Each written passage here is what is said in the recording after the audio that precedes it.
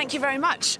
Well, I imagine this is the way that Sir Matthew Pinsent has arrived at Henley every day. Well, it's an honour to join him on a day that, in terms of world rowing, is one of the most prestigious in the calendar. Welcome to finals day at Henley Royal Regatta 2025.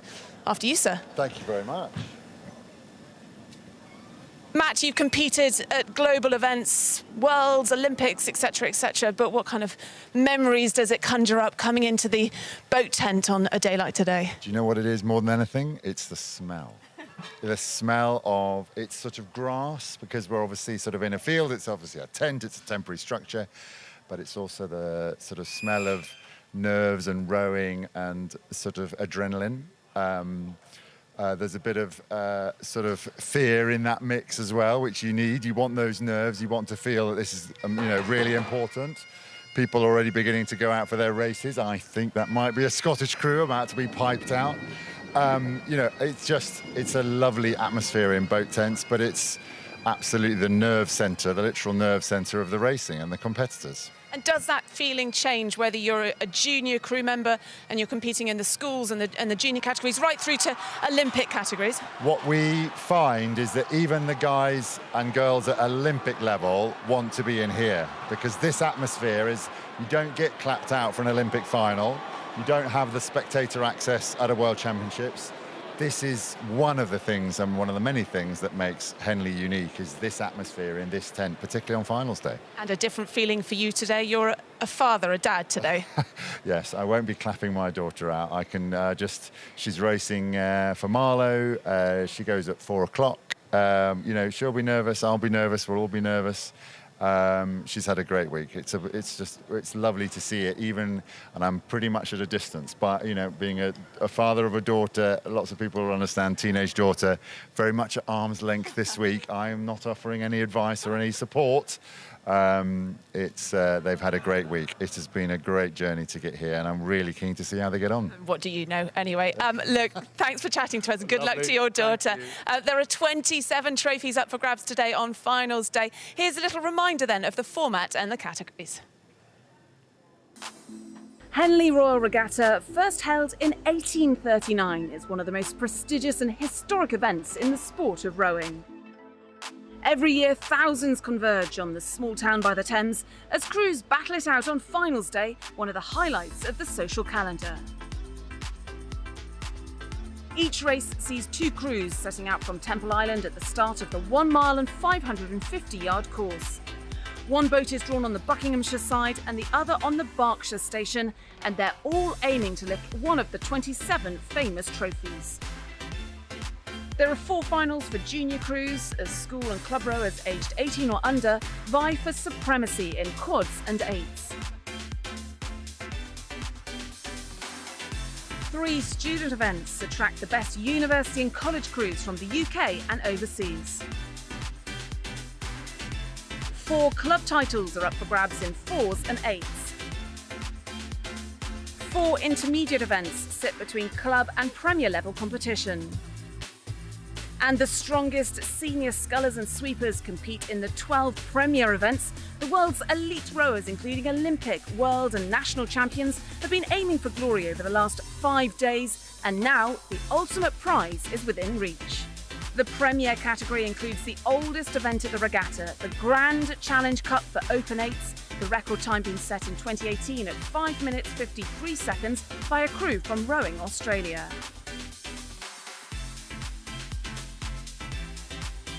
For all rowers competing in the finals at Henley Royal Regatta, standing on the podium at the prize giving later today is the ultimate goal.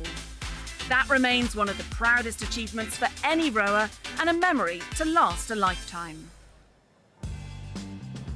So the scene is set, and which finals do we have this morning? Well, we kick off then with Edinburgh up against the University of London in the Prince Albert, one of the student events here.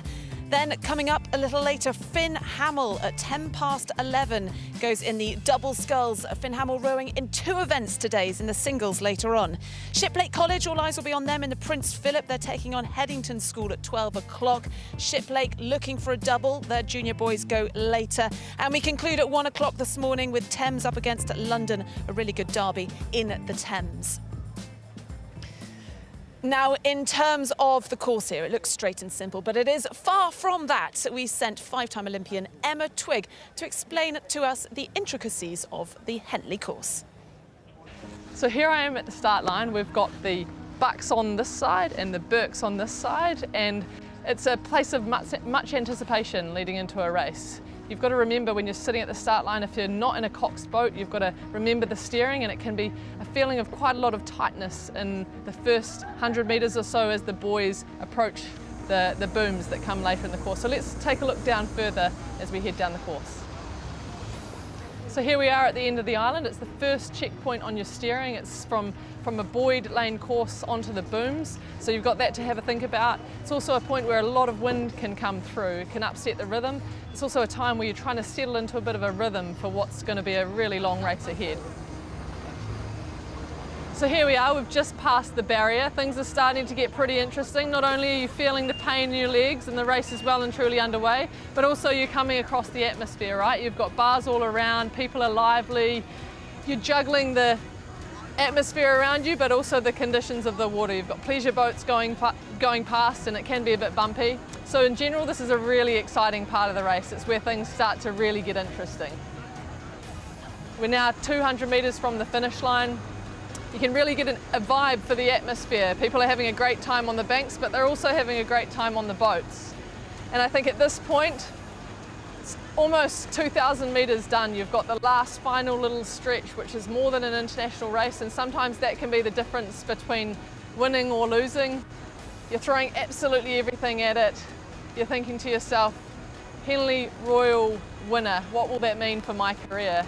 And for me personally, I've had a couple of wins here, and there's nothing quite like crossing the finish line at Henley, having people cheering, yelling your club's name, cheersing you with their pims, and just enjoying what is so special about Henley, and that is the tradition, the head-to-head racing, and everything that we love about our sport. So as you can see, not far to the finish line here.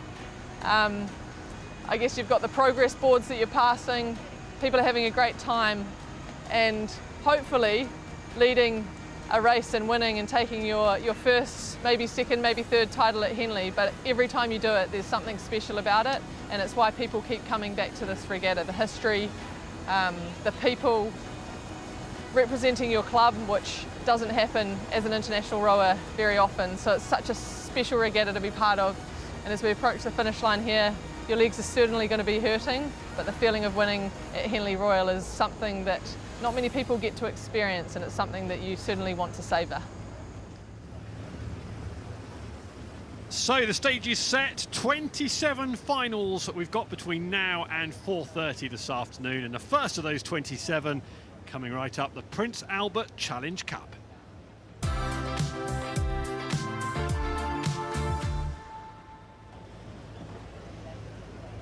So here's the look of the draw. Sarah Winkless alongside me in the commentary box. This is the progress made over the last few days, why we've arrived at a final that sees Edinburgh University up against the University of London. Sarah, different routes to the final?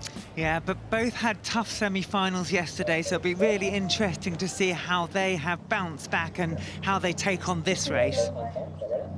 The first of our 27 finals.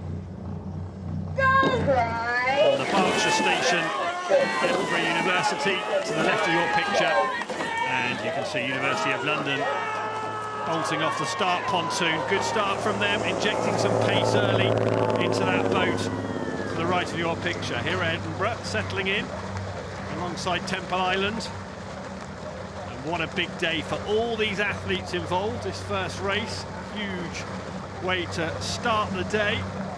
Could be career-defining moments for them. And just so exciting that they've been clapped out, piped out in that Edinburgh boat, and their adrenaline would have been flying sky high, and it would have been probably quite a relief to be able to get on the start and get going. And both crews have had a really, really clean start. We saw UL being led yesterday in their semi-final, and this time they've come up and it's side by side with Edinburgh. Amelia Cataldi, the Cox in the UL boat, nearest to the camera, just down a fraction as they move into the race proper, away from Temple Island. settling into that race rhythm. Hopefully the adrenaline will subside and they'll be able to relax and enjoy, to a point, the next 5 minutes. Tim, spoken like a non-rower, relax and enjoy, but yes, you do. It's an amazing space when you're here. You're right up by the crowds there, especially on that Berkshire side. You can see how relaxed that Edinburgh crew is. They're pressing it on and they're moving, and they'll get huge amount of adrenaline. Racing Newcastle yesterday, they had a third of a length victory on them, so it was push, push, push all the way. So both of these crews are going to be really sharp. Some early work for UL to do there. You can see their boat with David Wallace in the bow seat, Theo Doyle, James Middleton and George Lockton. They've got work to do. As Temple Island and Hambledon Valley fades into the background, and it's all guns blazing to try and get down towards Henley Bridge, where we are on the finish line. Just watching a good start here, a hot start from Edinburgh University on the Berkshire station. Last one this back in 2016. It's the only time they've won the Prince Albert, Edinburgh University. And you saw a few moments ago beating Newcastle in the semi-final yesterday. They're on the Buck station yesterday, they're on the Berk station today, but that switch doesn't seem to have bothered them. We're just watching the blades getting very close together. The umpire keeping a beady eye on that. Yeah, that's Alison Fairs, the umpire there. She will be keeping an eye on it because, of course, it's the umpire's job to make sure there is, first of all, safe rowing, but fair rowing as well. So ensuring that the crews stay apart and they're not at risk of a foul or interference and pushing too much dirty water down on the other opposition. Just drifting off the Berkshire station, Edinburgh University, but Alison Fairs quite happy with that situation at this stage, and it's corrected itself. It often does, doesn't it? It was really sensible from the umpiring launch there, just to let it sort itself out. And there you are, perfectly set up now. This race, Edinburgh University in control, but a lot to go here, a lot of water to pass under the bridge. Yeah, but look at their faces. You can see how much that fast start has cost them. It is costing them physically, and their cocks will be telling them what the times are. They'll be telling them how the boat is moving. And UL, they've just flattened and look like they're actually pushing to try and stay in touch at this stage. It looks like they've come up a pip on their rate and they're moving. This race is going to go all the way. It's really, really exciting. Yes, UL staying in contention at the moment, winners in 2021. Since then it's been Oxford Brookes totally dominating. They've won the last 3 years at the Prince Albert. And they've done exactly what you say, Sarah. In fact, they've done even better than that. Not only have they stayed in contention, but here's a surge from them. Look at this from the UL boat. They're absolutely storming past the Edinburgh University boat, and in the blink of an eye they've gone from a full length down, and they're still moving ahead now, aren't they, to half a length up and moving on. Yeah, and just look at this, that really efficient rowing. The stroke man, you can almost see him smiling there as he jumps there and feels it coming through there. You know, they rowed through yesterday at Bristol. They will have had the confidence when they went down. They'd have been listening to Amelia Cantandi, their cox, and she would have been saying, yeah, move, stay here, stay with it. We're going to move in a minute and we're going to make it count. And they, at the moment, have made it count. Is Edinburgh going to be able to do another blow? Well, it's asking Edinburgh University a serious question here, and they might have been expecting that move. Edinburgh University may have anticipated that, having seen what happened yesterday in the other semi-final. It's what they can respond with now, Sarah. Yeah, and you can see that they're trying to respond there. They're absolutely giving it everywhere. You can see the pain on their faces, but they're pressing on their legs, moving it through. They need to work together. They need to listen to the cocks and stay in their boat, and they need to keep believing, because UL are just taking this advantage. Henry Blackwell in the stroke seat for Edinburgh University knows that work needs to be done. All the pressures in that boat now. Look at UL go on that Buck station. They've put in a terrific couple of 100 metres there to get a length up on Edinburgh University, but there's still a long way to go in this, and the lead could easily exchange between now and the finish line, which is starting to come into sight for the Coxes. Yeah, look looking at that. UL, they're perfectly placed on that Bucks station. Edinburgh, you know, moving maybe a little bit further away, trying to stay in touch, trying to make sure that they keep pushing in. But UL, they're pushing, they're going to hear the crowd, they're going to taste that finish line. Let's make sure they hold it together, pushing all the way. Edinburgh UL, this is a fantastic first final that we're getting here. What a privilege. Yeah, a rip snorter of a race to open the finals programme, and UL have entertained us, burning past Edinburgh University. A few more strokes on the Bucks station. Well done to that UL boat. They're not there yet. Edinburgh University keeping the pressure. There'll be weary athletes in that boat, but for the first time since 2021, it's University of London who win the Prince Albert Challenge Cup. What a moment for them, and what a stylish way to do it. Yeah, that's amazing. They kept calm, kept their rhythm, and then just when they made their move, they just kept on going. Oh my goodness, Edinburgh, fantastic crew. UL got the victory though.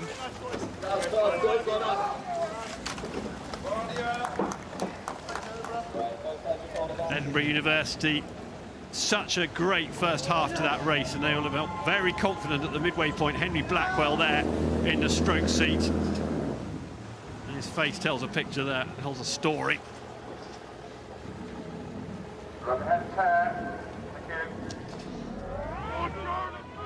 This was the crucial moment in the race, Sarah. It was such a defining 30 seconds of power, wasn't it? Just hit the turbo. It was so interesting, wasn't it? Because we could see on the face of the Edinburgh athletes how much that start had costed them. And when UL made the move, they just took the rate up, they bounced the boat along in a really smooth way, and they made that decisive charge.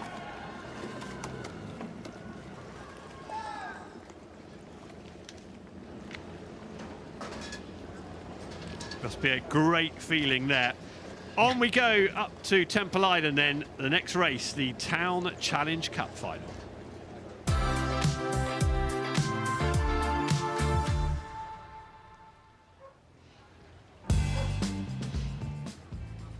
So Leander Club and Reading University on the Berkshire station, and the Dutch boat on the Buck station. That's how they got there. Leander and Reading University had to beat the Dutch B boat yesterday. They're taking on the A boat today. The Dutch A boat beating University of London in the semi-finals yesterday. This Leander Club and Reading University boat, obviously local bias aside, they had a terrific race yesterday. They were really excellent. They looked on top form on Saturday of Henley Royal Regatta. They really did, and both these crews, they're racing again later, so they need to concentrate now on this race, this contest, because of course they want to get 2 red boxes today. That would be the dream for these athletes. Quite a workload though, isn't it, to double up? So they're in the remnant later on. Spot on, spot on. Half of them are going into the 8. Of course, that B boat was the other half of the Hollandia 8, and we've had the other girls racing as well. But great to see how the squad athletes actually are using this Henley Royal Regatta, our premier event, as an opportunity to really test their fitness and test their boat skills, because this is a little bit different from 6-lane racing that they're used to on a clinical course. This is river racing, and it's just, you have to be so good as an athlete. When I see that you are both straight and ready, so part 1 of this day for these athletes. This is the Town Challenge Cup final, our second final here at Henley Royal Regatta. Attention. Away they go then. Basically GB against the Netherlands. And the Netherlands on the Buck station, just angled out towards the middle of the water. The GB boat with Daisy Bellamy in the bow seat in charge of the steering. The Dutch have flown out here. Yeah, it's interesting that both of them have chosen to give the steersfoot to the bowswoman, and the Dutch there just being warned by Gwyn Batten, the umpire, who's saying, get over to the Buckinghamshire side. That's where I want you. I want the crews apart, and it allows the crews to then cleanly get into the rhythm. I mean, the Dutch, we've watched them race over the international programme against our British Olympians as well, and these are the top two rowing nations at the moment that you're seeing here. Here at Henley, we see them on the world scene, top two rowing nations, and they're meeting side by side. This is such a contest. Yeah, great head-to-head. And you can see in the yellow boat, the Umpecker boat, the GB boat, Leander Club and Reading University have kept a pace. We had that flag from the umpire briefly encouraging the Dutch to get onto their Bucks side of the water, but that was nothing too dramatic. They've settled it down nicely, and this looks like a very even contest in the early stages. Yeah, and this is quite exciting because we haven't seen either crew really tested so far at this regatta. They've taken care, if you like, of their opposition well, and you might expect that. They are the top 4 athletes from each country in this discipline, so this is great to see. But again, we've got the Dutch on this side. They've gone out, they're smooth, they're flat, they're picking it up well together.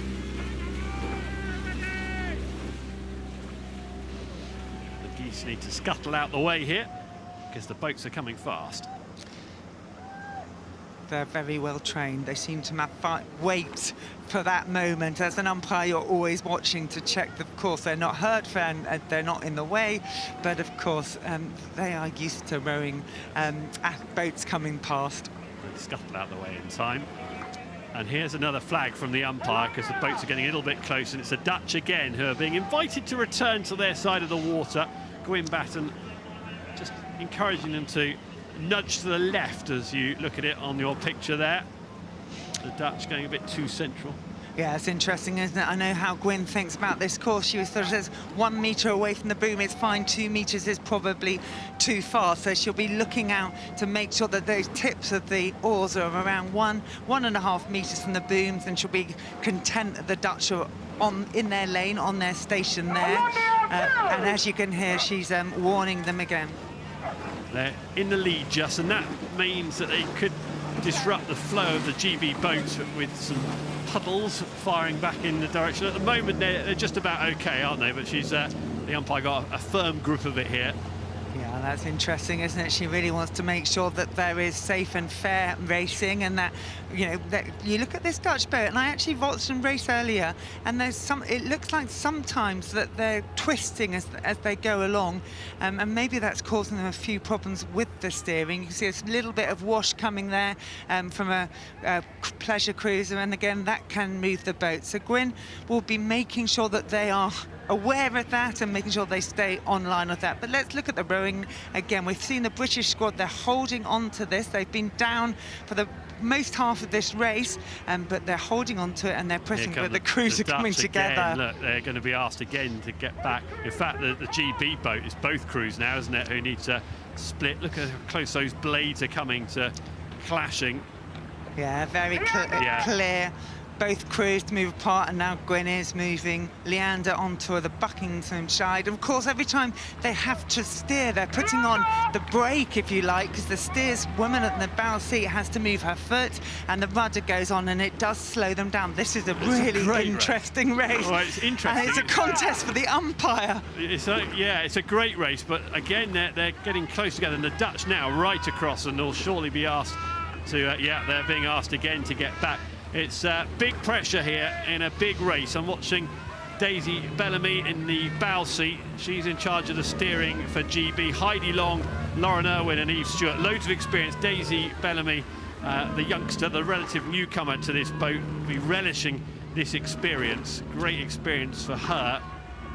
Yeah, it's great to see her back in the boat, isn't it? We saw her miss out on a World Cup, being ill, and so tonsillitis. Tonsillitis. Well, there you go. You had more data than I did. I knew she'd been on there, but she'll be wanting to grab this opportunity. As will the Dutch, so they have got ahead, and they've got that advantage in this gladiatorial course, side-by-side racing. It can feel when you're ahead that you just have all the moves to make, and that's what the Dutch will be looking to do. Yes, I had the advantage of breakfast with Daisy Bellamy's parents and partner earlier, so every detail gleaned there. Here come the Dutch, and you always enjoy watching the Dutch and their rowing. So the technique there, great example of what Dutch rowing's all about.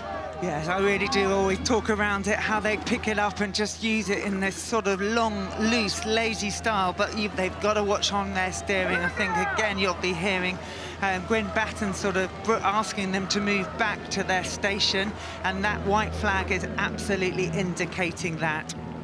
It's busy in that umpire launch, and again, they're going to need to be asked again. Look how close these blades are getting now.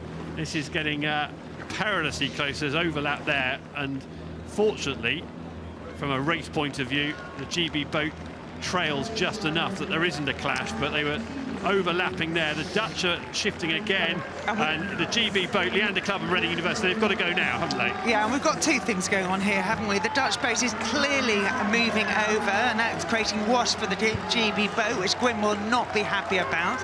And I don't know if there's a fear from the Dutch boat to put their rudder on properly and get out of that lane, or whether it's actually twisting round. But this is going to be a real problem for Gwyn in a minute.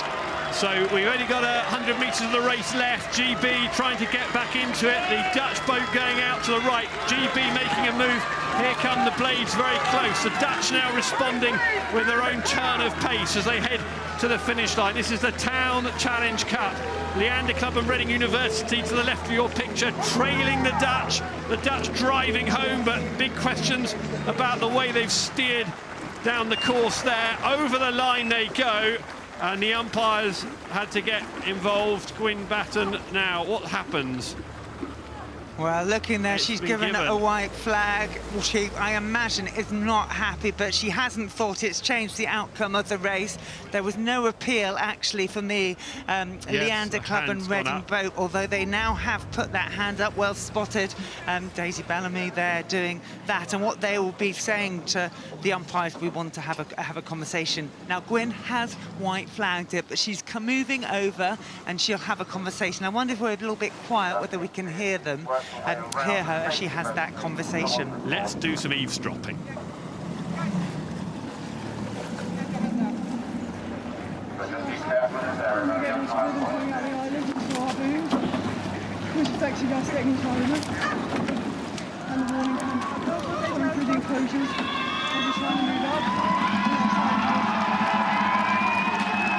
not easy to lodge an appeal when you're exhausted, is it? When you're as breathless as that, but eloquently put.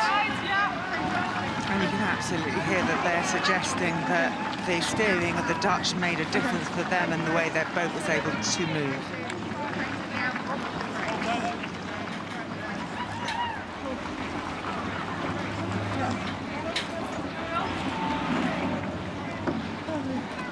Let's see what the umpire decision is. I suspect we might see Gwyn coming back to the boat. She's looks like actually, a red flag to me. She's furling it, I think. So she has probably said to them that that it isn't going to change the outcome, and what she's doing is putting that away for the next umpire, what a tease not that was. showing it. But great camera work that we get right in there in the boat. Yeah, that red flag, she picked it up and turned her back on the boat. That's the flag we were anticipating, a white flag. And the result stands then.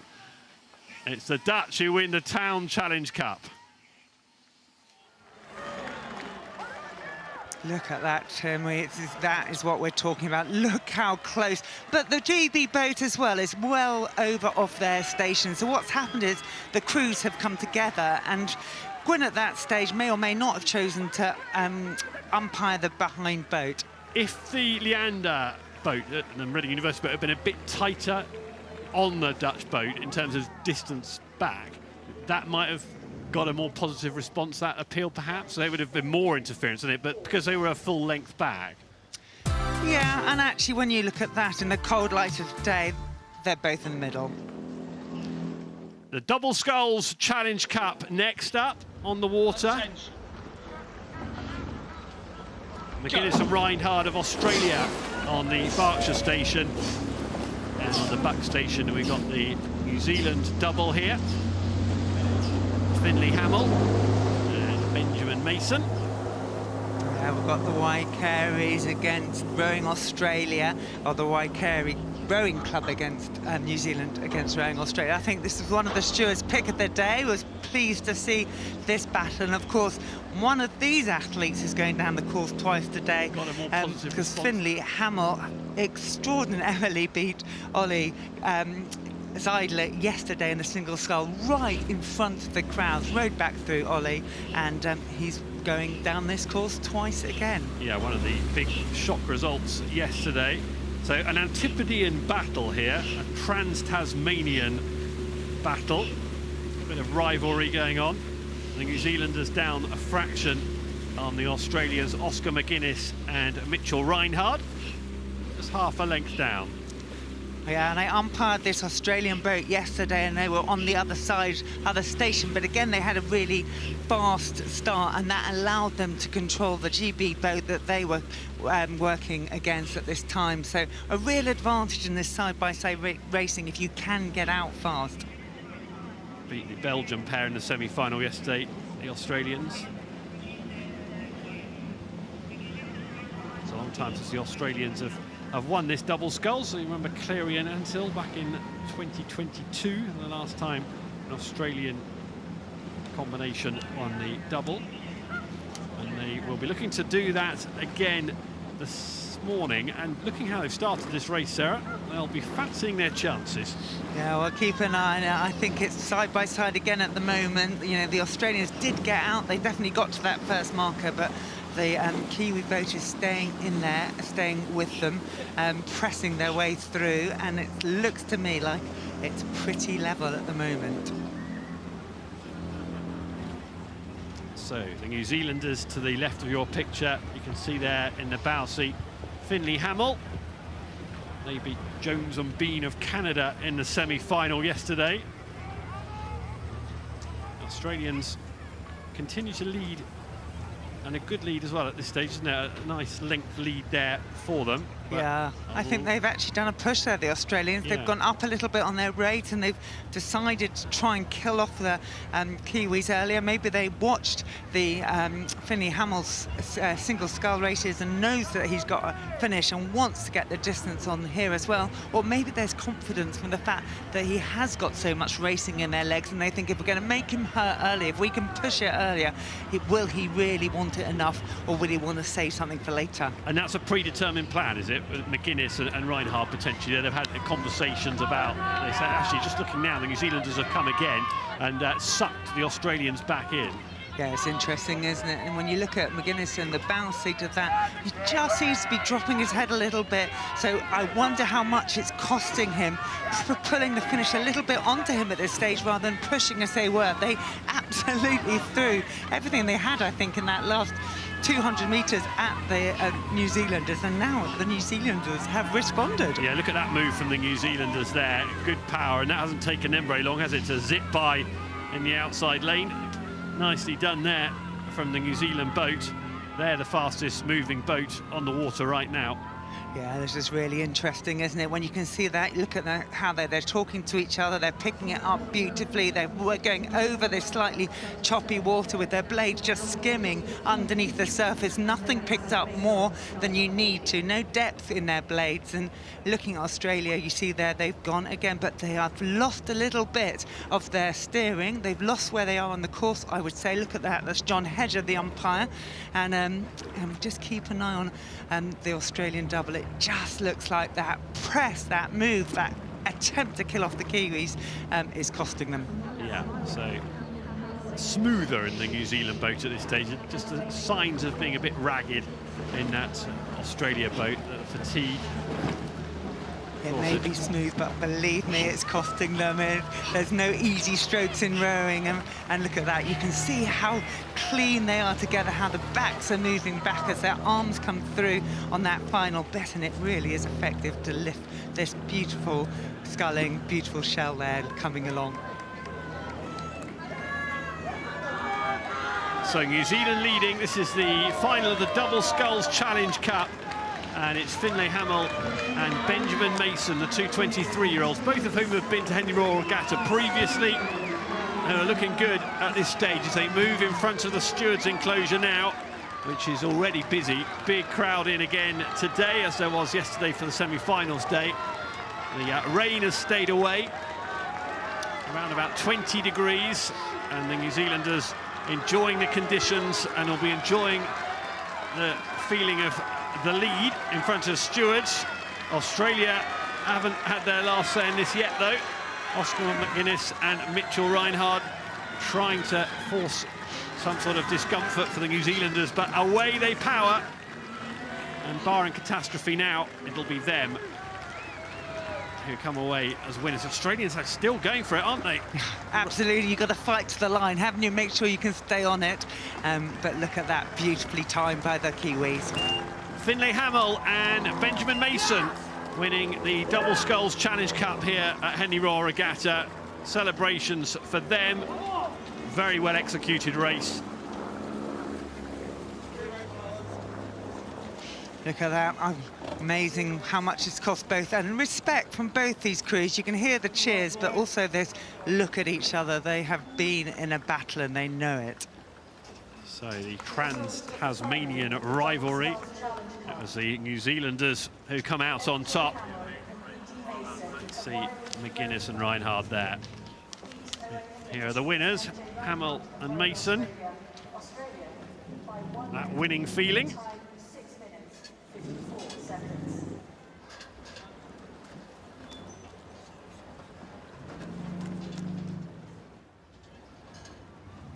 So next up, our next race on the programme, the Temple Challenge Cup.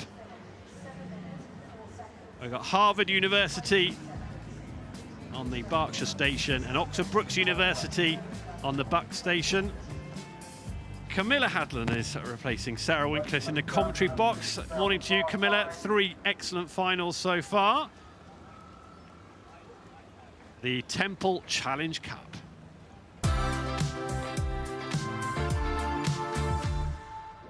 Let's go down to Temple Island. Say good morning to Camilla.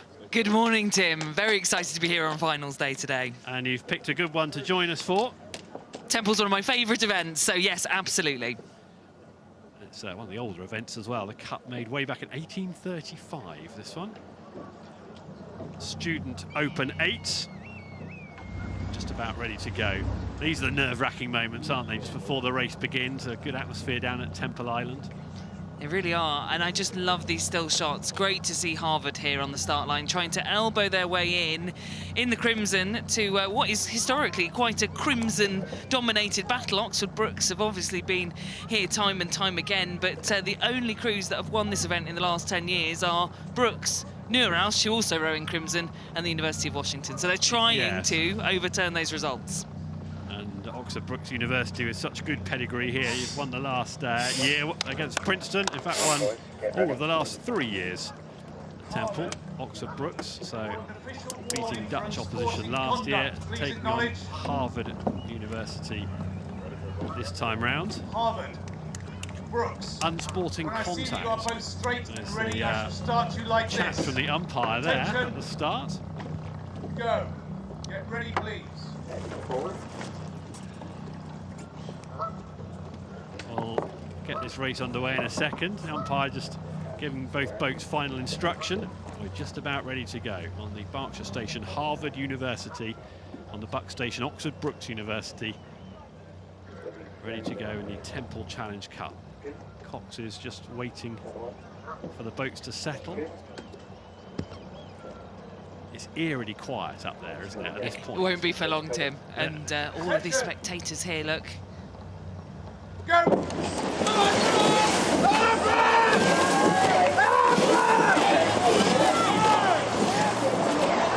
So thrashing away from those start pontoons, the eerie hush comes to an abrupt end, and now we've got the noise and the power and the splash as they head away from Temple Island. You can see on the Buck station there, Oxford Brookes University focused, trying to get away from Temple Island as fast as possible. And well, it's pretty even, as you'd expect at this level on a Sunday at Henley Royal Regatta. There's never going to be much in it between the two boats, but Harvard University, Oxford Brookes University, pretty much neck and neck.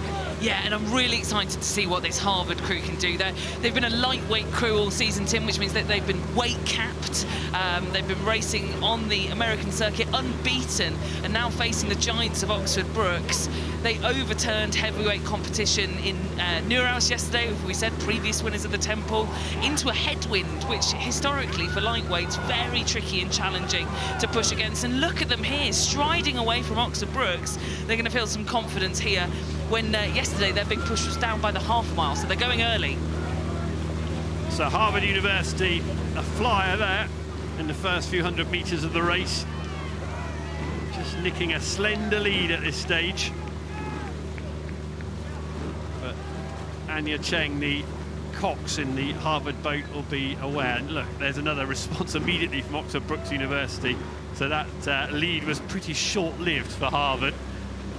That's the sort of race we've got on our hands here. Now, Oxford Brookes, the experts here at keeping crews in check, but we're looking here into the eyes of Harvard University's Benjamin Lundy, one of those who has been unbeaten, ahead of the Charles winner, a junior worlds contestant for the American team, for the British team, my apologies, and leading his men down the track. Well, just looking at the direction they're being led down the track, because Harvard University are drifting into central waters there. We've got Oxford Brookes University on the buck station to the left of your picture. They're sitting in a really good spot. The umpire's happy enough at this stage. Let's have a look at the Brookes boat, shall we? David Knapp, the cox. And you've got Maximilian Pianta in that stroke seat. Back in the bow seat, Harry Fisher. They're all very early 20s. Young athletes are doing their thing here on the biggest stage. Well, one of the things about this Oxford Brookes crew, they've not been a unit for the whole season at the British University Championships. The crew has changed since then. They came 5th on that occasion. They've had a bit of a shake-up, as the Brookes crews often do, to find that fastest combination. But they believe this crew is the fastest student-eligible crew they can field. But look at this, yeah. Harvard moving out now, who similarly, I've heard, Tim, have also had a bit of a shake-up from their unbeaten and IRA-winning lineup in the lightweight men's eights. And there they are, that Harvard boat moving very effectively. I'm just looking at the line they're on. They don't want to come any further across the water than that, but at the moment everyone's happy, and they are moving really sweetly down the water here, aren't they?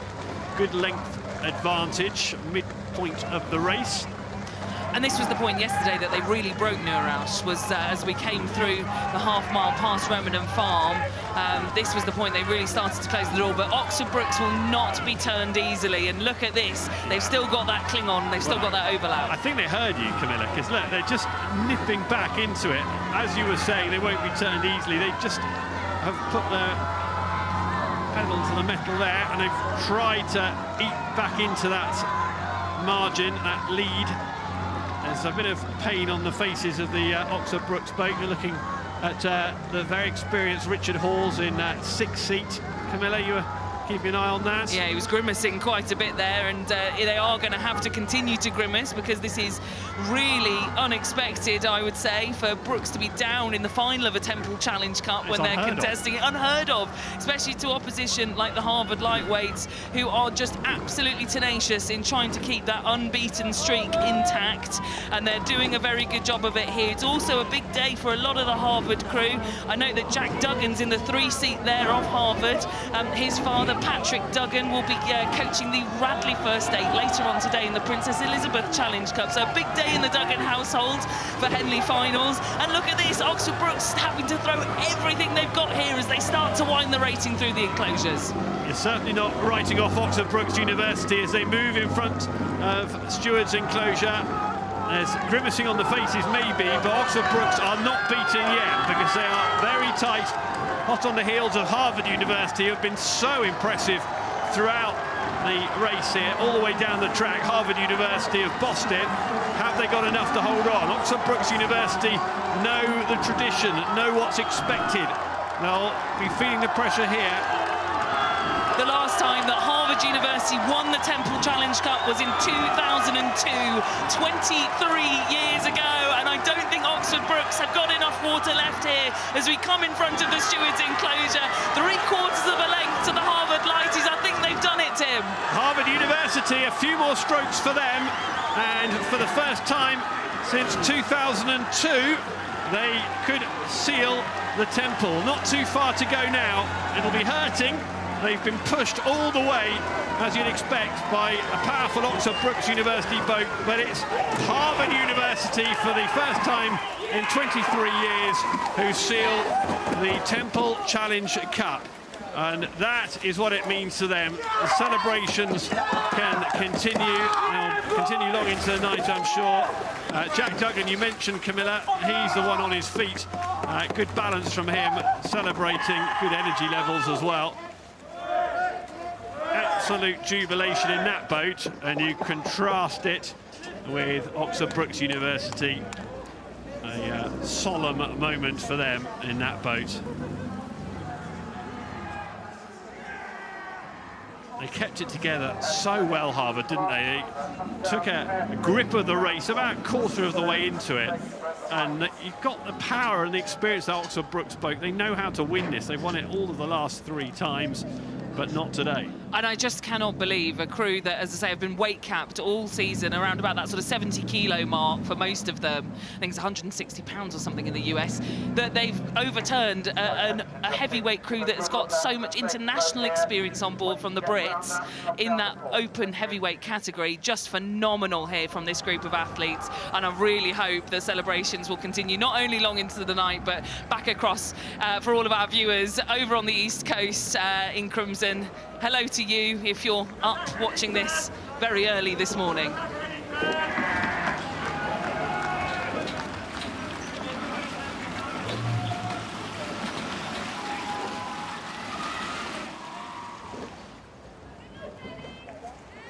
The Hambledon Pairs Challenge Cup.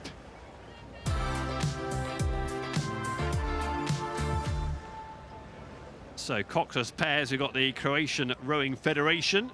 This is the sisters Ivana Jurkovic and Josipa Jurkovic. Here's how they got here.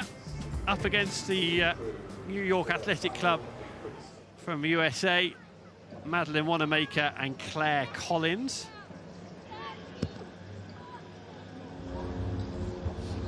So they're going to have to go some to try and keep the entertainment level up as high as it's been so far.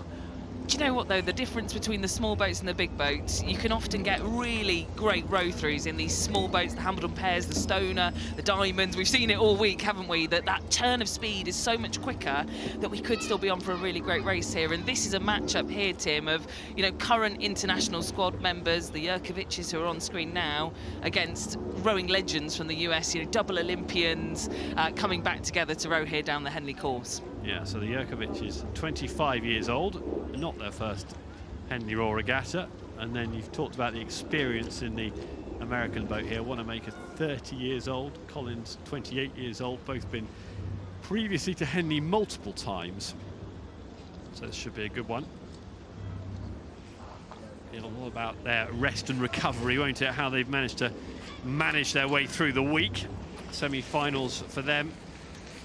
Well, Claire Collins hasn't had much rest. She's been racing the Bridge Challenge Plate as well, hasn't she? So doubling up, and how you manage that and rest and recover between races. It's not just a physical toll, is it? It's an emotional toll, the logistical toll, right? You know, all the arrangements to make sure you're in the right place at the right time with the right people in the right boat. Well, totally. And, you know, trying to manage all of that with somebody else on board as well. It's not just you that you've got to worry about. United States. But Maddie Wanamaker in the bow as well, having to work around Collins' schedule, who you can see there in the stroke seat. Get ready, please. So Matt Pinsent on umpiring duty this one.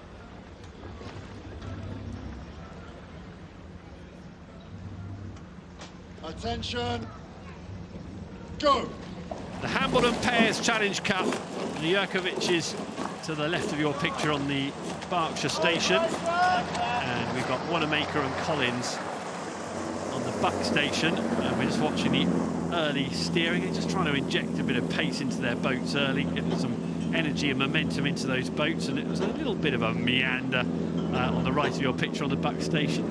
Well, do you know what? Collins and Wanamaker, like I say, they've been very used to rowing together. In fact, they've rowed with no one else since 2020 at the Olympic Games, but they've not rowed in this pair since back in 2022 when they won a bronze at the World Championships. And having jumped back in whilst Claire's at Cambridge, and you'll note they're rowing in Cambridge boat, Cambridge blades, they won't be used to that sort of energetic start, and it won't be as well practiced as the Croatians who've been racing on the international circuit. But they've seemed to have straightened out now, Tim, and they've got the better of the boat pace here in the first few hundred metres.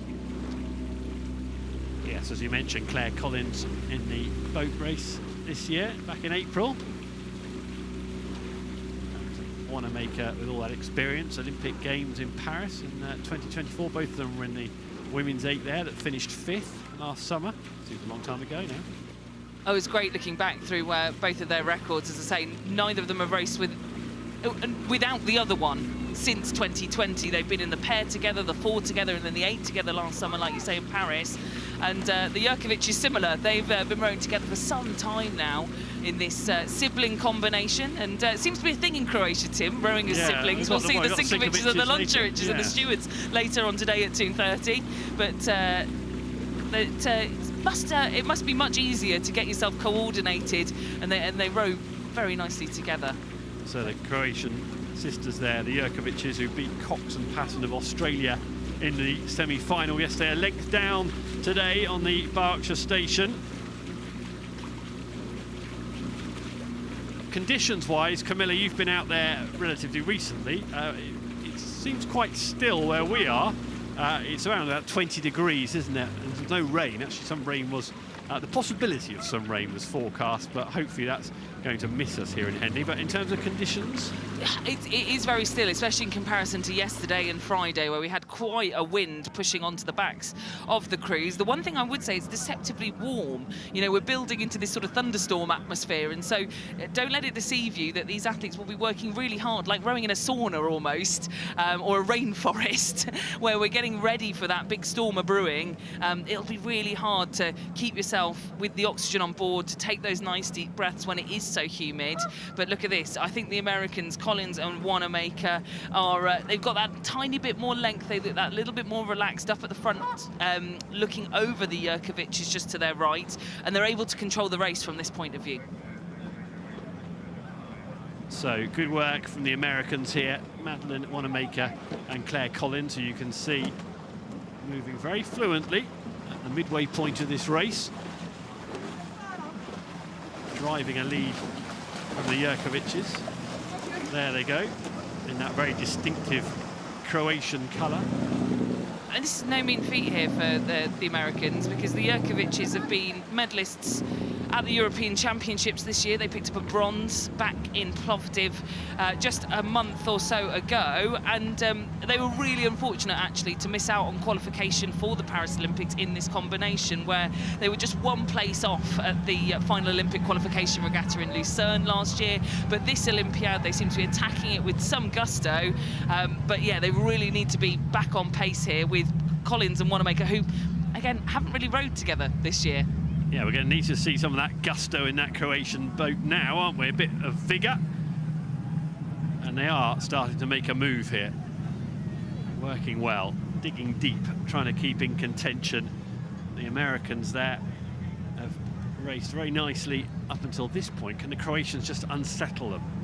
And I think unsettling in the pair is quite a useful tactic, because it's one of the most unbalanced and unstable boats. It's a bit like walking a tightrope with somebody else, but you've only got one half of the pole, Tim. You know, you can only control your part of the balance, your part of the boat, and so you're relying on that other person to sort of know and be in tune with you to keep that boat set. And you can see there that if the hands move up or down, the boat moves and wobbles from side to side. So if they're put under pressure here, the Americans, if the Jurkovics are making this surge and this charge that we think they are, that nice and lovely rhythm and set that we're seeing could get rattled. Good smooth movement in the American boat that you can see now. Just watching the steering again, they seem to be drifting close together. The Jurkovics coming away from the Berkshire station. On the Buck station, the Americans sitting well there. You can see in the bow seat Ivana Jurkovic of Croatia. They know they need to make a move pretty quickly. Still lots of race to go, especially in these smaller boats where the lead can change hands very quickly. That gives you a very good indication of the challenge facing the Croatians. And in fact, the Americans have stretched the lead in the last couple of minutes. There's a lot of clear water there, which the Croatians need to try and turn around. Get a good view of the Croatian boat there, and we can zip round to the American boat then. Sweep in to watch Claire Collins in the stroke seat. There you can see Claire Collins with Madeleine Wanamaker in that lead boat, and they've dropped the pace off a little bit. The rate they've dropped off. They can crank it up quickly enough in these smaller boats, can't they?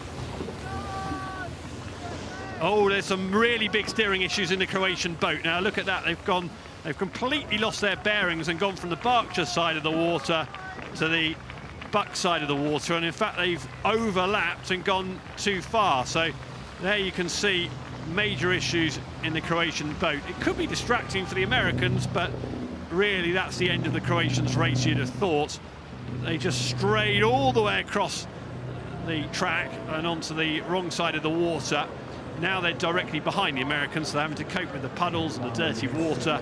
They'll be really rattled by that, their concentration. In fact, they're still directed in the wrong way, and yeah, that's really sad for the Croatians. Yeah, I mean, they struggled with their steering earlier on in the week in their first round here in the Hambledon pairs, but to be that far off the steering, there's so many things that can go wrong. Not only, I was talking about tightrope walking earlier and only having one side, it's a bit the same with the steering, right? With the pressure, you can only control your side, and so if that's off or not quite working, you can end up sort of being pulled round to one side, or that steering rudder can get little bits caught on it. It can get stuck to one side, or there can be bits of weed or bits of the river. Anything can happen. Unusual to see that at this stage of the weekday, because we are talking about the world's best athletes here. It just shows you how difficult this is for all the boats, and even when you're as good as the Jurkovic sisters from Croatia, things can go wrong. And unfortunately for them today, it did go wrong, and well done to the Americans who kept their concentration, kept their focus. There have been a surprise as anybody to see where the Croatians pitched up in the last quarter of that race. But Madeleine Wanamaker and Claire Collins, they've built their lead, and in truth, they've probably won the race before that incident happened anyway. The Hambledon Pairs Challenge Cup, won by New York Athletic Club from USA. They'd done all the work and they deserved their win, regardless of what went on in the last few hundred metres.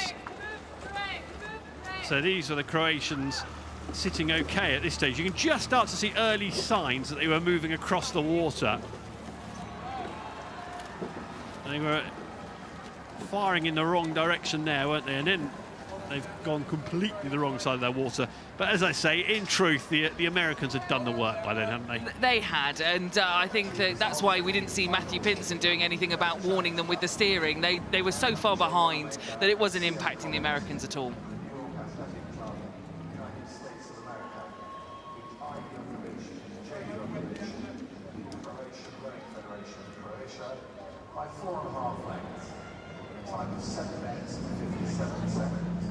Our next final, the Forley Challenge Cup. So quad sculls, and this is how they arrived at this advanced point in the competition. The Windsor boys score on the Berkshire station, who saw away the Tideway Scullers School yesterday. And we've got Hinksey Sculling School, who had a tough semi-final against Molesey yesterday, winning by 3/4 of a length, the Hinksey Sculling School. So the Forley won 2 of the last 3 years, the Windsor Boys School. Hinksey. They won last year, beating Marlow. So they're the ones to watch, they're the ones to beat. Junior Open Quad Sculls, Windsor Boys School on the Berkshire station, as they were for their semi-final yesterday. Windsor Boys School, by the way, on the Berkshire station, when they beat Tideway Scullers. What can they do today up against Hinksey Sculling School? That was phenomenally fast there from the Windsor boys on the left-hand side of your picture. The titans of the Forley Challenge Cup, as you've just heard from Tim. Their pedigree in this event needs no introduction. They're trying to make it 5 wins, like you say, in the last 9 years. Well, they went off like a rocket, didn't they? But actually, to be fair to Hinksey, they matched them. I'm just watching Hinksey at the moment, and they're not far down here, if at all. So definitely Windsor boys are quite eye-catching, that start, wasn't it? But Hinksey seemed to have matched it. And I think being calm and collected in that first stroke can almost be just as advantageous as trying to ratchet the racing up to get away with that nice stable platform. You can get the power down that little bit easier. And Hinksey doing really well here to match Windsor boys off the end of the island. And again, we talk about Windsor's pedigree. I think Hinksey are up there as well with being huge, notorious names within the Forley Challenge Cup. They've made the final of the weekend now for the last 3 years. And here they are once again racing against Windsor boys. See Judah Turnbull in the bow seat there. I don't know if you caught that Hinksey bow seat in the middle of the picture there. He was shouting the orders. There he is again, yeah, can you see? Bit of chit-chat. He's not ordering dinner there, is he? He's making absolutely sure his boat are doing what he wants them to do. No, and I've heard great things about Judah Turnbull from Axel Dickinson, who tells me, you know, he's a great club man, loves Hinksey. This will be his last run down the track for Hinksey Sculling School in the Forley, so wants to make it a last one, fast one. And I'm sure we'll be encouraging Bennett Nirmal and Louis Harris and Eli Kuehner in the stroke seat with him.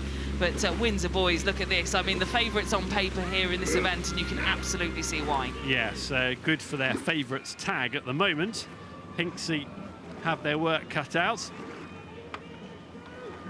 Bolting away from those start pontoons and then powering off down the course, the Windsor boys school. They're full of energy, don't they? And yeah, very well drilled crew. All of this Windsor boys crew have raced at Henley Royal Regatta before, and especially the stroke seat, Joe Wellington, 18 years of age, the reigning Forley Challenge Cup champion, so looking to defend the title here along with his crew, backed up by Reuben Taylor, also 18 years of age and 3 previous Henleys to his name. And then a bit of a younger bow pair to follow, which is 17-year-olds. Yeah, and you know, we may see them next year again, Tim, sort of moving up through the boat and leading them out. But look at this. The question will be, are they going to defend next year, or are they going to be challenging? Isaac Thornton and Bailey Taylor in 2-seat and bow for that Windsor boys school, who are moving so well. In charge of the steering is Joe Wellington in the stroke seat. He's the 18-year-old who's 3 previous Henley Royal Regattas to his name. There they are, and they're just dropping the rate now in mid-race, aren't they? Just trying to maybe conserve a bit of energy for later on. But that first half of the race isn't far off perfection. And Mark Wilkinson's crews always have this very distinctive build into Henley Royal Regatta. Their results earlier in the season sometimes, you know, are not quite as strong as they are here at Henley, but even then, looking down at this crew's roster for this year, they've managed gold at Head of the Charles, gold at the Heineken Röverkampen, gold at the School's Head in March. So yeah, I mean, this will be the crown jewel in what has been a near-on perfect season for the boys from Berkshire, from Windsor. And look at the run they've got on this boat, Tim. It is absolutely sensational to see it slicing through the water here, and in perfect unison. So 2 of the last 3 years Windsor boys have won this, including last year when they beat Marlow. This year taking on Hinksey Sculling School, and at the moment it's all going according to plan for them. In the green and gold, Windsor boys in the Forley Challenge. Shall we have a look down at what's happening in the Hinksey boat? Have they got anything left to give? How deep can they dig between now and the end of the race? You can see in the boat there Adi Kuhn, Louis Harris, Vedon Nimari and Judah Turnbull. And a great crew, like I say, great to see them in the final once again, great to see them here at the weekend once again, and a big shout out to their coach, James McAnallen, who, again, has just been really zoning in on making sure that these crews row with great technicality but also the right mindset, and that's something that really presides in these crews from Oxfordshire. wonderful to see. And actually, one thing I should note, we looked there at Eli Kuna in the stroke seat, who you mentioned, who's actually on an exchange from New Zealand to Hinksey Sculling School. So great to see, because a lot of the boys from Hinksey go back to New Zealand, and we saw earlier in the week Herbie Austin Baker, who raced in the Diamonds, who had been in New Zealand after graduating from the Hinksey programme. So these boys might go on to do something great, like race the Diamonds one day, like we saw Herbie do earlier in the week. So Windsor boys being pushed by Hinksey Sculling School there, hammering along, asking the Windsor boys School a question. That could, Camilla, it could lead to a fast time. We reckon there's a slightest of tailwinds. I'm just looking at the flags on the crosswind, tailwind, take your pick, but it's pretty fast conditions out there, and Windsor boys have put together a good race, so you just never know.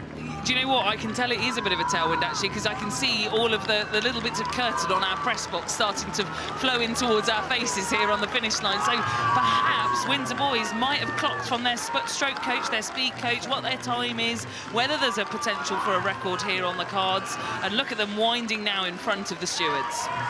A huge lead. Wind assisted now in front of stewards, big crowd. And a few more strokes being cheered home by friends and family on the bank. What a moment for them. Bailey Taylor, Isaac Thornton, Reuben Taylor and Joe Wellington.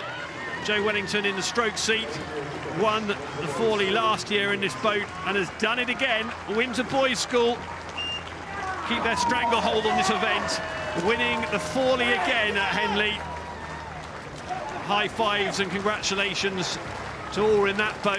Here come Hinksey Sculling School, who drove Windsor on all the way. That was a high-quality performance, wasn't it, from those in that boat, and they are absolutely ecstatic.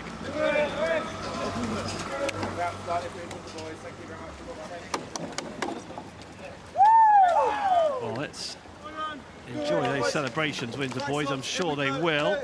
And earlier on, we saw Finlay Hamill and Benjamin Mason winning the Double Sculls Challenge Cup. The New Zealanders are with Ali and having a chat about how they did it. Well, congratulations, guys. Finn, that's one half of the job done. How was it out there? That was tough. The Aussies gave us a good battle there, but yeah, nice to get the win at our first Henley. I was going to say, what's that Henley experience been like here on finals day? It's really cool. Like, it's so different to what we're used to, and I think it's really kept us on our toes for every race this week. Like, you have to come out with so much more respect for your opponents, because anything can happen and there's so many variables on this course. So you have to turn up every race, and that's what we were focused on doing, and it was a really cool experience. Up against the Aussies, a tough task in the final. What went well for you today? I think we know them pretty well, so it's really fun racing them. We have a bit of banter on and off the water, so we knew they were going to come out really hot, and they executed really well. And then we were always going to have to really work hard in that third 500, and that's what we tried to do, and it went to plan. So yeah, really stoked with how we executed as well. You can head to the champagne bar. You definitely can't, Finn, because you've got another race later. How do you manage the recovery from now till 4:30? Yeah, well, luckily Ben was doing most of the work in that one, so I'll just go and chill and yeah, rest up. I think we've got a few hours now till the final of the single, so yeah, we'll see what we can do. Well, you're already a Henley champion, so congratulations. Thank you very much. Thank you very much. Well done to Hamill and Mason of New Zealand winning the double sculls. Our next race, our next final, the Wyfold Challenge Cup. And it sees Sydney Rowing Club of Australia on the Berkshire Station up against London Rowing Club on the Buck Station. Coxless Fours is what we've got to enjoy in the next couple of moments, and lots of people here to enjoy it. Look at those crowds. Finals day, Henley Royal Regatta. So that's how they got here. Sydney beating Thames Rowing Club B yesterday. And Thames Rowing Club A beaten by London Rowing Club. So it's a hard luck story for Thames Rowing Club, who don't feature in this final, Camilla. Sydney Rowing Club and London Rowing Club most certainly do. Indeed, and Sydney back here trying to win for the first time since 2019 with the same coach on board. So Franz Infeld coaching this crew from Sydney, looking to snatch back the Wyfold Challenge Cup at London. Absolutely the domestic favourites here. Yeah, great effort to see away Thames A yesterday in the semi-final from London.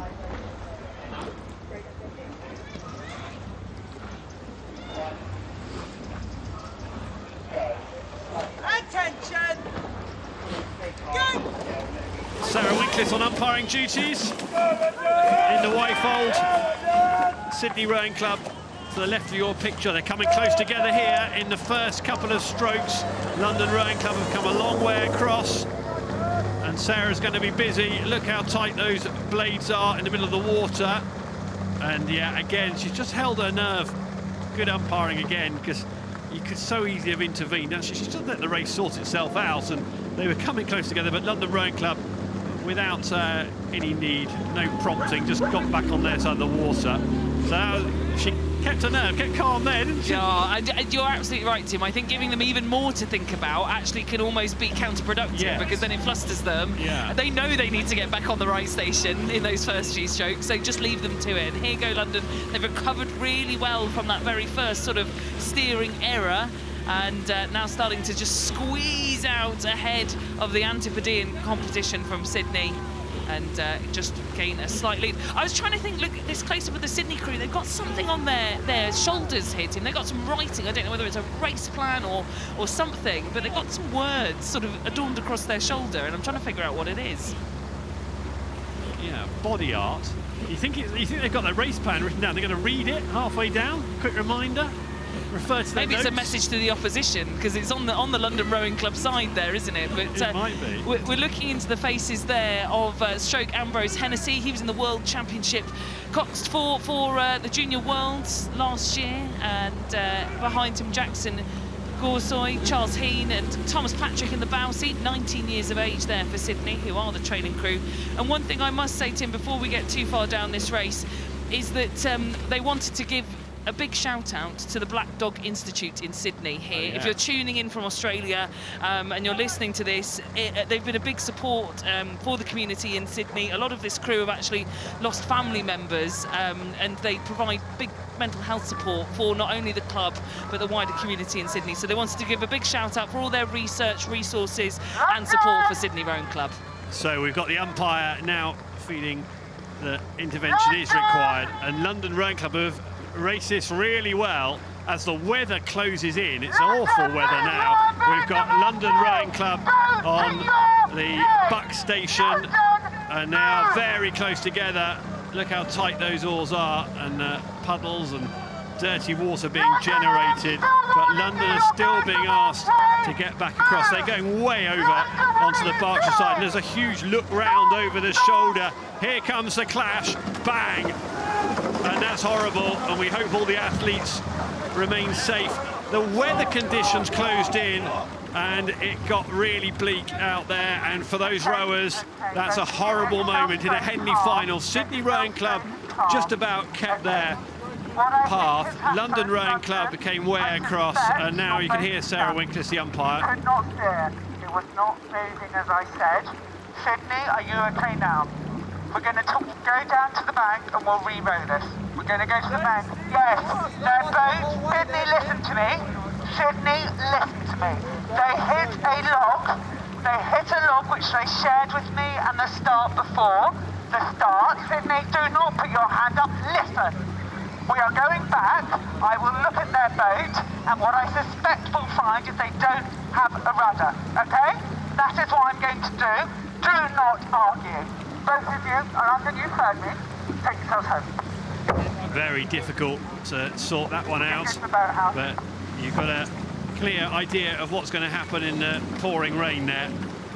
Very difficult for both boats and for the umpire launch to pick through that one. Here's what happened. You could see it coming, and unfortunately for both boats, a high-speed collision. I think, Camilla, the priority in these situations is always the safety of the athletes, and we can all breathe a sigh of relief that none of them have come away with a bad injury. They're all fine, and that has to be the key thing, so that's good news. Definitely, and they're moving at some rate, and you can see there where the blades get stuck in the water, they can move at some pace to sort of whack you and hit you, knock you out. London look still struggling to get themselves back even towards the finish line, not even at racing pace. So really interesting to hear that they'd shared that with the umpire Sarah Winkless beforehand, that they felt they'd hit something in the water on the paddle up to the start, and that can knock off that little steering rudder, which is the size of a credit card. It's tiny. It's like having a blowout on the motorway, isn't it, in your car, and you've got absolutely no control of it. And to compound matters, and even where we are now, it is absolutely hammering down with rain. It's the first time in this regatta where we've seen such heavy rain. So it's all happening in this one. This was the Y-Fold Challenge Cup. There's going to be a very lengthy delay to the schedule, and it's going to be hard work for the London boat to get themselves back down to the start. Whether there's a tow available from somebody, I think the umpire's launch perhaps can tow them back. They might need it. They've been really pinballing down the booms and the piles, because look at this, they're every single stroke, look, they're just completely and utterly weaving, U-turning. Sydney, a very light paddle, and they felt quite aggrieved, didn't they? Because they felt that they were still in contention and still in the race, and it was London's fault, and they didn't have that information about the log and the steering. It was great to be able to hear direct from the umpire what had gone on there, and look, you can see just as they're paddling down. I mean, it's almost comical, isn't it? Even when they're paddling this slowly back. So this is where it all went wrong, and London have popped their brakes on here. Sydney went hurtling into them. And you can understand why, at that stage, Sydney were completely oblivious to the fact that there was an issue with the rudder on the London boat. But yeah, as soon as that's damaged, a log strike potentially, as you go at different speeds, that's going to have a different impact, isn't it? Yeah, and it looks like they're being taken off the course now.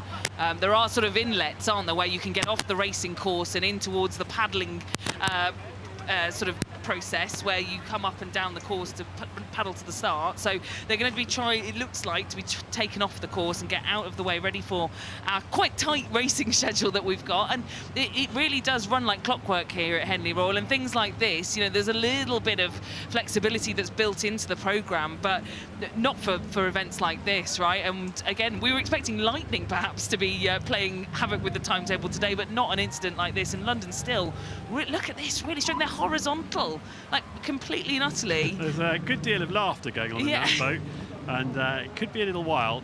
We'll catch up with them again in a little while when they get themselves back. Let's go to the bank, shall we? And a winner in the Temple Challenge Cup a little bit earlier on, Harvard University, and their cox Anya Cheng speaking to Ali. Well, congratulations, Anya. You've already been chucked into the River Thames, but all worth it as a winner of Henley. Yes, I can't believe it, honestly. Like, words are sort of escaping me. Words were escaping me in the second half of the track, to be honest. We were up and I could feel what was happening. And the only thing I could say was just the meters and how far they had left to go. There are not really words to put to this moment, I think, for us. Why did it all come together and go so well today? We came here with this crew last year on the heels of a very successful undefeated season, and we got out to Brookes on the Saturday, and our current captain, Brom, held us together in the boat tents, and he told us, we're never going to feel this way again, ever. And we trained all year, we had an undefeated season again, and we came back here to the same event. And it almost feels like it lined up too perfectly. We were against Brookes again on the Sunday this time, and we all felt the weight of that moment on the start line. But I just knew, like, those 8 guys in front of me were not going to let us feel that way again. I just knew it. I knew he promised that, and it happened. So, yeah. Well, congratulations. Thank you. Thank you so much. Thank you. Good day for Harvard. Good day for Anya Cheng.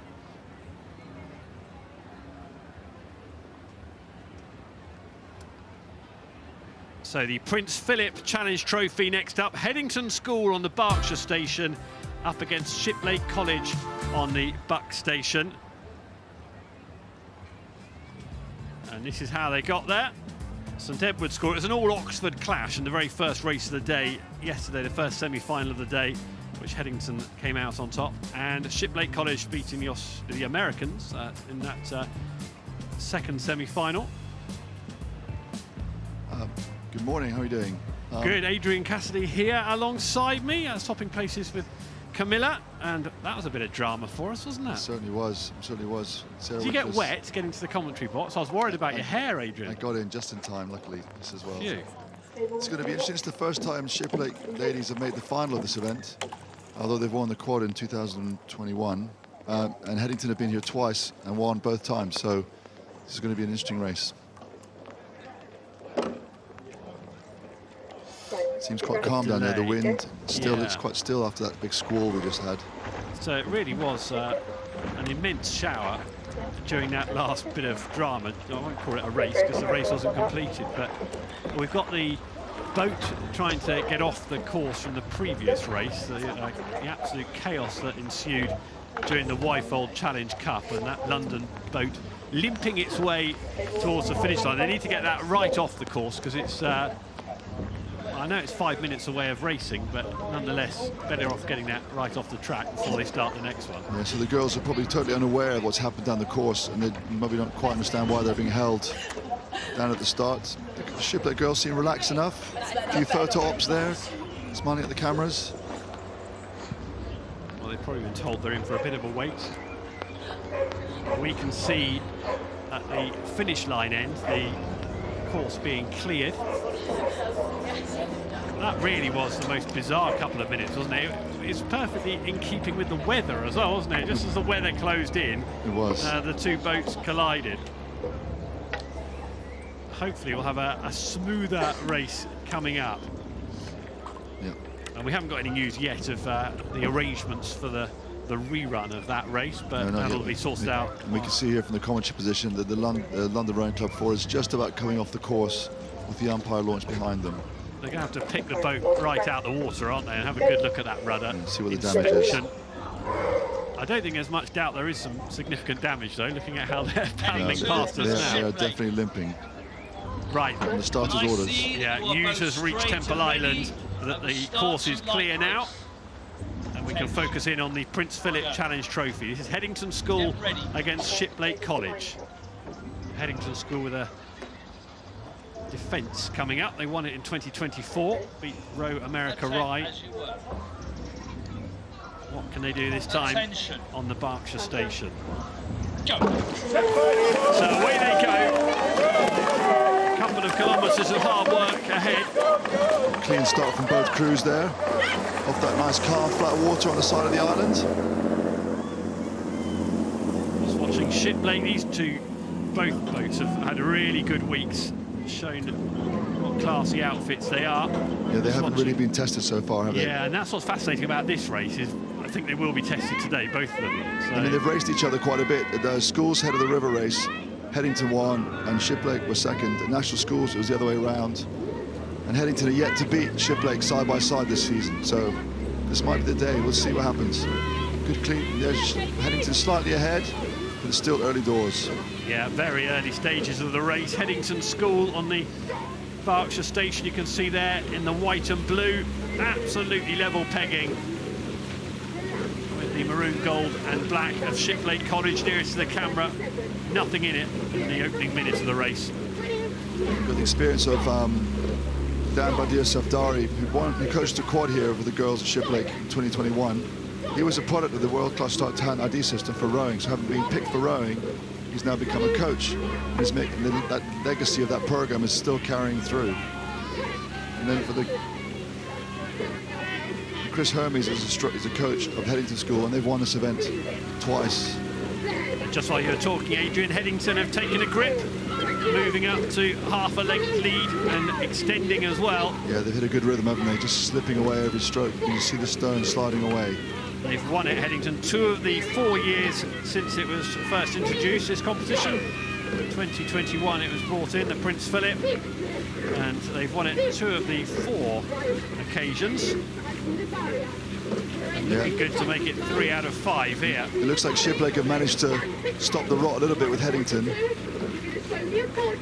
So their barrier sign saying they're just under half a length. Shiplake have never won this previously. Beat the Australian boat in the semi-final.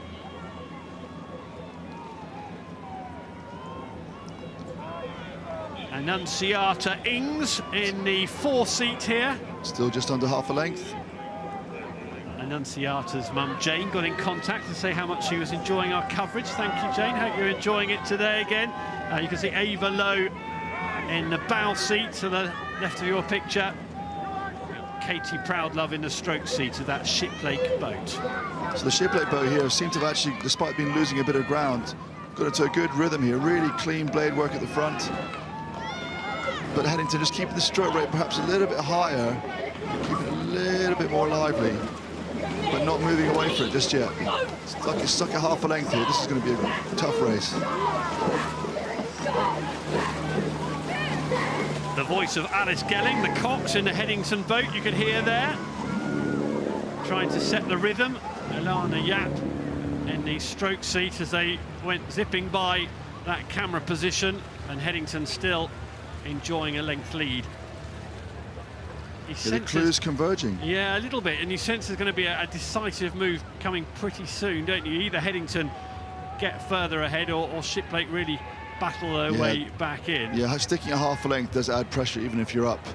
And Shiplake will know they've stopped the rods of the early start, but they're going to have to start pegging their way back to get themselves into the race for the finish line. Seems to be moving a little bit. It's hard to tell totally from this angle, but it does seem like Shiplake are moving up.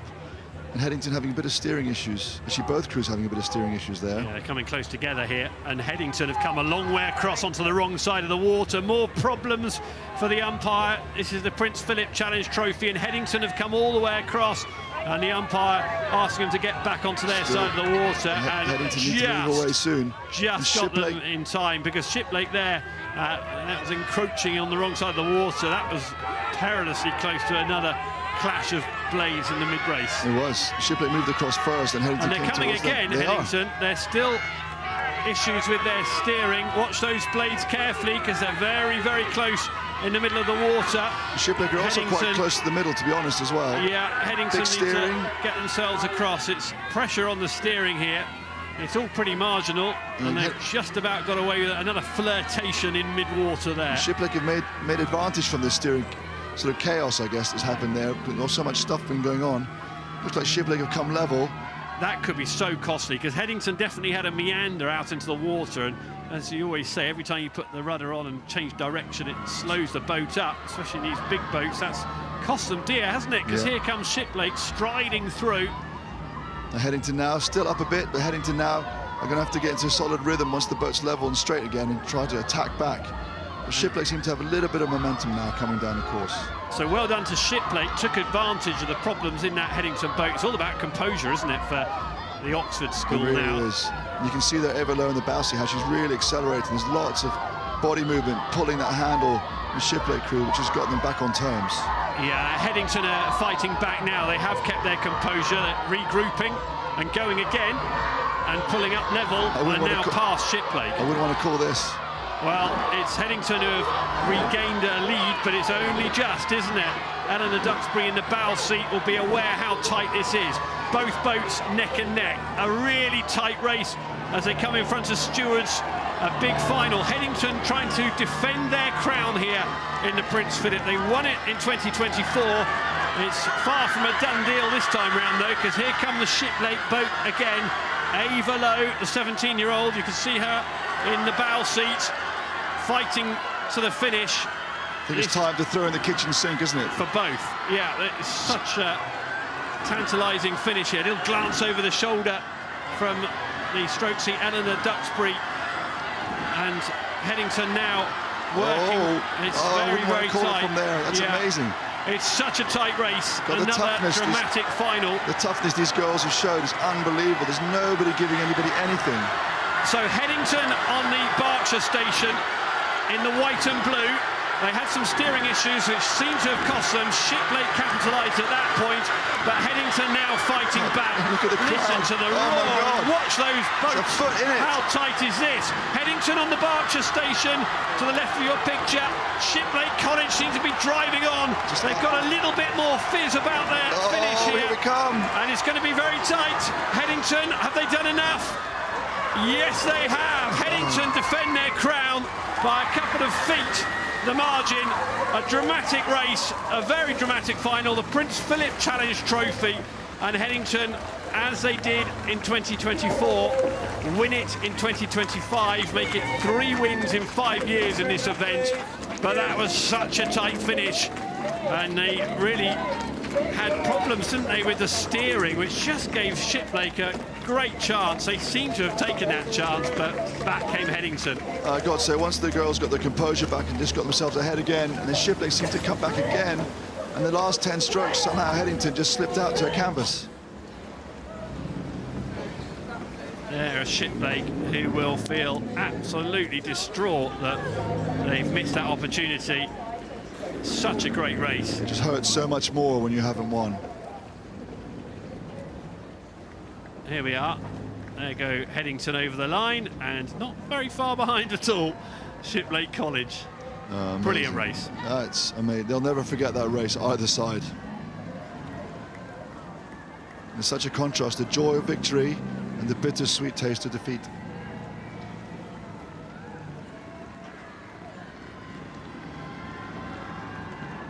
So we have more excitement on the way. Jess Eddy will be talking you through that. The Princess Grace Challenge Cup.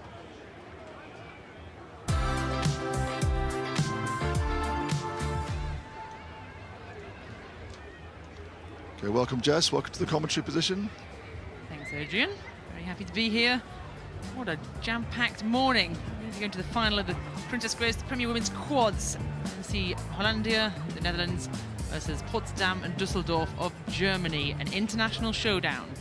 Yep, Holland versus Germany. We had an all-British final just come down the course just now, and now full international race.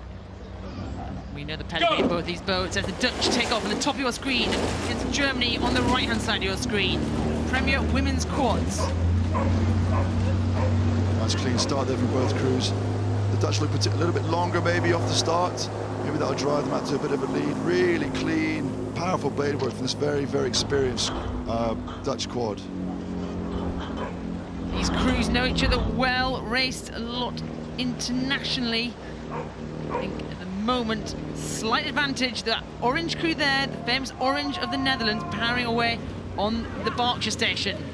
Wow, that's an amazing start. They have put a lot into the Potsdam and Düsseldorf crew there. That length of the start, just clean away. I mean, there's some international standard crews to put a length that quickly out. That's quite impressive. We've seen a bit of a mixture from this German crew. The Germans have mixed up a little bit. We've got one member from gold-winning Lucerne World Cup here. So they probably thought they might have a little bit more contention off the start there, but they come out of the start, they come past the end of the island, and what a lead here from the Netherlands. I think the Dutch have brought in this new stroke lady, haven't they? They've brought in Tessa Dullemans into the quad to try and strengthen it after some of the international racing. It seems to have done the job. Yeah, Dullemans knows what she's doing. A well-established international rower, and bringing a little bit of sparkle here to this Dutch quad, because that is, in terms of international rowing, we'd expect these crews to be quite close. Full-time athletes you're looking here, train with their national squad, but at the moment the Dutch have gone out and become very dominant through the middle of this race. Clear water over Germany. And the Dutch have such a pedigree of how nicely they row, don't they? Just how loose they sit and relaxed. And they just seem to all the legs, and they don't pull very hard with their arms. They just generate lots of power and acceleration with their legs and back, and then just let go of the water and let the boat do the work. It's always a pleasure to watch these Dutch sculling crews in particular. Yeah, very nice there. We talked about Dullemans in the stroke sheet. She's got silver medal in the pair in Paris, so that level of confidence, that way of executing at the highest level, maybe that's coming out right here. You see the orange crew of the Netherlands on the right of your screen come out very strongly and actually probably maintaining the lead, if not moving away from Germany on the left. Punchy rhythm there from the Germans. I was just going to say, there's not much you can say that's going wrong by the German quad there, could you? So yeah, the quad, they're nice and tidy. We'll get a look at view of the German quad in a second. You can see there, even their blade, I mean, a bit of steering there, but their blade work's really clean. They've got, you can see how much time there. they're a bit more aggressive at the front end in the Dutch, but you see how much time they spent under the water. They're a good contrast between the two styles of the two crews. The Germans a bit more aggressive, and the Dutch a bit more long and languid. Led very strongly by Pierre Gouten in the stroke seat, Olympic bronze medalist. So talking about how good your stroke people are, they're very, very experienced stroke in both these crews. I think the Germans have pushed back a bit there, Adrian. It does look like they come a bit more back on terms, but with the kind of composure the Dutch are showing, it's going to be hard for the Germans to get themselves all the way through. But like with this, like you say, with the training, they're all full time. The fitness is there. They just keep pounding away until they get back on terms. Just linking those strokes together effortlessly there, almost effortlessly, and we all know it's not effortless. They're working extremely hard in the absolute red zone of what they're physically possible of, but the way to move this boat, lovely synchronization. The Dutch just moving their hands away. And you can see that the thing that wins races is distance per stroke, and when you're watching the cruise, you can see the Dutch paddles are just clearing the end of the boat before they put their blades in again, whereas the German boat, the paddles are still within the boat's length for the next stroke, and that's slightly the difference. Good way to analyse a crew, almost like training.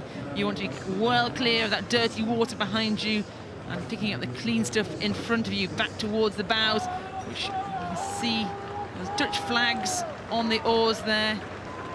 Look how in time they are. When rowing's about timing, it's about rhythm, but they're doing this, striking such a high rate, going flat out as they come down the enclosures here. They're still gunning for it, aren't they? Yeah, and that's one of the things about rowing, because the aft is so graceful, you have no idea how much power they're generating. I mean, it's phenomenal how much power they're generating. It's a lovely clap as the enclosures are filling up despite the torrential rain we got 2 minutes ago. The crowd's still there. They're looking and respecting what they're watching here. This high-caliber international crew coming down. They're still clear water, the Germans. The Germans have not let up. They're keeping that gap as close as possible. A little bit of steering here from the Dutch, but it's too little too late from Germany, as I think the umpire will be confident that the Dutch have won in the Princess Grace Challenge Cup. Screams elation for the Netherlands. It means a lot for these international crews to come here and race, and what a way to do it. Princess Grace, a win for the Netherlands over Potsdam and Düsseldorf.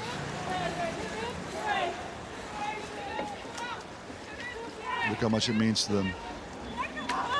We've got a couple of months now, actually, till the World Championships. So I'm sure the pain of losing a final for these German women can power them through the next 6 weeks until they turn up in Shanghai. But the Dutch, a great win in the bag for them.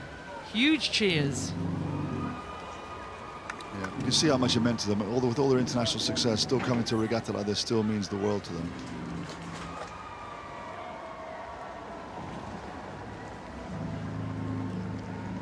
The crowd is quiet now, getting their breath back. Lovely shots of the crowd there. Filling up, and the next race is going to be the ladies' challenge plate, Brookes versus Leander Club.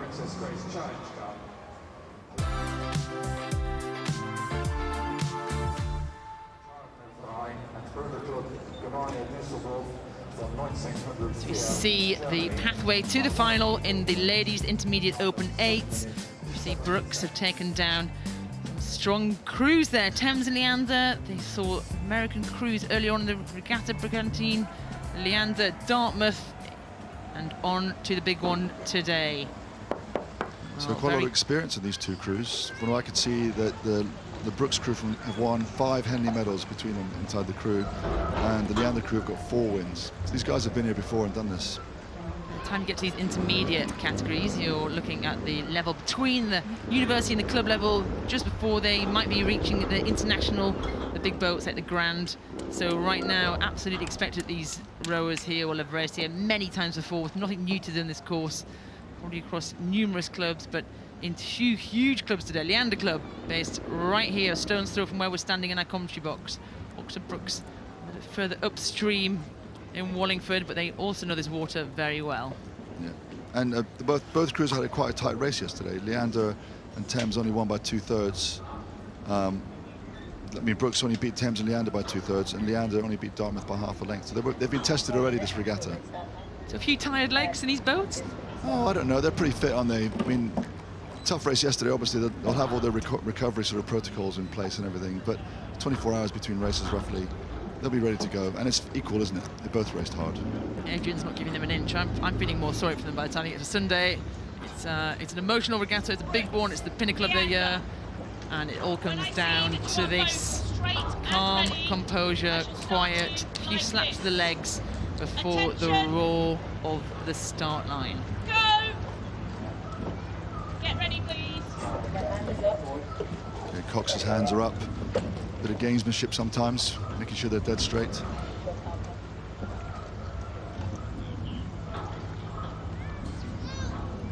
Very calm here. See the coxswain's hands come down, and as soon as that happens, the umpire will know they're ready to go. A little ripple of all the wash coming down the course ahead of them. They'll feel that in a second.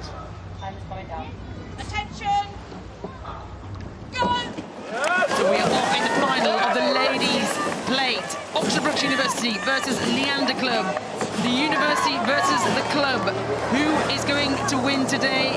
Off they go. Both crews straight on the first stroke, really long strokes, just rolling into a big high cadence rhythm. Both crews off steam cleanly as well. Brookes quite close to the boys down there, but dead straight line. Different parts of the river here, slight advantage to the Brookes crew off the start, but neck and neck, nothing in it, and it's so quick, this big, fast boat down the end of the island.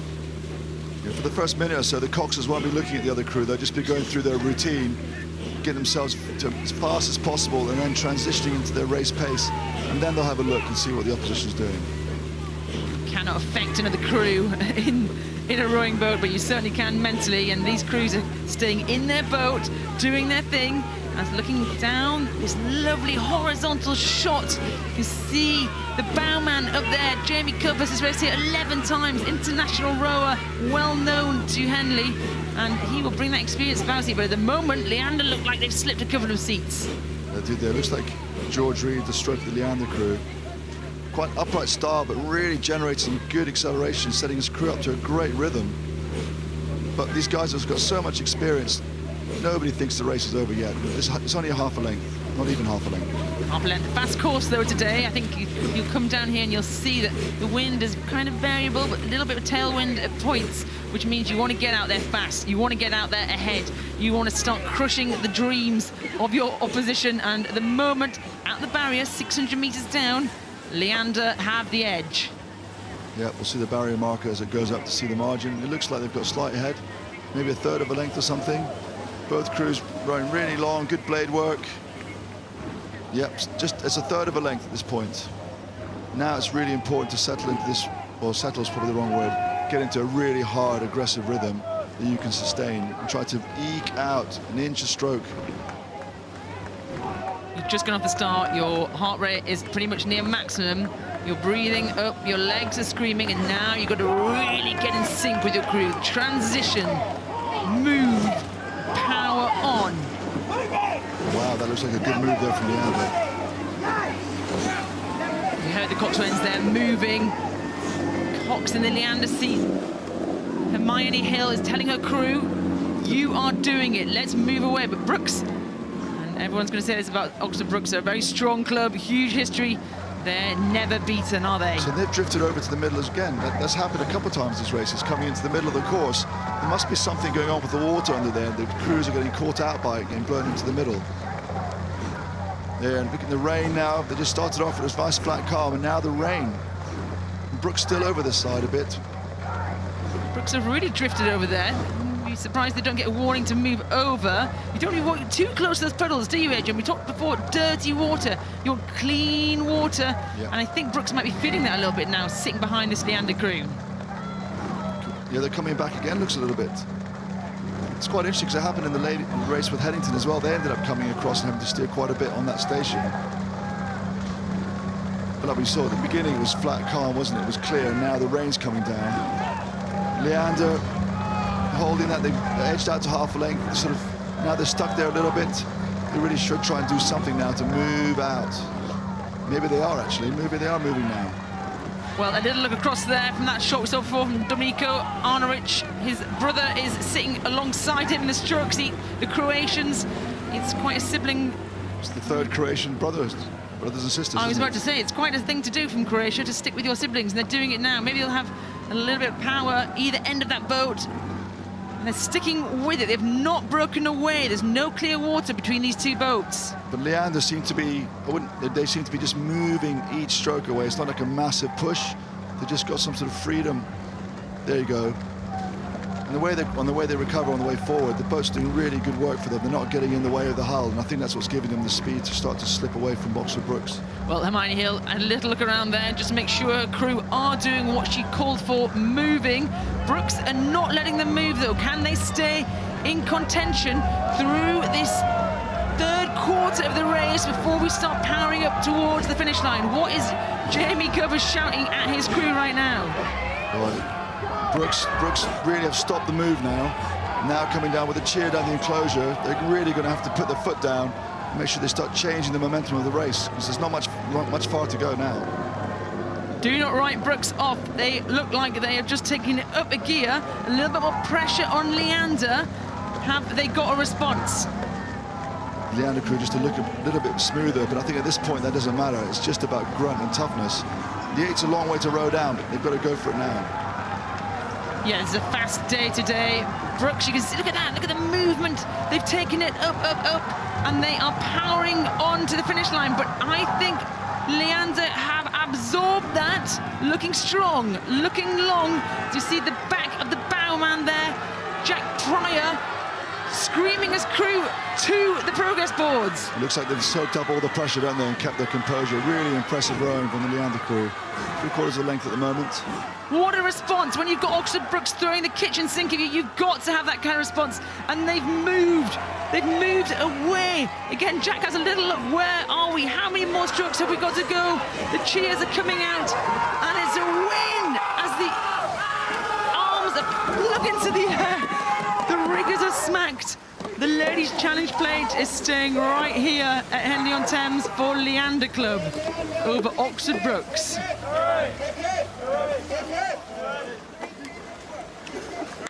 Oh, an absolute valiant effort from Oxford Brookes there, but that is painful. You've got this far, heads down, hands in the hair. What a strong race there. They really threw everything at it, but Leander today had an answer. Quite close. Brookes moved really close. Those blades were almost touching. Semi looks like a boat race there, but they moved back. Leander held their heads. The crew knew here with 3 strokes to go, they'd done it.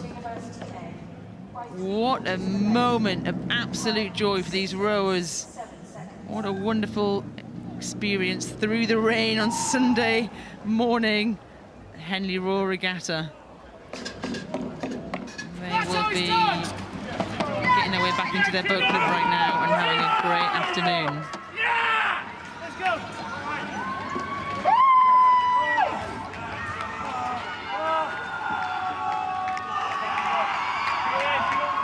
Well, we are going to the winner of the Prince Philip Cup, the Cox from Headington. Okay, congratulations, Alice. How did it feel out there? It was amazing. I was so tense for the line, and it was just such a thrill to finish that line knowing you'd won. It was so cool. Coming in as defending champions, different crew, but what's that pressure like? I think there was a tiny bit of pressure. I feel like the main thing was we just trusted in what ourselves can do. We started seeing a bit more rocky, and we came into it just knowing we can do this, and there's that thing as a crew just all come together, and it was so nice. Yeah, what goes into a Henley victory? A lot of training, that's all I can say. A lot of hard work, extra hours, and really just a lot of team bonding just to get close to each other. Congratulations. Thank you very much. Thank you very much, Alice. Well, the crowds are filling up. The rain's not put them off. I think it's kind of stopping now. A few umbrellas out there, and I'm happy to say I'm welcoming Grace Prendergast to the commentary box in my next few races, taking us up to the luncheon interval. Next race on the cards is the Stoner Challenge Trophy, the women's double sculls.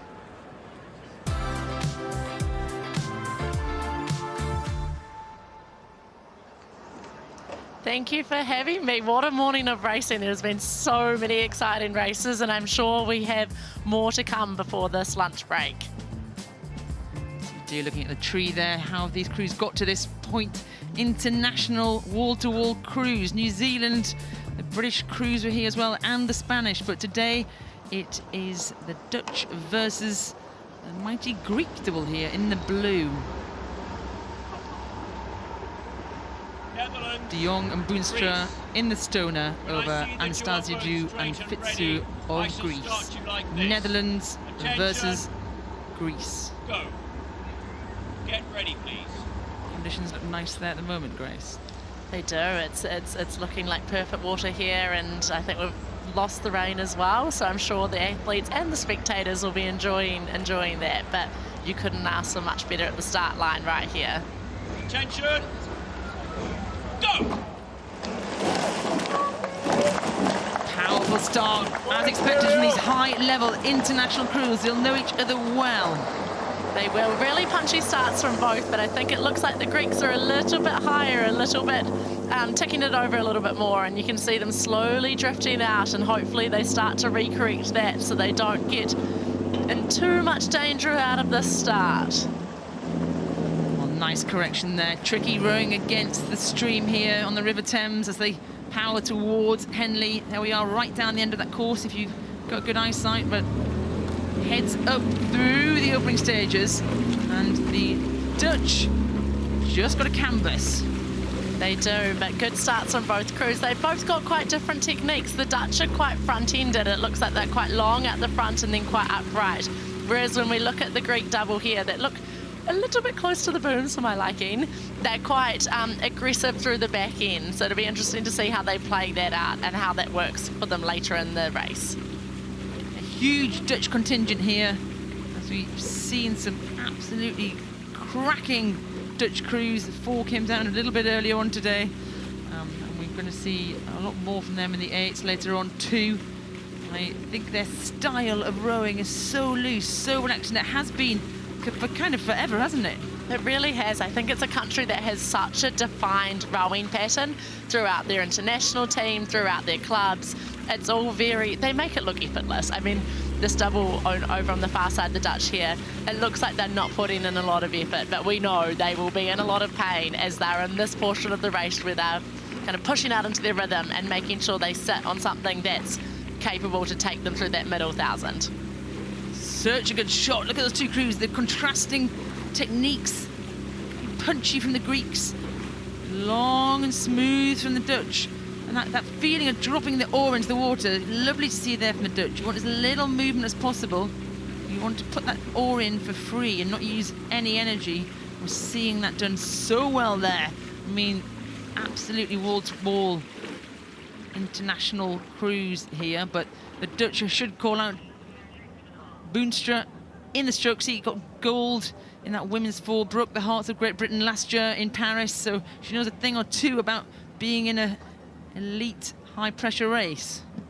Yeah, I mean, both of these crews are great examples of how to move a boat, but you can see in the shot here, the Dutch bow seems to just run along a little bit flatter over the water, and it doesn't bounce into the water quite as much as the Greek double, who are just that little bit more aggressive at the back and a little bit more aggressive throughout the stroke. So I think the Dutch aren't doing much to slow their boat down at the moment. We're watching this and you want a thing or two about sculling, have a look here. Not much movement at all. They're dropping the oars in. They're squeezing their legs against that spoon in the water. Rowing's about levering your boat. Think about we want to tap it along every single stroke whilst applying as much power as possible. It's almost a contradiction, isn't it, of the two things? It is, and the Greek double's doing really well here. It felt like the Dutch moved out, and it almost looked like to me that they were going to keep inching, but they're yet to be able to quite break free. And I think the Greek double know that now is a point, if they lose contact, it is very hard to come back. So they're doing all they can to stay on that stern of the Dutch double at the moment. Well, Greece have not had it easy to get to the final. We should point out they've raced and have actually beaten the British combination of Chute and Abuku yesterday, and they also beat the Spanish double the day before. So this is a long week of racing. They've got to get ready each day. They've got to get the hype ready, and they've done very well here to be in touch. Yeah, I mean, what an international, what a field of such high caliber this Stoner Challenge has this year. And I mean, to already come up against two really strong crews, and you're coming up against, but it looks like, I mean, they're a pretty gutsy crew. They're really giving it a go. You saw the bow seat just have a quick look over her shoulder to see where they are, and they're kind of keeping that high straight of rating. And it is working for them, but they do really need to make a decisive move now, because as we get closer to that grandstand, it becomes a little bit too late. But they look like they are on the move potentially. I tell you what, Grace, we were saying how good the Dutch look, but the Greeks have not let them move. And here we come through the 3/4 mile mark, with really into the middle, the meaty part of this race. The Greeks are so fiery, and they've not let the Dutch move away. They really haven't, and we talk about efficiency and we talk about moving a boat with ease, but also if you actually just give it everything you've got, there's actually something to say with being really racy, moving the boat, and despite how you do it, I mean, it's about getting your boat from A to B, and it's you can see, oh, they're getting hit by quite a bit of wash here. Yeah, Boonstra in the stroke seat there did just call to Jong in the bow seat. They've got to just keep moving because the Greeks are coming.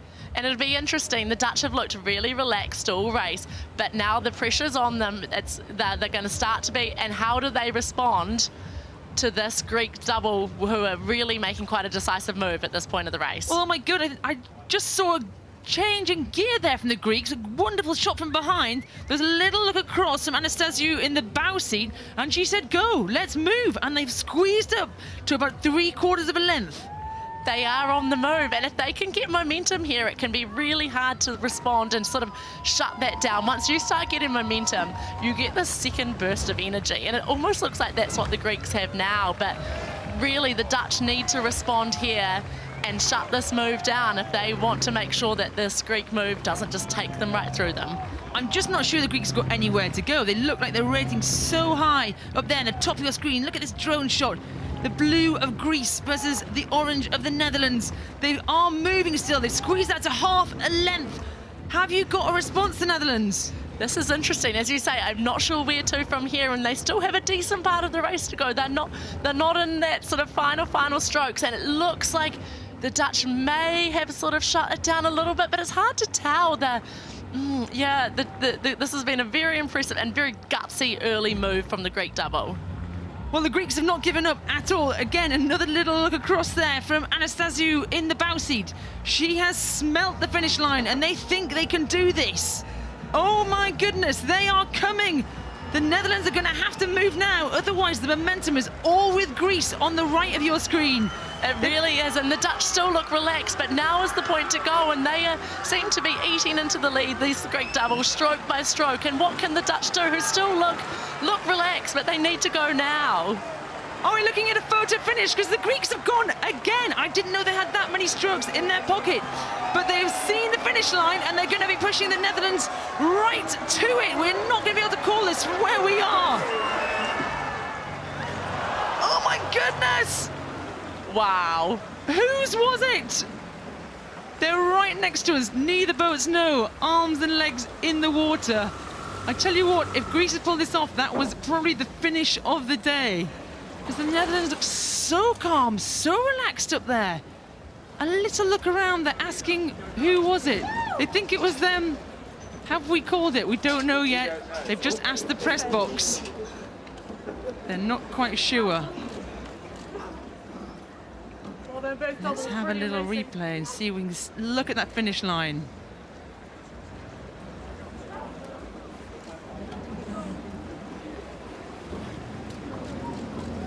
This is unofficial. We have to wait for the finish line to tell us. But from the unofficial video, it looks like a bow ball to Greece. We will wait confirmation from the umpire of who won that race. We'll wait for confirmation, but if that is the Greek... If that is how we see it, that might be the first stroke of the race that the Greek double was in front, and it was the last stroke. It's still unsure. It's with the umpires. It's with the timekeepers. to tell us who actually won that race. What an unbelievable race there. I mean, this feels like a really long wait for us, but the two doubles must feel like this has taken an eternity.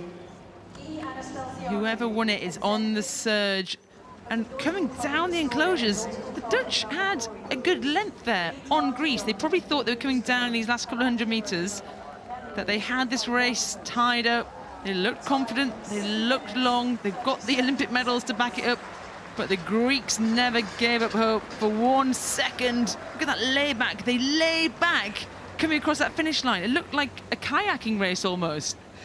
It did. Their turn of speed was so impressive. I think there was a point of the race where you could have almost counted them out, but they just never gave up, and they kept on going, and they kept on going. When it looked like they had no more to give, they went again. Yeah, I called it at one point saying I'm not sure they've got anywhere to go, and then they defeated me. We're going to have a little look at the photo finish again, see if we can wait for the official timekeepers to tell us who won that race. This is on the finish line, but we have to wait for the timekeepers to tell us. That is an unbelievable bow ball. Look at that. It's about a hair in it. They literally laid back. And it's been given. The Greeks won it. Anastasiadou and Fitsiou in the stoner over Jong and Boonstra. A huge result by a bow ball. That was an incredible race. It's where you need to be in front, is on the finish line, and that's what Greece did. They timed it to perfection.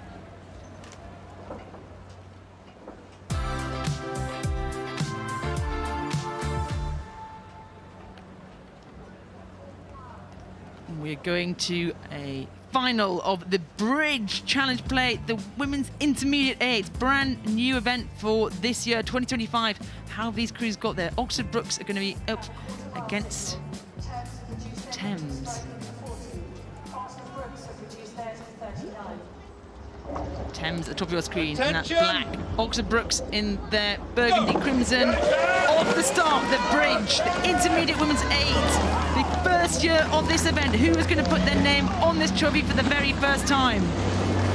Winning any Henley race is so rewarding, but I think both of these crews know that being the first time this event is entered, it is extra special. So I think there's more riding along on the line than there is normally. Absolutely, and this has been an event that we've introduced to ensure there's a step between that club university level and into the seniors. And look, barrel to barrel, they've taken their first 150 metres.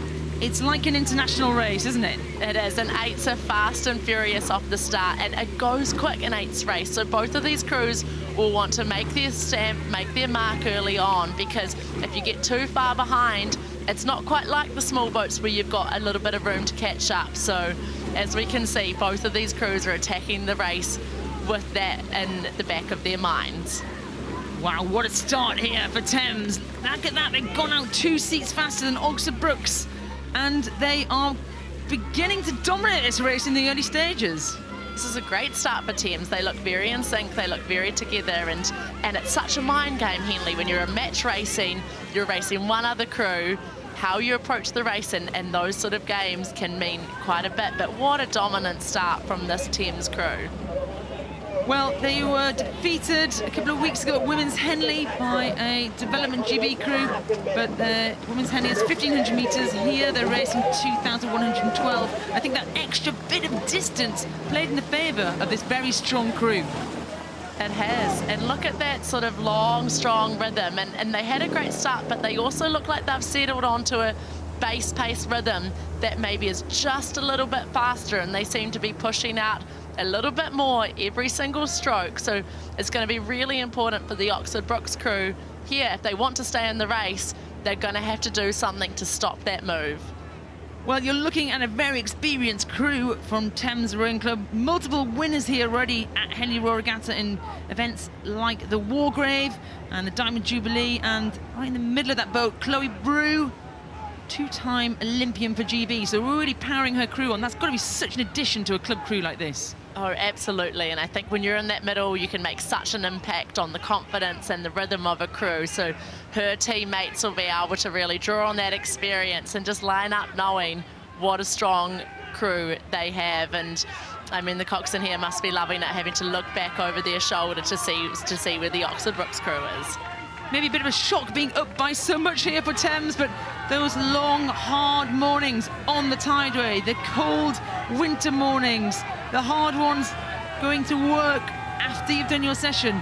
Right now, it's paying off as they're a length up on Oxford Brookes. And you always know how strong these Oxford Brookes crews are, so the Thames crew will be wanting to keep going, keep moving, because you don't know what's going to happen in one of these races, and they'll be wanting to make their mark in this point of the race, so we're not coming back to a photo finish like we just saw before. Yeah, and let's not write off Oxford Brookes. You're looking down an absolute huge pedigree down this boat as well. Also multiple winners here at Henley. That's exactly why we have the Bridge Challenge plate in here, and they're not letting Thames go. They're keeping that distance to just about a length there. And seeing the shot we just saw, their blades were very in sync, very in unison, so they're rowing the boat really, really well, which I think shows also how well that means this Thames crew is rowing to come out in front. But they're not letting them walk away and have it all on this race, because I think you don't know what's going to happen, so they're going to be in, making sure they're in with a shot.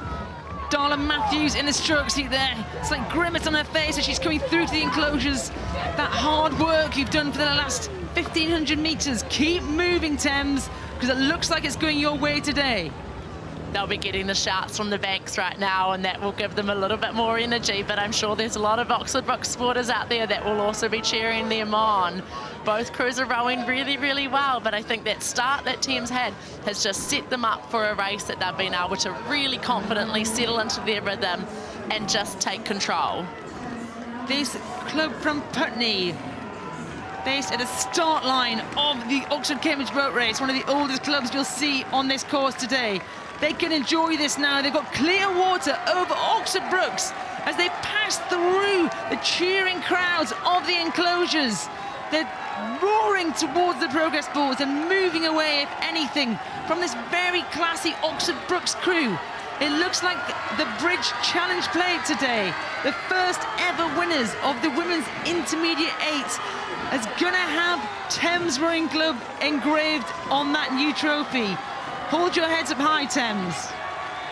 And what a decisive race for them. They've managed to keep going, and it's really paid off as we come to this finish line. But what an impressive row from these 8 women. Huge cheers! The splashes go up, the arms are in the air, and Thames Rowing Club are the first ever winners of the Bridge Challenge plate, an impressive way over Oxford Brookes. They almost crash into us here in our commentator box. Huge excitement there, elation. They were just dominant, weren't they, Grace? They were. They came out of the start just that slight bit faster, but it really was their base pace race rhythm that just clawed them every stroke a little bit further away from their Oxford Brookes crew. Got to enjoy that, don't you? Coming to the finish line, knowing you've won. Their cocks straight away, hands in the air. So here, Ala, lovely stuff. What a day, what a historic day for Thames Rowing Club. Let's roll, all eight, go. There you go, Coll off, go.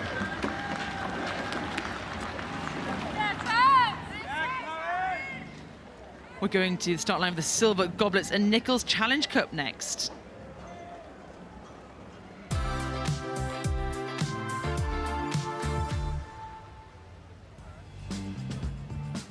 Let's have a look at how these crews have got here. Rienks and Rienks versus Chute and Bell. The Netherlands versus the Princeton combination, but both British there, Chute and Bell.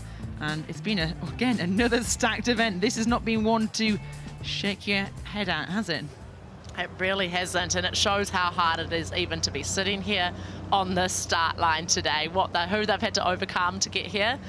I mean, it's credit to the event, and we know we're probably in for a really great race from very high caliber crews. Well, another Dutch combination here. The brothers Rienks and Rienks in that orange of the Netherlands. There we see them looking quite calm and relaxed, just making sure they're aligned.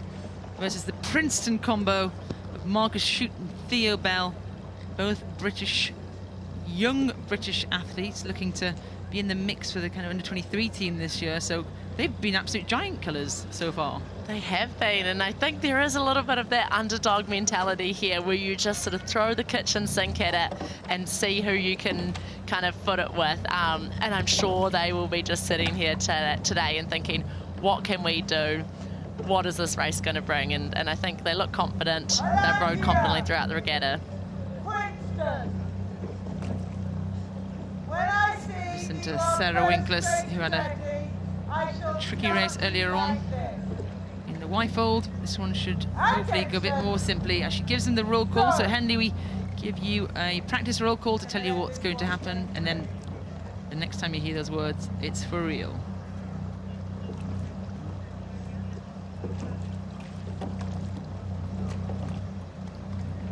The start line there, someone in that little tent, one of the stewards just making sure the bows are exactly aligned. Sarah's seen they are lined up. The crews will come forward. Netherlands versus Princeton. Attention, as you were.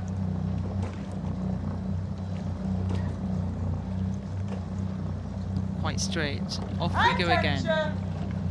The start of the silver goblets and Nichols Challenge Cup, the open pair. Netherlands versus Princeton, and roaring off the blocks. Fast starts by both crews, and in the pier you really want to make sure you come out straight, you come out cleanly, because you've got one rower responsible for one side of the boat, and it can be difficult. And then you'll have one of these two in each crew with that foot steering attached to their foot, so it's a lot of effort to stay straight, but it looks like both crews have handled the start very well. Lovely start there, shot of relaxed looking Theo Bell in the stroke seat for Princeton. The Netherlands, the international might of these Rienks brothers, have taken a length so far on this young British combo. Yeah, the crew from the Netherlands, they look quite upbeat, and they have that same fluid motion we've talked about of all the Dutch crews here, which has allowed them to look like they've just creeped out a bit faster out of the start, but very smooth, very together, and we'll see what they can do when they push on to that race rhythm. Well, I'll tell you what, this Princeton combination are really giving it some. They've not let up. The aggression there from this British combo. They're very well versed down this course. Theo Bell, you're seeing in the stroke seat from Eton. Marcus Chute behind him is one here in the Forley. So he's a Windsor boys rower. They know this course well. They're no strangers to Henley.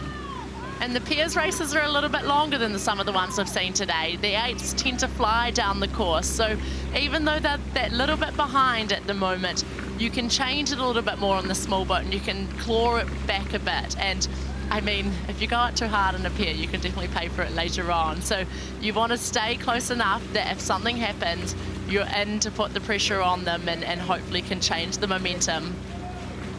Well, we're very lucky to be here in the commentating box with Grace Prendergast. She knows a thing or two about the pair. Olympic champion in this boat class. Won the Wimbledon? That's a different event altogether.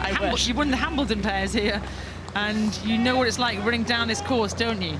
I do, and as an international rower, often you get more nervous for these, because I think, as you talked about, these rowers here from that are a little bit more used to the course, they know it like the back of their hand, and sometimes you're a little bit unknown. So, I mean, the British might be able to use that to their advantage and start to eat into this lead, but it's an impressive start from the Dutch, and I do like how they're rowing it. Once again, they have that upright movement, but very effortless around the front, dropping it in, no extra movement.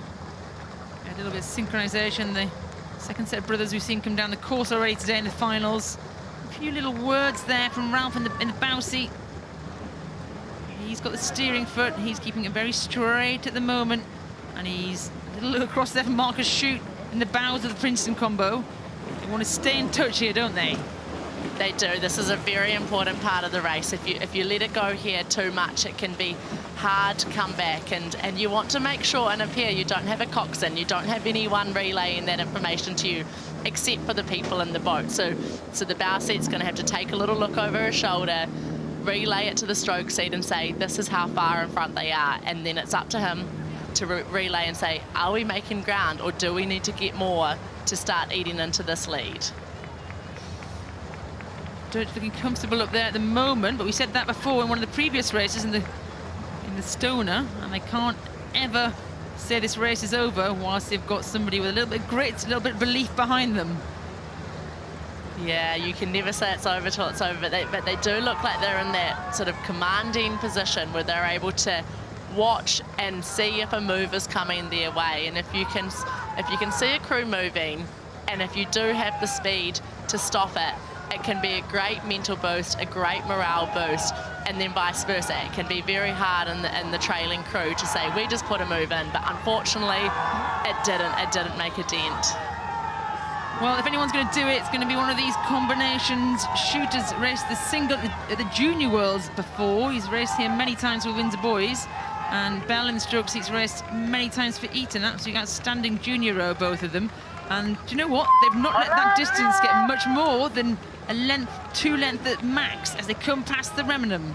No, they're holding well, and it's still in that bit where they'll be able to see the puddles of the Dutch crew, and they'll know they're still there or thereabouts. It is a big ask at the moment. They still have quite a bit to claw back, but they'll know there is a chance. But it really probably needs to be very, very soon that some sort of decisive move happens, because we're going to start running out of track in a little bit time. The drone is showing us the distance between these two boats, the orange canvas of the Netherlands, tapping in along nicely. It's always easier to be slightly in front, but this young British combination representing Princeton right now. If anyone's listening from over there on the east coast of America, it's an early morning. Hello. The Princeton boys are doing you proud. Can they close down this absolutely outstanding outfit from the Netherlands? They've got 100 meters to the enclosures. And it is hard. Once you get behind, it's hard not to just keep letting it go like that. So they've done really well to stop the Dutch from moving out more and more, but it's a tall order to kind of come back from this distance. And once you're in the enclosures and once you hear that roar of the grandstand, you know that the finish line is approaching pretty quickly. It does today. The wind is fairly insignificant. There's not much stream on this course. It has been a very dry summer here in GB. So not much change in the end of this race. The Dutch have taken it up a little bit. They've moved, and they have that ability with their rhythm, with their relaxation, to have that change of pace. Yeah, they don't tend to overwork it at the back. And I mean, I found in my races, when you get in that habit of overworking at the back, it can be very hard to start taking the rate up because you're a little bit too high in the body, you're a little bit tense, and it's hard to change that speed. But a very textbook row from this Dutch crew. They've been straight down the booms, they've been rowing very efficiently. Not a lot has gone wrong for them yet, but they definitely still know that the pressure's on them here. Yes, because I think they've shortened up there. They've taken a little bit of length at the front of their stroke to make sure they're increasing their boat speed. Princeton behind, bringing a bit of dirty water there. You want to be moving back towards the beams, but huge cheers from the bank for this British combination representing Princeton. They're just rowing in that wash of the Netherlands. Yeah, and that's going to be making it a little bit harder. It's going to be a little bit harder to get a grip and just lever the boat through. But it's difficult not to get dragged in, as when there's a crew out in front of you, it tends to suck you in a little bit, and I believe that might be what be happening to them here. Well, the ranks and ranks of the Netherlands, a very successful rowing family, adding to that success as they cross the line, winning the Silver Goblets and Nichols Challenge Cup in 2025 over Chute and Bell of the USA. Great win there, another one from the Netherlands.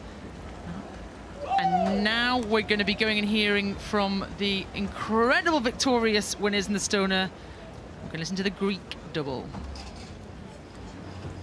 Well, congratulations. Henley champions, how does that sound? Wow. It sounds very, very good, very royal. We're very happy. Your first Henley Royal Regatta, what were the expectations heading into it? We knew that we were fast, we tried our best. We wanted to be in the final, we make it. We had the plan in the final. I think everything worked well for us. It was so close. It had to go to a photo finish. What were your thoughts waiting for it? I think that we're both pretty sure that we are first because we took a look to the Dutch girls at the last stroke, and I was sure that we were in front for just a little, but we were. And what was it like, that feeling when you were announced as the winners? We were very happy. We almost fell in the water, but no, we are. I think we just want to go and put our dresses and go to the ceremony. Yeah, are you enjoying the whole Henley experience, everything that comes with it? Yes, we're just. What are we doing here? It's a regatta. It's like a party, what it is, and we're not used to this. It was very nice. Well, the rowing's done, the party can start. Yeah, right, thank you. Thank you. You can join us for the last race of the morning session at the Thames Challenge Cup, Thames versus London Rowing Club.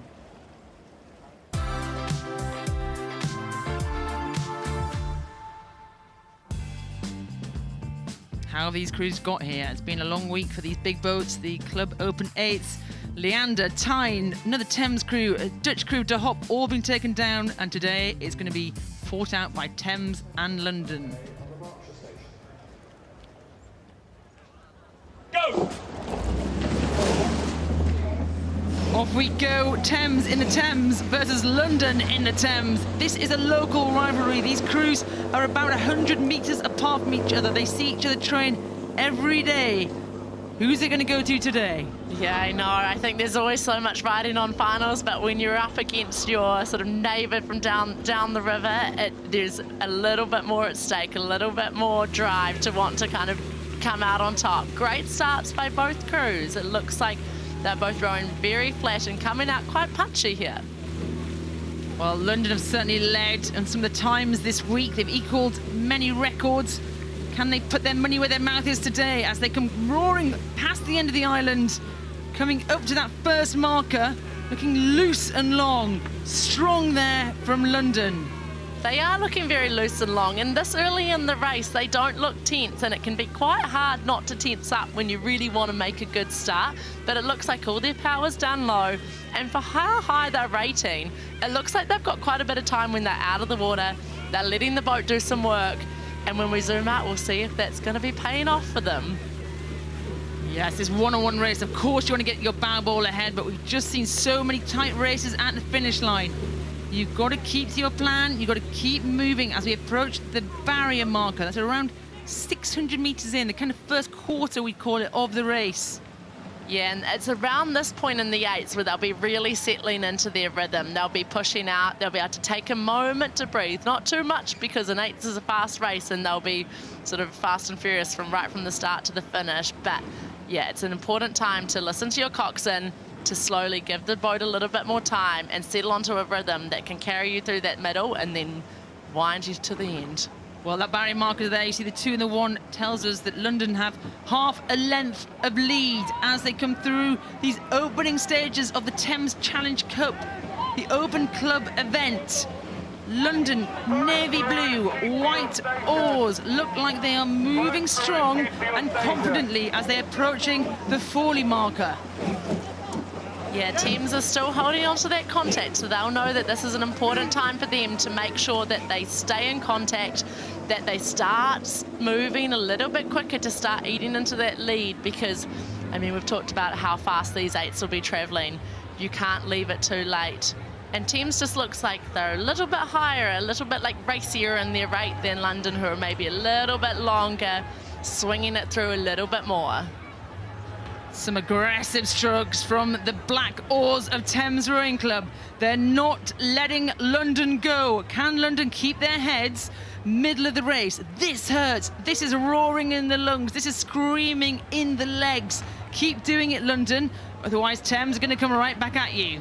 And this will be the goal in that Thames crew, is to put enough pressure on that London can never feel comfortable. You don't want them to get out with enough of a lead where they can settle, where they can breathe. You want to feel like they're being chased by you, because that can be a tiring thing to overcome, even if you are out in front.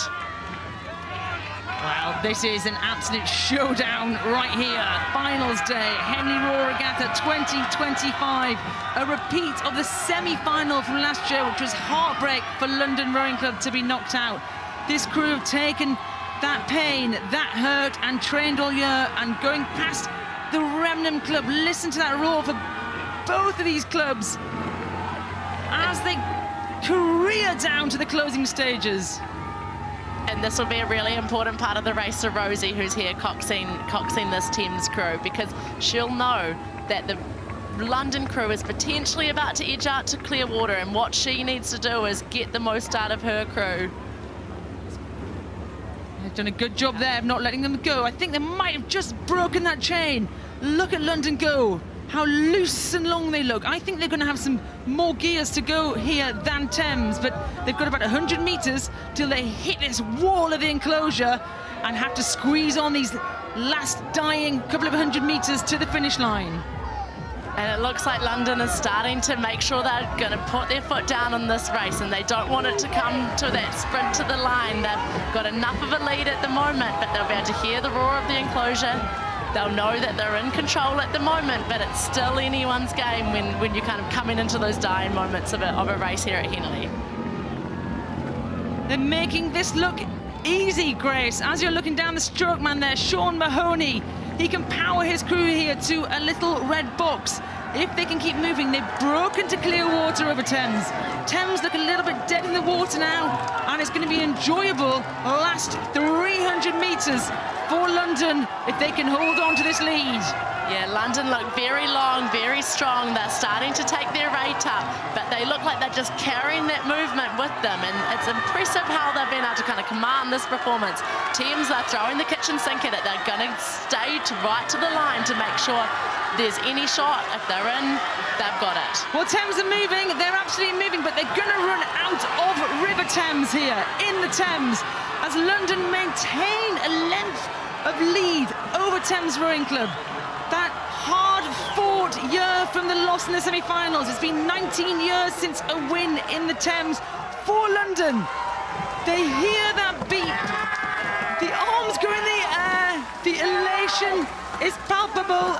And London have won the Thames Challenge Cup over Thames 2025.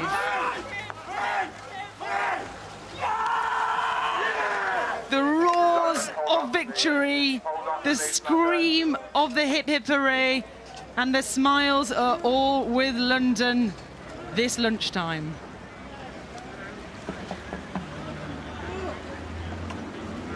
Rosie knew it already as she crossed that finish line. Rosie slams the side of the boat.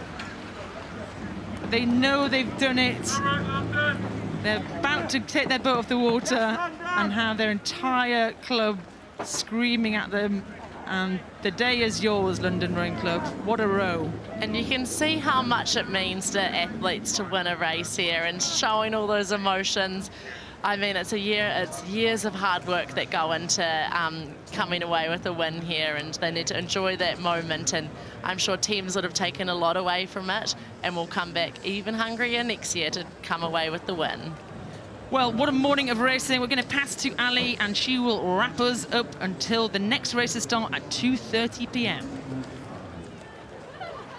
Wow, well, what a morning that was of finals. That's 13 winners decided, and a small piece of Henley history as the first ever Bridge Challenge plate was decided, and it is Thames Rowing Club who have been left celebrating. Congratulations. How does that one feel? Your second Henley victory? Yes, it's amazing. It's surreal. And it's something that we, as a club, as a crew, have worked so hard to all year. And I think we've been so supported by the rest of the women's squad, the rest of the coaching team. And I think it's a real culmination of many, many different things. Talk me through the race. I mean, I think it was very stressful going into it. I think it was just, you never know what to expect as Henley, that anything could happen. I think it just meant so much more to us because it is the first intermediate women's event, and we really, really wanted to kind of set that standard. So there was a lot of extra nerves, but it was such a good race from start to finish, and we had a really great time. How did the crew come together? I think since probably February, March, we sort of started building a bit of a crew, and then just over the past few months, I feel we've built a lot of confidence through various races, training. I think we've just really all committed to making it more than some of its parts.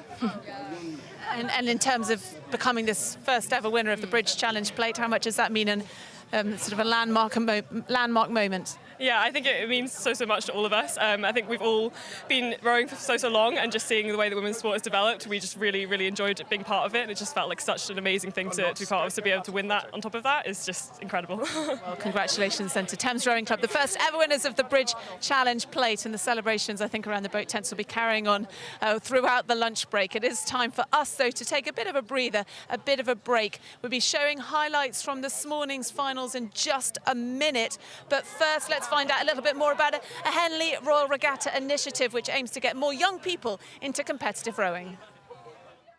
For more than 25 years, the Henley Royal Regatta Charitable Trust has been supporting projects across the country that encourage young people to row and scull.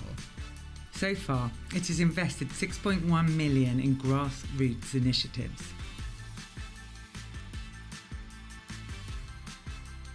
Here are Kyra and Andy to explain more about two projects that London Youth Rowing have launched with our support.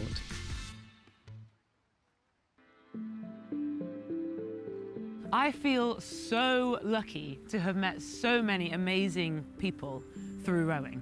Every single rower I know is down to earth, passionate and determined. Yet all of us are absolutely unique and different. When you're in a boat with your crewmates, all that matters is boat speed. Not what you look like, where you came from, or what you believe in. There's a perception that rowing is exclusive. But I don't believe for a second that anyone in the rowing community believes that. And I believe it's a sport that's for everyone and open to everyone. Though we're still not quite there in a rowing community that looks like the wider society, I believe we are making steps forward and we're making progress.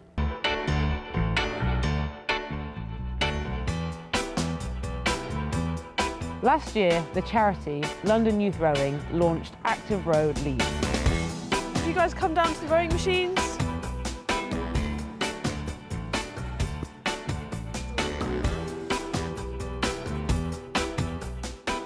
Run by the coaches Rebecca and Amber, the aim is to take the sport to groups of kids who may not have heard of rowing before.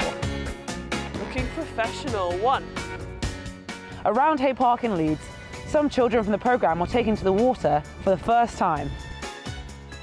The main aim is for every kid in Leeds, Bradford and Wakefield to know that rowing is an option for them and to give them all the opportunities that rowing can give them. I never really thought rowing was something I could do just because it's seen as something really posh, mainly a white-dominated sport. So when I was presented with the opportunity to join RYR, I took it with open arms because I was like, that is something so new. I've never seen any of the Asian people do that, and I was like, it'd be really fun to try it, and I have really liked it so far. I've loved every bit of it. So there is a stereotype of rowing, and that is of most rowers look a lot like me. They're tall, they're white, but that definitely shouldn't be the case. At the end of the day, the rowing community wants more people involved. The more people that we get involved, the more successful we are and the more fun that we can have. You always listen to their instructions. We do stuff together. Really important, big teamwork.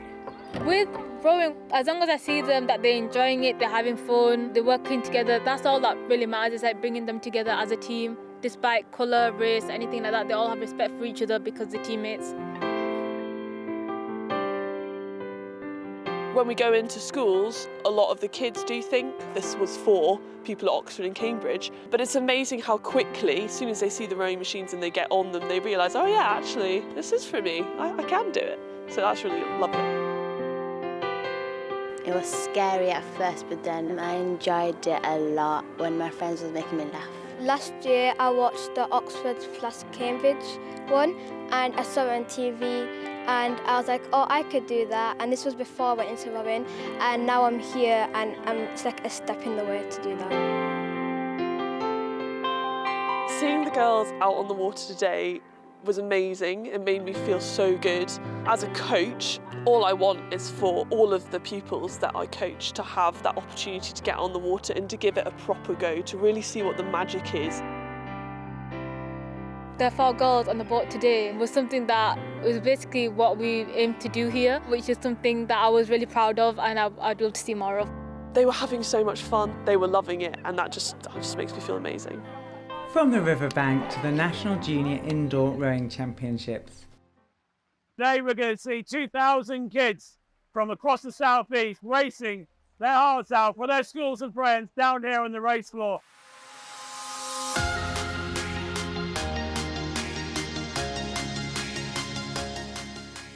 Is that this is the opportunity of people trying a sport that they may never have got the opportunity of doing. It's about engaging, it's about people getting into the sport, having an opportunity. The more opportunities that we can widen our youth in all sorts of areas, the more it's going to improve their lives and improve society. This diversity here, you know, I didn't expect. You meet friends that is going to be your brothers and your sisters for life, and the life skills that you learn, I guarantee you, if you give it a try, man, that you're going to be a leader. This is like an indoor rowing event you'll never have seen before, but it doesn't stop here. We're also up in Leeds with another 800 kids up there too. Turkey's going national, and it's brilliant.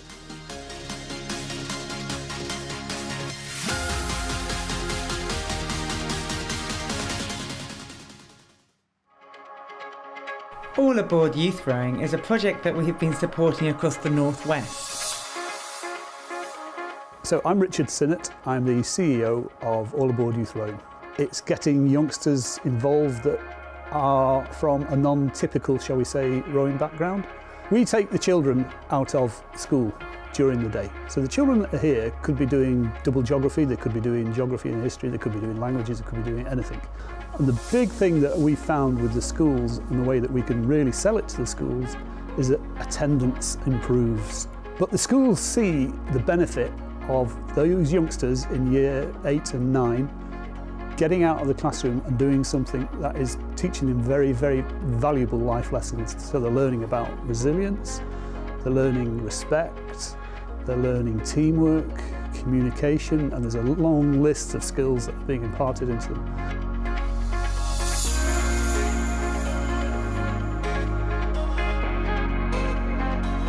Hi, my name's Jen Hines and I'm lucky enough to be one of the coaches here at All Aboard Youth Rowing.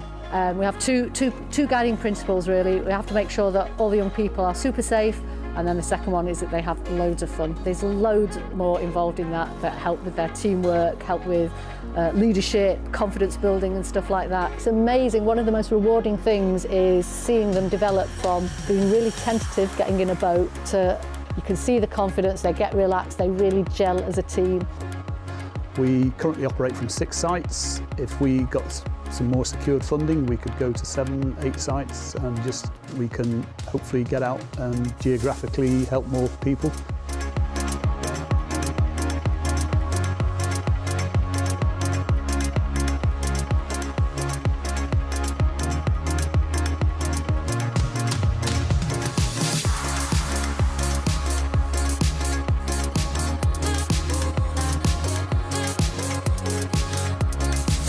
Since I started rowing, I've learned about how to be like a leader to my peers in the rowing boat, and also how to be a captain and how to teach other people in a nice way. And I make new friends while doing it. You should do it because you get new friends, you make like new coaches, and you become a better person after it. The main thing I look forward to doing is seeing everyone, seeing the coaches, and just like rowing with people. I just made so much memories doing it. Days like this are so important to students in our school. It's giving them vital access to things they may never have had the opportunity to have, especially if they come from a more disadvantaged situation. It's wonderful to give them the opportunity to try something new, something exciting. Even if it's not just about sport, it will provide you with friendships and a real place to come and just sort of let off steam and just be part of something very, very special. Push everything away from your day-to-day life as you push away on the boat.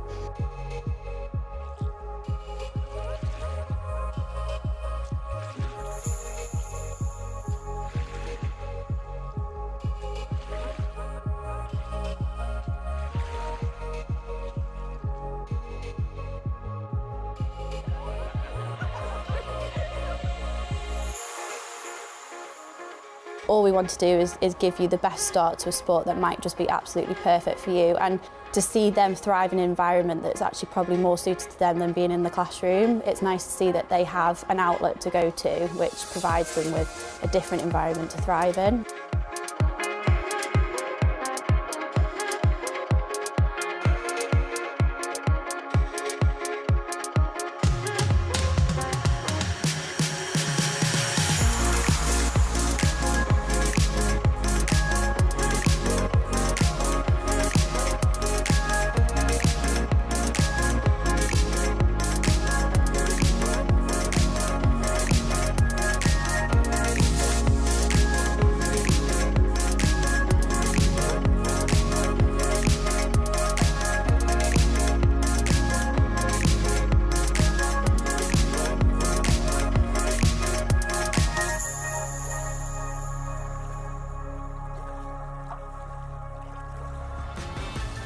To find out more or make a donation to the charitable trust, please log on to our page on the Henley Royal Regatta website. Thank you.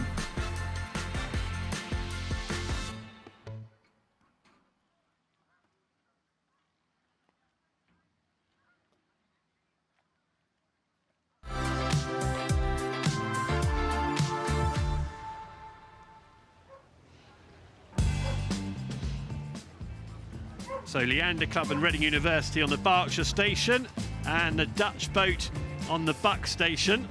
That's how they got there. Leander and Reading University had to beat the Dutch B boat yesterday. They're taking on the A boat today.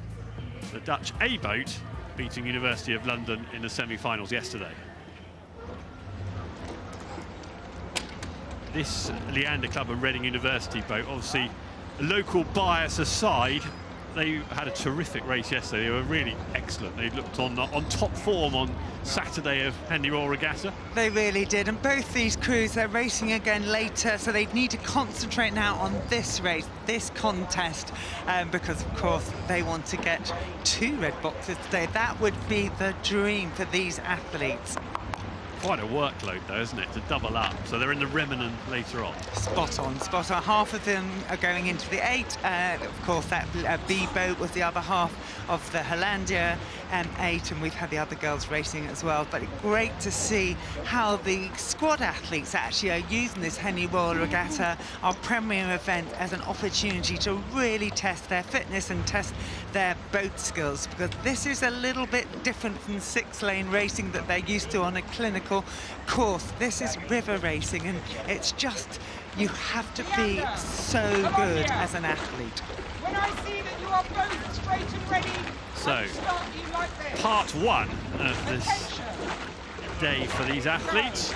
This is the Town Challenge Cup final, our second final here at Henley Royal Regatta. Attention! Away they go then.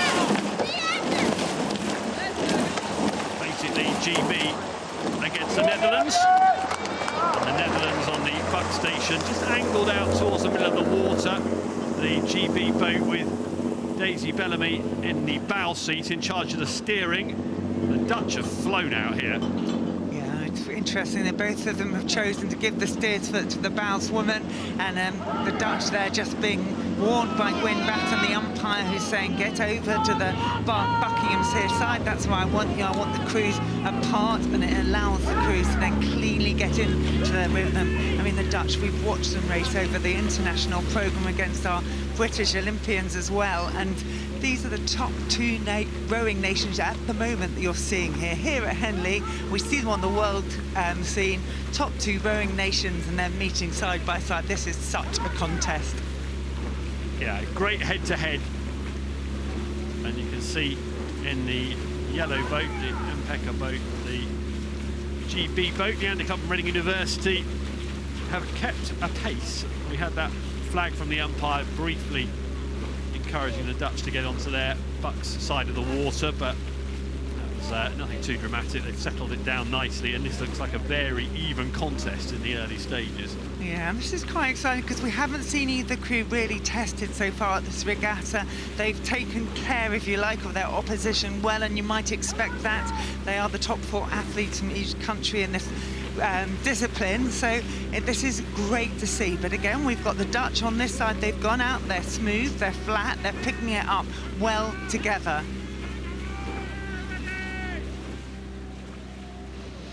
The geese need to scuttle out the way here because the boats are coming fast.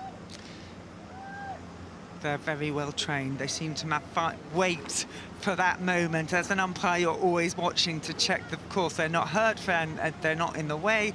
But of course, they are used to rowing boats coming past. They scuttle out the way in time. And here's another flag from the umpire because the boats are getting a little bit close, and it's the Dutch again who are being invited to return to their side of the water. Gwyn Batten just encouraging them to nudge to the left as you look at it on your picture there. The Dutch going a bit too central. Yeah, it's interesting, isn't it? I know how Gwyn thinks about this course. She sort of says 1 metre away from the boom is fine, 2 metres is probably too far. So she'll be looking out to make sure that those tips of the oars are around 1.5 metres from the booms, and she'll be content that the Dutch are in their lane, on their station there. And as you can hear, she's warning them again. They're in the lead just, and that means that they could disrupt the flow of the GB boat with some puddles firing back in the direction. At the moment, they're just about okay, aren't they? But she's the umpire got a firm grip of it here.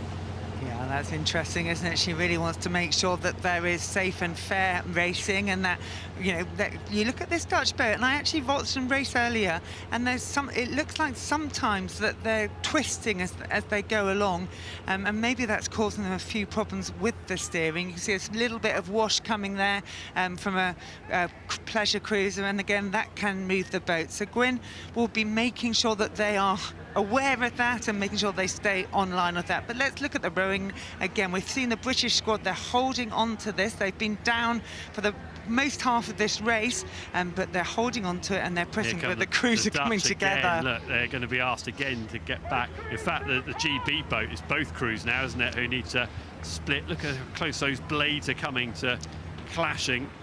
Yeah, very clear.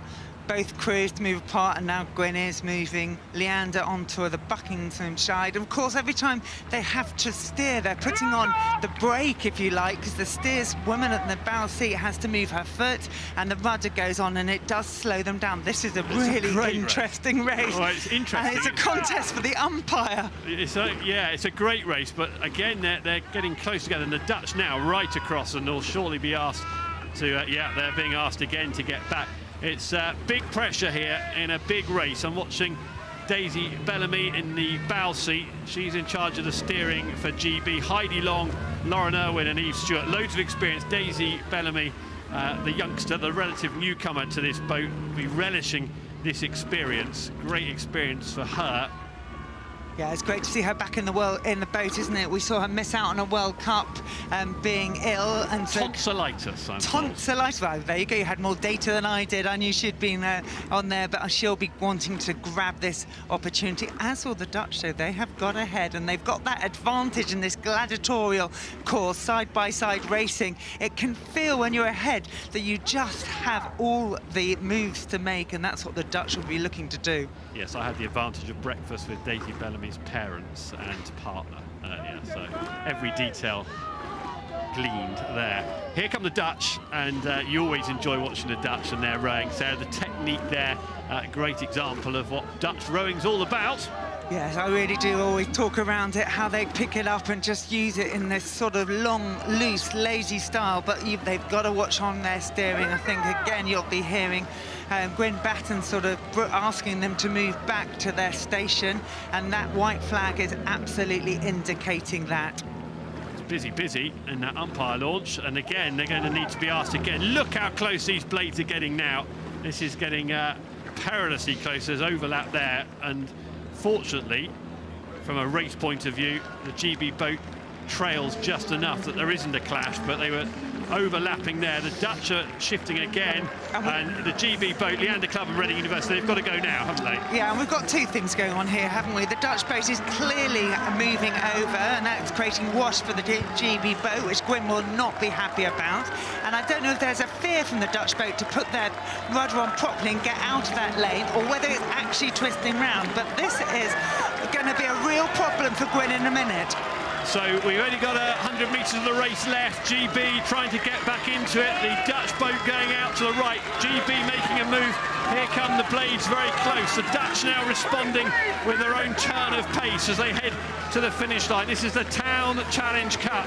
Leander Club and Reading University to the left of your picture, trailing the Dutch. The Dutch driving home, but big questions about the way they've steered down the course there. Over the line they go. And the umpires had to get involved. Gwyn Batten now, what happens? Well, looking there, she's given a white flag. She, I imagine, is not happy, but she hasn't thought it's changed the outcome of the race. There was no appeal, actually, from the Leander Club and Reading boat, although they now have put that hand up, well spotted. Daisy Bellamy there doing that, and what they will be saying to the umpires, we want to have a conversation. Now, Gwyn has white flagged it, but she's moving over, and she'll have a conversation. I wonder if we're a little bit quiet, whether we can hear them. And hear her as she has that conversation. Let's do some eavesdropping.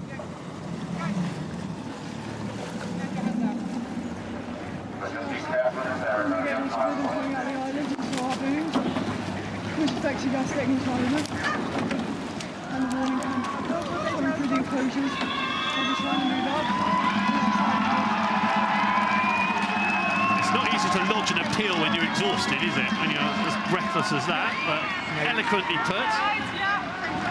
And you can absolutely hear that they're suggesting that the steering of the Dutch made a difference for them and the way their boat was able to move.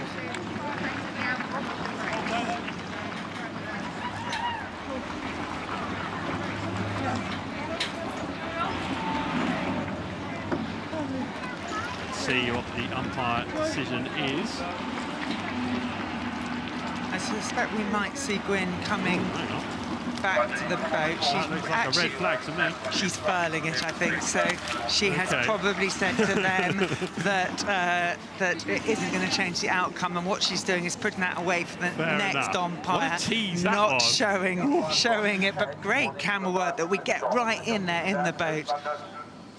Yeah, that red flag, she picked it up and turned her back on the boat. That's the flag we were anticipating, a white flag. And the result stands then. It's the Dutch who win the Town Challenge Cup. The Double Sculls Challenge Cup next up on the water. McGuinness and Reinhard of Australia on the Berkshire station. And on the Buck station, we've got the New Zealand double here. Finley Hamill and Benjamin Mason. Yeah, we've got the Waikaris against Rowing Australia, or the Waikari Rowing Club against New Zealand against Rowing Australia. I think this is one of the stewards' pick of the day. Was pleased to see this battle, and of course one of these athletes is going down the course twice today, because Finley Hamill extraordinarily beat Ollie Zeidler yesterday in the single scull, right in front of the crowds, rode back through Ollie, and he's going down this course twice again. Yeah, one of the big shock results yesterday. So an Antipodean battle here, a trans-Tasmanian battle, a bit of rivalry going on. The New Zealanders down a fraction on the Australians Oscar McGuinness and Mitchell Reinhard. Just half a length down. Yeah, and I umpired this Australian boat yesterday, and they were on the other side, other station. But again, they had a really fast start, and that allowed them to control the GB boat that they were working against at this time. So a real advantage in this side-by-side racing if you can get out fast. Beat the Belgian pair in the semi-final yesterday, the Australians. It's a long time since the Australians have won this double scull. So you remember Cleary and Antill back in 2022, the last time an Australian combination won the double. And they will be looking to do that again this morning. And looking how they've started this race, Sarah, they'll be fancying their chances. Yeah, well, keep an eye on it. I think it's side by side again at the moment. You know, the Australians did get out. They definitely got to that first marker, but the Kiwi boat is staying in there, staying with them, pressing their way through, and it looks to me like it's pretty level at the moment. So the New Zealanders to the left of your picture, you can see there in the bow seat, Finley Hamill. They beat Jones and Bean of Canada in the semi-final yesterday. Australians continue to lead, and a good lead as well at this stage, isn't it? A nice length lead there for them. Yeah, I think they've actually done a push there, the Australians. Yeah. They've gone up a little bit on their rate, and they've decided to try and kill off the Kiwis earlier. Maybe they watched the Finley Hamill's single scull races and knows that he's got a finish and wants to get the distance on here as well. Or maybe there's confidence from the fact that he has got so much racing in their legs, and they think if we're going to make him hurt early, if we can push it earlier, will he really want it enough, or will he want to save something for later? And that's a predetermined plan, is it? With McGuinness and Reinhard potentially, they've had conversations about. They said actually, just looking now, the New Zealanders have come again and sucked the Australians back in. Yeah, it's interesting, isn't it? And when you look at McGuinness and the bounce seat of that, he just seems to be dropping his head a little bit. So I wonder how much it's costing him for pulling the finish a little bit onto him at this stage rather than pushing as they were. They absolutely threw everything they had, I think, in that last 200 metres at the New Zealanders, and now the New Zealanders have responded. Yeah, look at that move from the New Zealanders there. Good power, and that hasn't taken them very long, has it, to zip by in the outside lane. Nicely done there from the New Zealand boat. They're the fastest moving boat on the water right now. Yeah, this is really interesting, isn't it? When you can see that, look at that, how they're talking to each other, they're picking it up beautifully, they're going over this slightly choppy water with their blades just skimming underneath the surface. Nothing picked up more than you need to, no depth in their blades. And looking at Australia, you see there they've gone again, but they have lost a little bit of their steering. They've lost where they are on the course, I would say. Look at that, that's John Hedger, the umpire. And just keep an eye on the Australian double. It just looks like that press, that move, that attempt to kill off the Kiwis is costing them. Yeah, so smoother in the New Zealand boat at this stage. Just the signs of being a bit ragged in that Australia boat, the fatigue. It may be smooth, but believe me, it's costing them.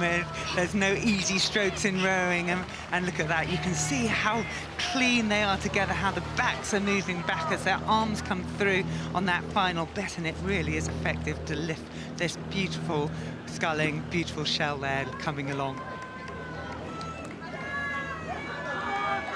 So New Zealand leading. This is the final of the Double Sculls Challenge Cup. And it's Finlay Hamill and Benjamin Mason, the two 23-year-olds, both of whom have been to Henley Royal Regatta previously, and are looking good at this stage as they move in front of the stewards' enclosure now, which is already busy. Big crowd in again today, as there was yesterday for the semi-finals day. The rain has stayed away, around about 20 degrees, and the New Zealanders enjoying the conditions and will be enjoying the feeling of the lead in front of stewards. Australia haven't had their last say in this yet, though. Oscar McGuinness and Mitchell Reinhard trying to force some sort of discomfort for the New Zealanders, but away they power. And barring catastrophe now, it'll be them who come away as winners. Australians are still going for it, aren't they? Absolutely, you've got to fight to the line, haven't you? Make sure you can stay on it. But look at that, beautifully timed by the Kiwis. Finlay Hamill and Benjamin Mason winning the Double Sculls Challenge Cup here at Henley Royal Regatta. Celebrations for them. Very well executed race. Look at that, amazing how much it's cost both, and respect from both these crews. You can hear the cheers, but also this look at each other. They have been in a battle and they know it. So the trans-Tasmanian rivalry. It was the New Zealanders who come out on top. Let's see McGuinness and Reinhard there. Here are the winners, Hamill and Mason. That winning feeling. Coxless fours is what we've got to enjoy in the next couple of moments, and lots of people here to enjoy it. Look at those crowds. Finals day, Henley Royal Regatta. So that's how they got here. Sydney beating Thames Rowing Club B yesterday. And Thames Rowing Club A beaten by London Rowing Club. So it's a hard luck story for Thames Rowing Club, who don't feature in this final, Camilla. Sydney Rowing Club and London Rowing Club most certainly do. Indeed, and Sydney back here trying to win for the first time since 2019 with the same coach on board. So Franz Imfeld coaching this crew from Sydney, looking to snatch back the Wyfold Challenge Cup at London. Absolutely the domestic favourites here. Yeah, great effort to see away Thames A yesterday in the semi-final from London.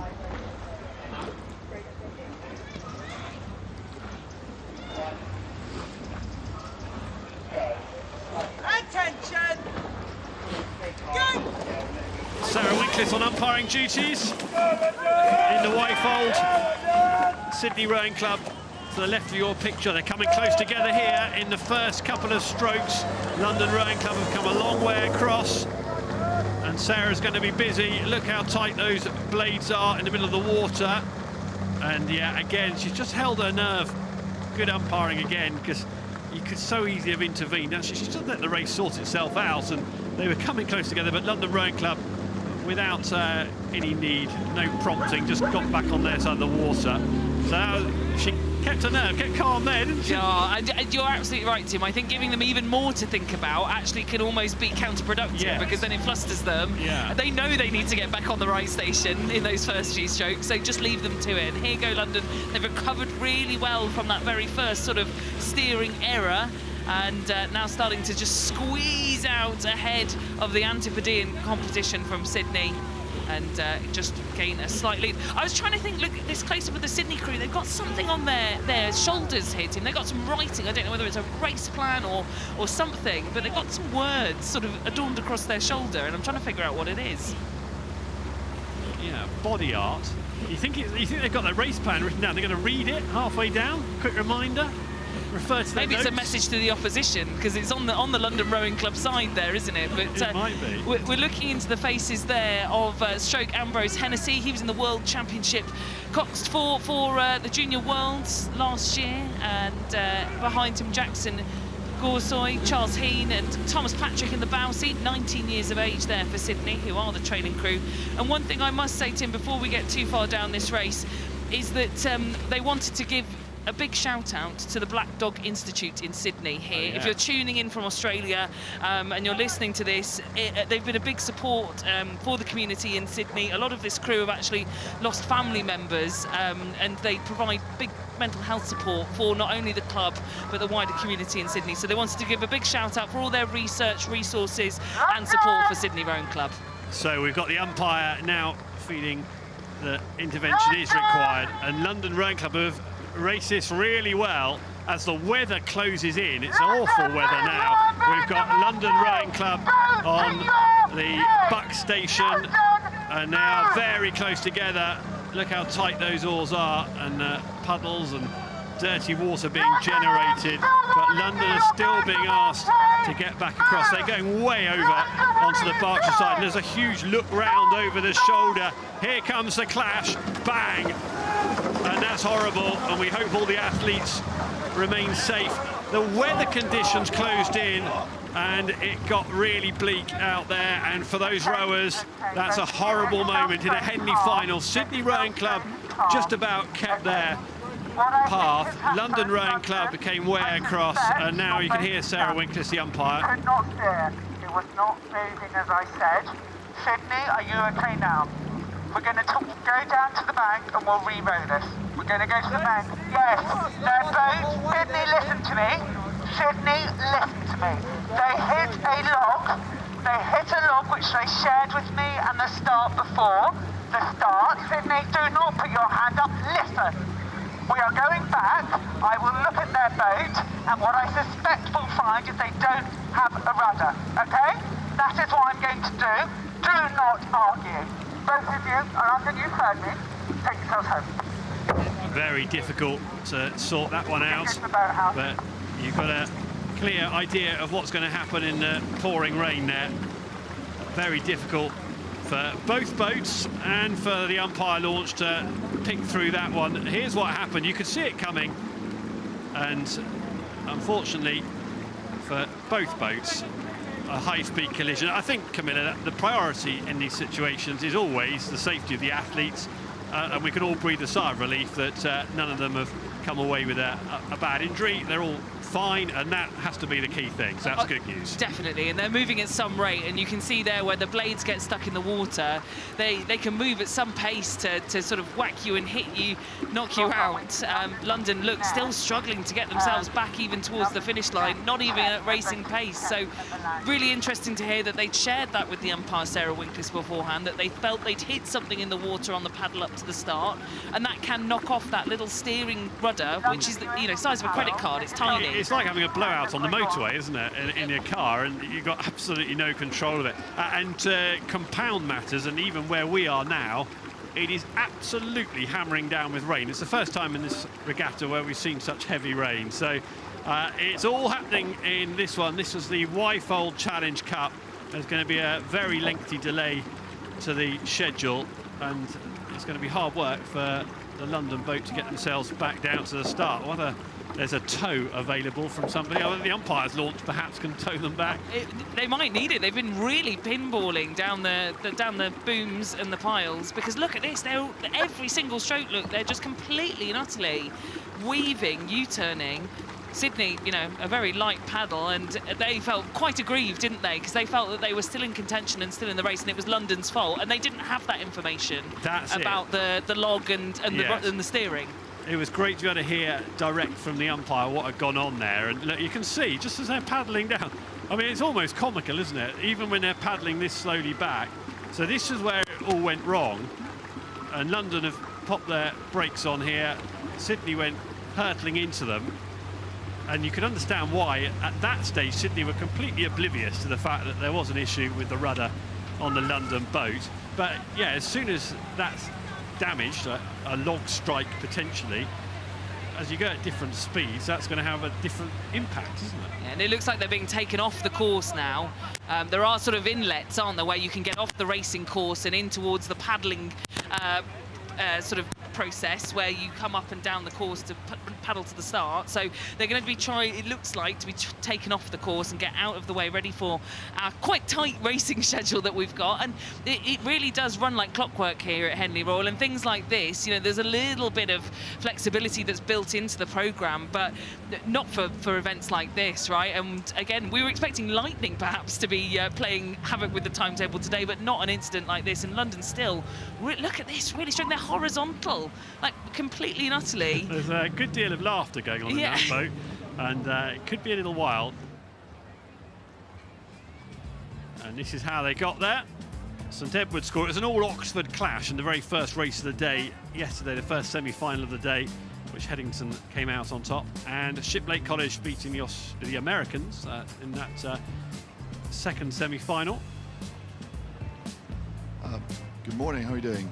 Good, Adrian Cassidy here alongside me, swapping places with Camilla, and that was a bit of drama for us, wasn't it? It certainly was, Sarah, did you get wet getting to the commentary box? I was worried about your hair, Adrian. I got in just in time, luckily, this as well. Phew. It's going to be interesting. It's the first time Shiplake ladies have made the final of this event. although they've won the quad in 2021. And Headington have been here twice and won both times, so this is going to be an interesting race. Seems quite calm down there. The wind still looks quite still after that big squall we just had. So it really was an immense shower during that last bit of drama. I won't call it a race because the race wasn't completed, but we've got the boat trying to get off the course from the previous race, the absolute chaos that ensued during the Wyfold Challenge Cup, and that London boat limping its way towards the finish line. They need to get that right off the course because it's I know it's 5 minutes away of racing, but nonetheless better off getting that right off the track before they start the next one. Yeah, so the girls are probably totally unaware of what's happened down the course, and they maybe don't quite understand why they're being held down at the start. The Shiplake girls seem relaxed enough. A few photo ops there, smiling at the cameras. Well, they've probably been told they're in for a bit of a wait. We can see at the finish line end the course being cleared. That really was the most bizarre couple of minutes, wasn't it? It's perfectly in keeping with the weather as well, wasn't it? Just as the weather closed in, it was. The two boats collided. Hopefully we'll have a smoother race coming up. Yeah. And we haven't got any news yet of the arrangements for the rerun of that race, but that'll be sorted out. And we can see here from the commentary position that the London Rowing Club 4 is just about coming off the course with the umpire launch behind them. They're going to have to pick the boat right out the water, aren't they, and have a good look at that rudder. And see what the damage is. I don't think there's much doubt there is some significant damage, though, looking at how they're paddling past us now. They're definitely limping. Right. On the starter's orders. Yeah, Hughes has reached Temple Island. The course is clear now. And we can focus in on the Prince Philip Challenge Trophy. This is Headington School against Shiplake College. Headington School with a defence coming up. They won it in 2024, beat Row America Rye. What can they do this time on the Berkshire station? So away they go. A couple of kilometres of hard work ahead. Clean start from both crews there. Off that nice calm flat water on the side of the island. Just watching Shiplake, these both boats have had really good weeks, shown what classy outfits they are. Yeah, they haven't really been tested so far, have they? Yeah, and that's what's fascinating about this race is I think they will be tested today, both of them. So. I mean, they've raced each other quite a bit. The schools head of the river race, Headington won and Shiplake was second. At National Schools, it was the other way around. And Headington are yet to beat Shiplake side by side this season. So this might be the day. We'll see what happens. Good clean. There's Headington slightly ahead, but it's still early doors. Yeah, very early stages of the race. Headington School on the Berkshire station. You can see there in the white and blue. Absolutely level pegging. With the maroon, gold and black of Shiplake College nearest to the camera. Nothing in it in the opening minutes of the race. Got the experience of Dan Badir Safdari, who coached the quad here with the girls at Shiplake in 2021. He was a product of the world-class start talent ID system for rowing, so having been picked for rowing, he's now become a coach. He's making that legacy of that program is still carrying through. And then for the Chris Hermes is a coach of Headington School, and they've won this event twice. And just while you were talking, Adrian, Headington have taken a grip, moving up to half a length lead and extending as well. Yeah, they've hit a good rhythm, haven't they? Just slipping away every stroke. You can see the stone sliding away. They've won it, Headington, 2 of the 4 years since it was first introduced, this competition. 2021 it was brought in, the Prince Philip, and they've won it 2 of the 4 occasions. And looking good to make it 3 out of 5 here. It looks like Shiplake have managed to stop the rot a little bit with Headington. So their barrier is saying they're just under half a length. Shiplake have never won this previously. Beat the Australian boat in the semi-final.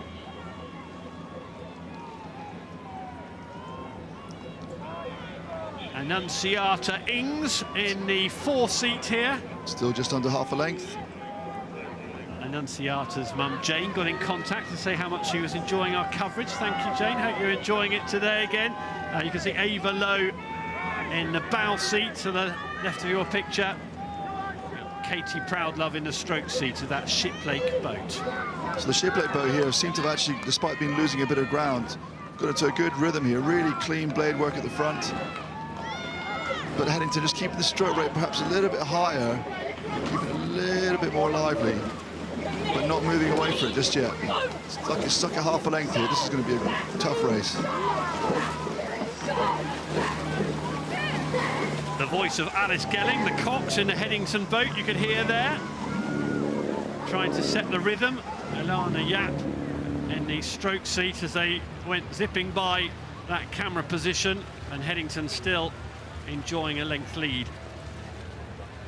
The clues converging. Yeah, a little bit, and you sense there's going to be a decisive move coming pretty soon, don't you? Either Headington get further ahead or Shiplake really battle their way back in. Yeah, sticking at half a length does add pressure even if you're up. And Shiplake will know they've stopped the rot of the early start, but they're going to have to start pegging their way back to get themselves into the race for the finish line.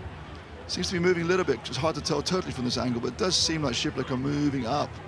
And Headington having a bit of steering issues. Actually, both crews having a bit of steering issues there. Yeah, they're coming close together here, and Headington have come a long way across onto the wrong side of the water. More problems for the umpire. This is the Prince Philip Challenge Trophy, and Headington have come all the way across, and the umpire asking them to get back onto their side of the water. And Headington needs to move away soon. Just got them in time, because Shiplake there, that was encroaching on the wrong side of the water. That was perilously close to another clash of blades in the mid-race. It was. Shiplake moved across first, and Headington they're coming again, Headington. There's still issues with their steering. Watch those blades carefully, because they're very, very close in the middle of the water. Shiplake are also quite close to the middle, to be honest, as well. Yeah, Headington need to get themselves across. It's pressure on the steering here.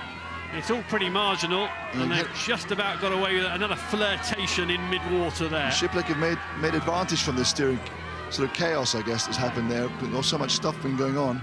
Looks like Shiplake have come level. That could be so costly, because Headington definitely had a meander out into the water, and as you always say, every time you put the rudder on and change direction, it slows the boat up, especially in these big boats. That's cost them dear, hasn't it? Because here comes Shiplake striding through. Now Headington now still up a bit, but Headington now are going to have to get into a solid rhythm once the boat's level and straight again and try to attack back.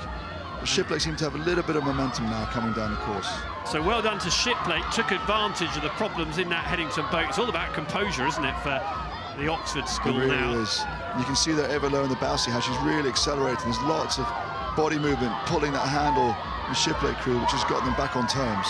Yeah, Headington are fighting back now. They have kept their composure, regrouping and going again and pulling up level, and now past Shiplake. I wouldn't want to call this.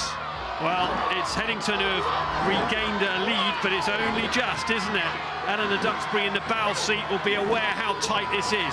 Both boats neck and neck. A really tight race as they come in front of stewards. A big final. Headington trying to defend their crown here in the Prince Philip. They won it in 2024.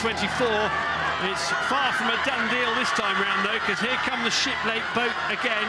Ava Lowe, the 17-year-old, you can see her in the bow seat, fighting to the finish. I think it's time to throw in the kitchen sink, isn't it? For both, yeah. It's such a tantalising finish here. A little glance over the shoulder from the stroke seat, Eleanor Duxbury, and Headington now working. It's very, very tight. From there. That's amazing. It's such a tight race. Another dramatic final. The toughness these girls have showed is unbelievable. There's nobody giving anybody anything. So Headington on the Berkshire station in the white and blue.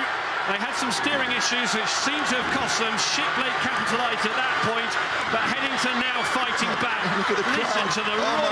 Watch those boats. There's a foot in it. How tight is this? Headington on the Berkshire station to the left of your picture. Shiplake College seem to be driving on. They've got a little bit more fizz about their finish here. Here we come. And it's going to be very tight. Headington, have they done enough? Yes, they have. Headington defend their crown by a couple of feet. The margin, a dramatic race, a very dramatic final, the Prince Philip Challenge Trophy, and Headington, as they did in 2024, win it in 2025, make it 3 wins in 5 years in this event. But that was such a tight finish, and they really had problems, didn't they, with the steering, which just gave Shiplake a great chance. They seem to have taken that chance, but back came Headington. I've got to say, once the girls got their composure back and just got themselves ahead again, and then Shiplake seemed to come back again, and the last 10 strokes, somehow Headington just slipped out to a canvas.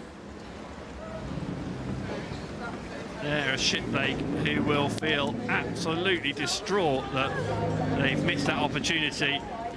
Such a great race. It just hurts so much more when you haven't won. Here we are. There go Headington over the line, and not very far behind at all, Shiplake College. Brilliant race. That's amazing. They'll never forget that race, either side. There's such a contrast, the joy of victory and the bittersweet taste of defeat. Thank you for having me. What a morning of racing. There's been so many exciting races, and I'm sure we have more to come before this lunch break. You're looking at the tree there, how these crews got to this point. International wall-to-wall crews. New Zealand, the British crews were here as well, and the Spanish. But today it is the Dutch versus the mighty Greek double here in the blue. Jong and Boonstra in the Stoner over Anastasiadou and Fitsiou of Greece. Netherlands versus Greece. Go. Get ready, please. Conditions look nice there at the moment, Grace. They do. It's looking like perfect water here, and I think we've lost the rain as well, so I'm sure the athletes and the spectators will be enjoying that, but you couldn't ask for much better at the start line right here. Attention. Go! Powerful start, as expected from these high-level international crews. They'll know each other well. They will. Really punchy starts from both, but I think it looks like the Greeks are a little bit higher, a little bit ticking it over a little bit more, and you can see them slowly drifting out, and hopefully they start to recorrect that so they don't get in too much danger out of this start. Well, nice correction there. Tricky rowing against the stream here on the River Thames as they power towards Henley. There we are, right down the end of that course if you've got good eyesight, but heads up through the opening stages, and the Dutch just got a canvas. They do, but good starts on both crews. They've both got quite different techniques. The Dutch are quite front-ended. It looks like they're quite long at the front and then quite upright. Whereas when we look at the Greek double here, that look a little bit close to the booms for my liking, they're quite aggressive through the back end. So it'll be interesting to see how they play that out and how that works for them later in the race. Huge Dutch contingent here, as we've seen some absolutely cracking Dutch crews. The 4 came down a little bit earlier on today, and we're going to see a lot more from them in the 8s later on too. I think their style of rowing is so loose, so relaxed, and it has been for kind of forever, hasn't it? It really has. I think it's a country that has such a defined rowing pattern throughout their international team, throughout their clubs. It's all they make it look effortless. I mean, this double over on the far side, the Dutch here, it looks like they're not putting in a lot of effort, but we know they will be in a lot of pain as they're in this portion of the race where they're kind of pushing out into their rhythm and making sure they sit on something that's capable to take them through that middle 1,000. Such a good shot. Look at those two crews, the contrasting techniques. Punchy from the Greeks, long and smooth from the Dutch. And that feeling of dropping the oar into the water, lovely to see there from the Dutch. You want as little movement as possible. You want to put that oar in for free and not use any energy. We're seeing that done so well there. I mean, absolutely wall-to-wall international crews here, but the Dutch should call out Boonstra in the stroke seat, got gold in that women's 4, broke the hearts of Great Britain last year in Paris, so she knows a thing or two about being in a elite high-pressure race. Yeah, I mean, both of these crews are great examples of how to move a boat, but you can see in the shot here, the Dutch bow seems to just run along a little bit flatter over the water, and it doesn't bounce into the water quite as much as the Greek double, who are just that little bit more aggressive at the back and a little bit more aggressive throughout the stroke. So I think the Dutch aren't doing much to slow their boat down at the moment. We're watching this and you want a thing or two about sculling, have a look here. Not much movement at all. They're dropping the oars in. They're squeezing their legs against that spoon in the water. Rowing's about levering your boat. Think about we want to tap it along every single stroke whilst applying as much power as possible. It's almost a contradiction, isn't it? It's the two things. It is, and the Greek double's doing really well here. It felt like the Dutch moved out, and it almost looked like to me that they were going to keep inching, but they're yet to be able to quite break free. And I think the Greek double know that now is a point, if they lose contact, it is very hard to come back. So they're doing all they can to stay on that stern of the Dutch double at the moment. Well, Greece have not had it easy to get to the final. We should point out they have raced and have actually beaten the British combination of Quito and Abuko yesterday, and they also beat the Spanish double the day before. So this is a long week of racing. They've got to get ready each day. They've got to get the hype ready, and they've done very well here to be in touch. Yeah, I mean, what an international, what a field of such high caliber this Stoner Challenge has this year. And I mean, to already come up against two really strong crews, and you're coming up against, but it looks like, I mean, they're a pretty gutsy crew. They're really giving it a go. You saw the bow seat just have a quick look over her shoulder to see where they are, and they're kind of keeping that high straight of rating. And it is working for them, but they do really need to make a decisive move now, because as we get closer to that grandstand, it becomes a little bit too late, but they look like they are on the move potentially. I tell you what, Grace, we were saying how good the Dutch look, but the Greeks have not let them move, and here we come through the 3/4 mile mark with really into the middle, the meaty part of this race. The Greeks are so fiery, and they've not let the Dutch move away. They really haven't, and we talk about efficiency and we talk about moving a boat with ease, but also if you actually just give it everything you've got, there's actually something to say with being really racy, moving the boat, and despite how you do it, I mean, it's about getting your boat from A to B, and it's you can see, oh, they're getting hit by quite a bit of wash here. Yeah, Boonstra in the stroke seat there did just call to Jong in the bow seat. They've got to just keep moving because the Greeks are coming. And it'll be interesting. The Dutch have looked really relaxed all race, but now the pressure's on them. They're going to start to be, and how do they respond to this Greek double who are really making quite a decisive move at this point of the race? Oh my God, I just saw a change in gear there from the Greeks. A wonderful shot from behind. There's a little look across from Anastasiadou in the bow seat, and she said, go, let's move. And they've squeezed up to about 3/4 of a length. They are on the move, and if they can get momentum here, it can be really hard to respond and sort of shut that down. Once you start getting momentum, you get this second burst of energy, and it almost looks like that's what the Greeks have now, but really the Dutch need to respond here and shut this move down if they want to make sure that this Greek move doesn't just take them right through them. I'm just not sure the Greeks have got anywhere to go. They look like they're rating so high up there in the top of your screen. Look at this drone shot. The blue of Greece versus the orange of the Netherlands. They are moving still. They've squeezed that to half a length. Have you got a response, the Netherlands? This is interesting. As you say, I'm not sure where to from here, and they still have a decent part of the race to go. They're not in that sort of final strokes, and it looks like the Dutch may have sort of shut it down a little bit, but it's hard to tell. This has been a very impressive and very gutsy early move from the Greek double. Well, the Greeks have not given up at all. Again, another little look across there from Anastasiadou in the bow seat. She has smelt the finish line, and they think they can do this. Oh my goodness, they are coming. The Netherlands are going to have to move now, otherwise the momentum is all with Greece on the right of your screen. It really is, and the Dutch still look relaxed, but now is the point to go, and they seem to be eating into the lead, these Greek doubles, stroke by stroke. And what can the Dutch do, who still look relaxed, but they need to go now? Are we looking at a photo finish? Because the Greeks have gone again. I didn't know they had that many strokes in their pocket, but they've seen the finish line, and they're going to be pushing the Netherlands right to it. We're not going to be able to call this from where we are. Oh my goodness! Wow. Whose was it? They're right next to us. Neither boats know. Arms and legs in the water. I tell you what, if Greece had pulled this off, that was probably the finish of the day.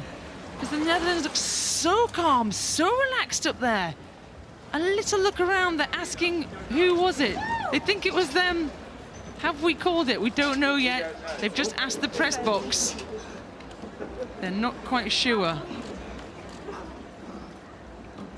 Let's have a little replay and see if we can look at that finish line.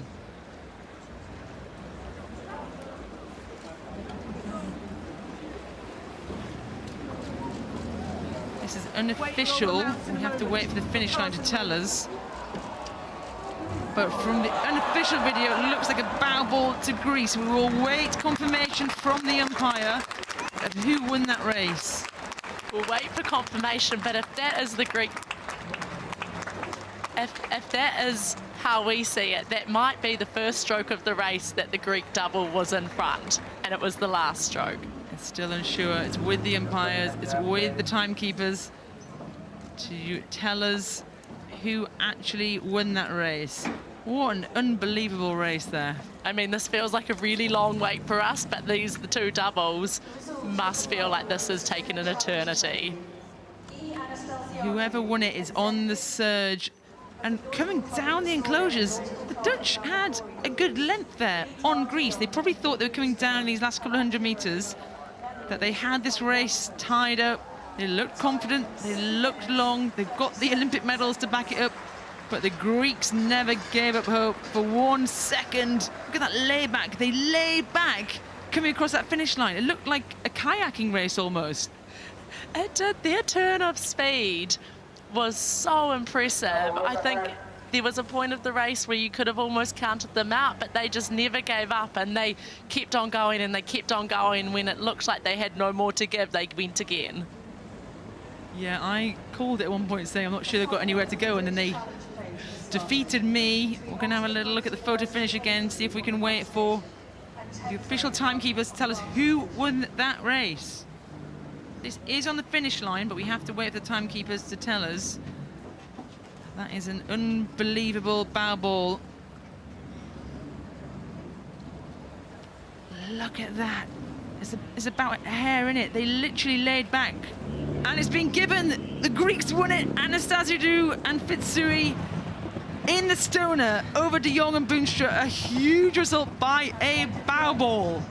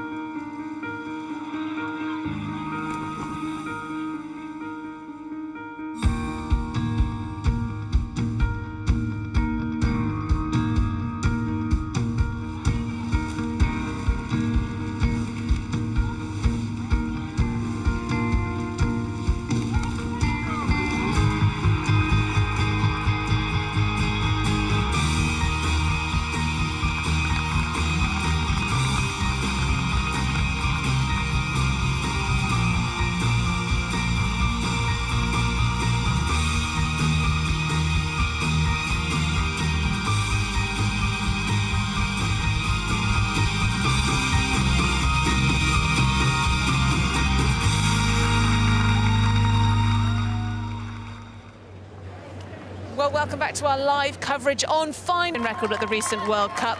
She's getting a great, lovely smile on her face there. She's pretty much cruised through her heats so far this season. She's an Olympic champion and has been almost unbeatable since moving to single scull. So good luck to Lauren Henry. She's taking place in her final this afternoon. But we have got 14 more trophies to be decided. So let's hand over to our commentators then, Martin Cross and Sarah Cook. Thank you, Ali. So excited for this afternoon. Let's really, the crowds, I can't believe the drama that's happened this morning. I'm Martin Cross, and with me is Australian rowing CEO and Olympian Sarah Cook. Delighted to be alongside you, Sarah. Yeah, great to be back in the commentary box with you, Mart, as always. And we have some incredible races coming up this afternoon, but of course that re-row up front of this afternoon's schedule. And thoughts on the Aussie 8 in the Grand? Well, I'm going to be very excited, and I might not have a voice left after that race, but we've got a couple of Aussie crews up this afternoon. But boy, I'd love to see the guys do it and take home the Grand Challenge Cup. So first up, it is the re-row of the Wifold Challenge Cup.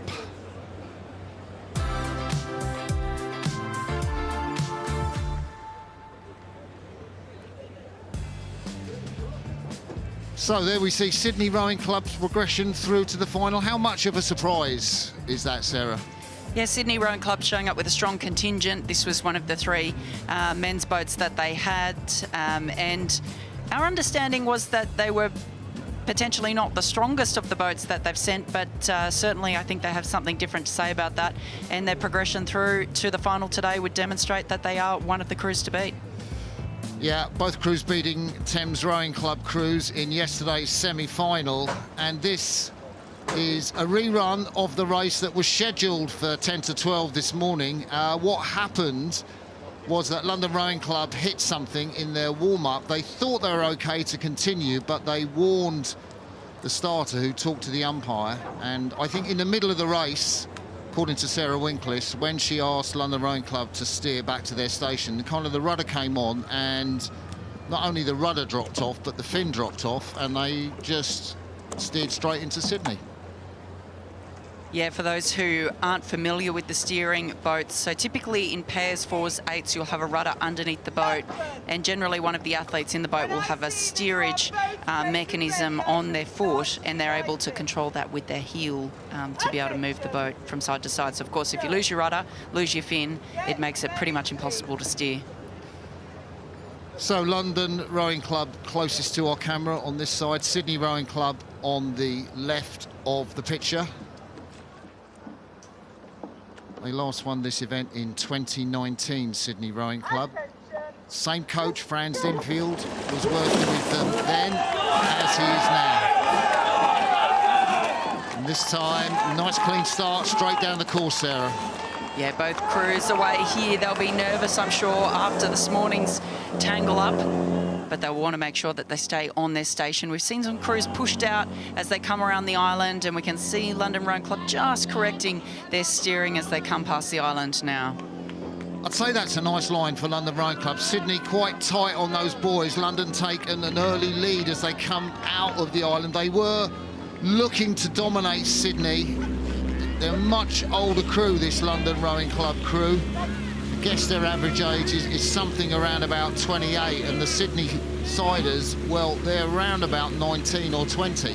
Yeah, it's a younger, less experienced crew, and the London Rowing Club crew with, I think it's about 25 Henley appearances between them, or 20 appearances between them. So a lot of experience, as you say, Martin, in the London Rowing Club boat, and we see that they've got a very early but significant lead on Sydney Rowing Club.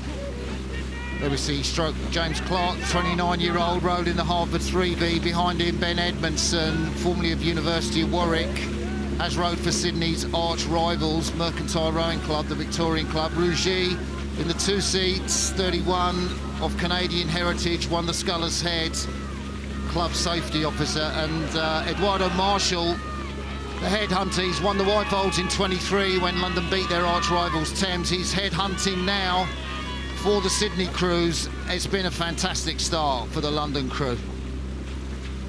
Wow, what a dominant early lead London Rowing Club have. Still very much in this race. They still, I think, have overlap just on the bow and the stern of those two crews. So if you're joining us from Australia, I don't know what time it is in Australia now, Sarah. It's sort of quite late at night, I think. But welcome to finals day at Henley Royal Regatta. To Sunday, we have the 4 men of London Rowing Club on the left of the picture, and on the right, the light blue vest, the famous light blue vest of Sydney Rowing Club. It's about 2011 at night on the east coast of Australia, so hello to those of you dialing in and joining us from Sydney. That London Rowing Club floor to be run really sweet. They've been very strong throughout the whole regatta, and Stu Heat there coaching them, the lad who won a bronze for Britain in the lightweight fours way back. He's rowed in a couple of Henley finals. And you can see, I really like what they're doing at the front. They really do grip the water, just a little squeeze, like pinch the boat. They get hold of a lot of the boat at the front. They're not very aggressive on the catch, but they're very quick. And I think that's really sweet. The boat's running on nicely. Yeah, as you say, really well connected through the front end there. We just see a little steering correction for London from the umpire, Sarah Winkless, but they're moving back onto their station and listening to the umpire, which is critical in these races. And Sydney Rowing Club's certainly no stranger to not abiding by the calls of the umpire in the past. But we won't dredge that up for all of you watching. But in the Sydney crew, we saw a look across from Thomas Patrick in the bow seat, 19 years of age, but 4 Henley Royal appearances before now. I know, that's crazy. I think he's a Brit, Tom Patrick. Been working as an Uber Eats driver in his gap year in Sydney. That's the lad with the white cap on. And there's a view. So Charles Hine was at Joey's, St Joseph's, Jackson Gurney, also at Joey's, now working for a chicken company called Ingham's in Sydney, which I gather are wholesale chicken suppliers. Do you know anything about that? Yeah, Ingham's is a huge business in Australia, so chicken empire. So very well-known brand in Australia. Ambrose Hennessy, the stroke man, the 19-year-old, won the junior gold medal in St Catherine's last year, stroking the Australian Cox 4, beat Italy and USA. So just a reminder, we're watching the re-row of a race that really came halfway down the track before this crew that's leading lost their fin and lost their rudder, steered into their opponents, or the boat veered into their opponents correctly from Sydney Rowing Club, and the umpire ordered a re-row, and London are now dominating this. London Rowing Club first won this event in 1860. The event only started in 1855. They won it 22 times, and last time in 2023, where I think they beat their arch rival Thames. And if nothing untoward happens, and we hope the fin repair holds good, they will win it a 23rd time today.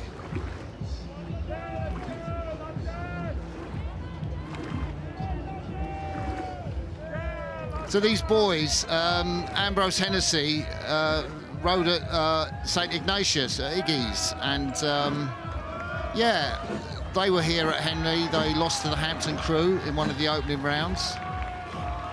I heard you got a bit excited in that race, Mark. No, couldn't be said. A great shot down this iconic vista let's here, Mark. see about why we are showing the rerun of this race, which should have been done and dusted pretty much by midday. This is the reason why.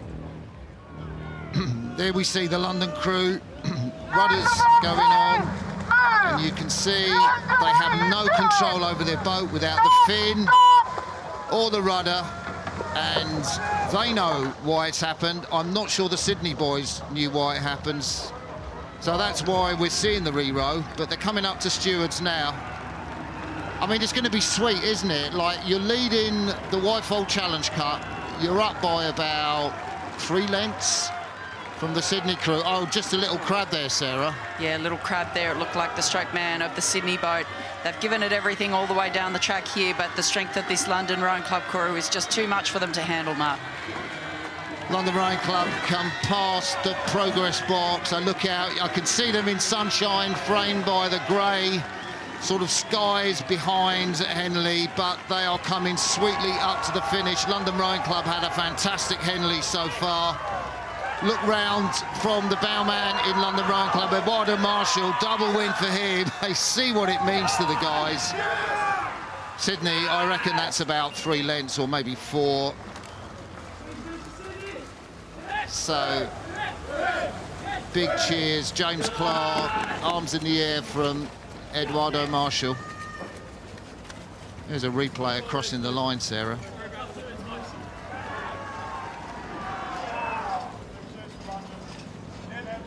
That's pretty cool. I think to have the time to celebrate like that is so cool, because if it's close, you know, you don't really know. There's the Sydney boys. Eduardo Marshall just congratulating Joel Cullen, the junior gold medalist in the stroke of the Sydney boat. So that was an unscheduled race, at least it was this morning unscheduled, but we put it in, lunch break was shortened at 2:20. But coming up, we've got the International Fours event with the Sinkoviches, the Stewards, the Wargrave for Club Women's Eights, the Princess Royal in singles, and we saw Lauren Henry just boating the Grand Challenge Cup at 3, the Big Eights race. Queen Mother for International Quads, the new event for... Oh, not the new event, it is relatively new, but for Student Women's Eights, the Island, the Visitors for Intermediate Men's 4, the PE, of course, for Schoolboy Eights, the Prince of Wales Intermediate Quadruple Sculls, the Diamond Jubilee for Women's Quadruple Sculls, the Remenham Women's Eights, and the Brit for Club Fours, and lastly, the sensation Finn Hammond from New Zealand going for his 2nd red box of the day up against Melvin Tweller of the Netherlands. Let's have a look at the stewards' enclosure there.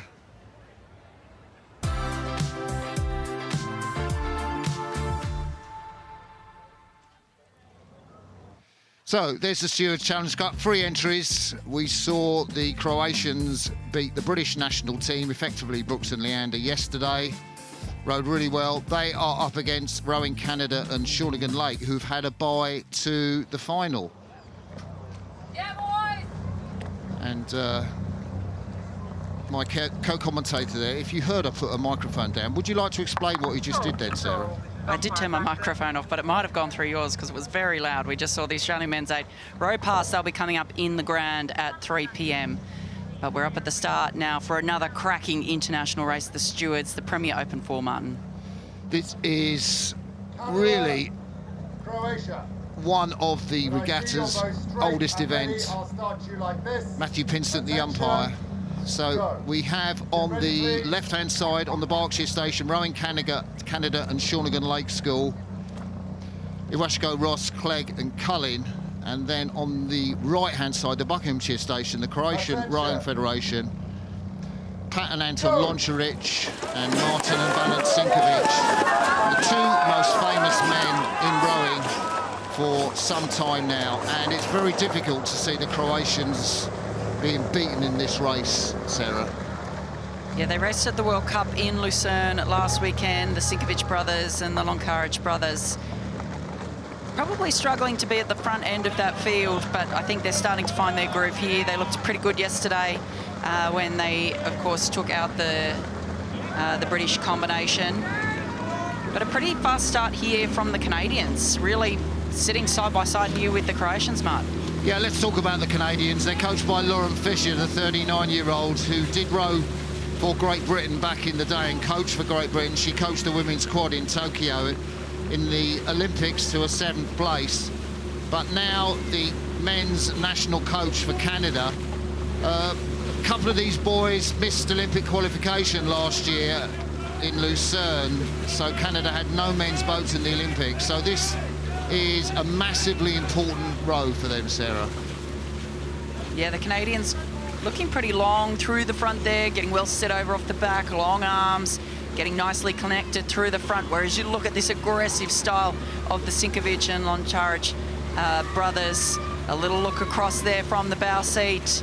Of course, these 2 men in the front of the boat, Martin Sinkovic, Valent Sinkovic, 3-time Olympic champions and Olympic silver medalists. Do you think they're going to stick with this boat, Mark? Yeah.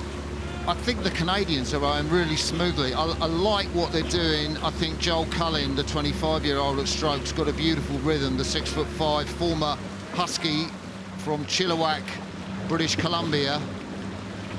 He rode 7 in that 8 that missed qualification. But the smoothness is just no substitute for the raw power. I mean, Martin and Valent Sinkovic, 35 and 36, they are putting through an incredible amount of power. I kind of like to see them a little bit smoother, maybe a little bit more aggressive, but that certainly is the style they've developed in this 4, and probably should take them to a first-place finish in this race. And is this a boat class that they're going to stick with now, or was this a special project for Henley? That's a great question. This is the boat class for Shanghai and the World Championship as yet another shower comes down. And we see up in the bows Pat and Anton Loncharic, 24-year-old twins. Anton Loncharic, such a brave attempt at the Olympic Games. They were there in the double scull because the Sinkovics told the Loncharic brothers, we want to do the pair, not the double. So the Loncharics switched from sweet rowing to sculling. It wasn't their forte, but in the semi-final, Anton Loncharic had a massive fever, and they weren't that quick.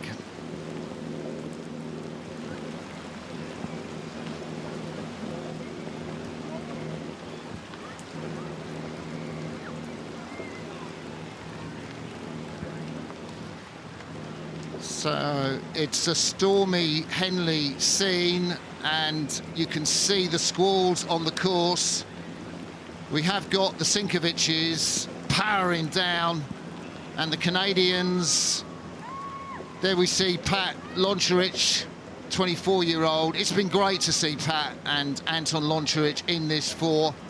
Really, they have not had, I think, the credit that they deserve. I mean, basically everyone looks at the Sinkovics, and I was guilty of that at the European Championships, talking to Martin and Valent, and you know, I think Anton came up and just sort of stood there, and I was like, I'm really sorry, but it must be like this, because everybody talks to Martin and Valent Sinkovic. They're such superstars. They won that incredible race against Great Britain in the Paris Olympics. They won that incredible race in the pairs in the Tokyo Olympics. They won that incredible race in the doubles in Rio Olympics, and then they took silver in the London Olympics. They are superstars of the sport, but Canada not out of it yet, Sarah.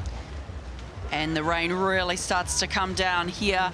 We knew it was going to be a stormy old day. The sun's out 1 minute, and then squally storms coming through. So we'll see how this race progresses, but still it is Croatia in the lead in this race. We've got a great shot there looking at the Canadians.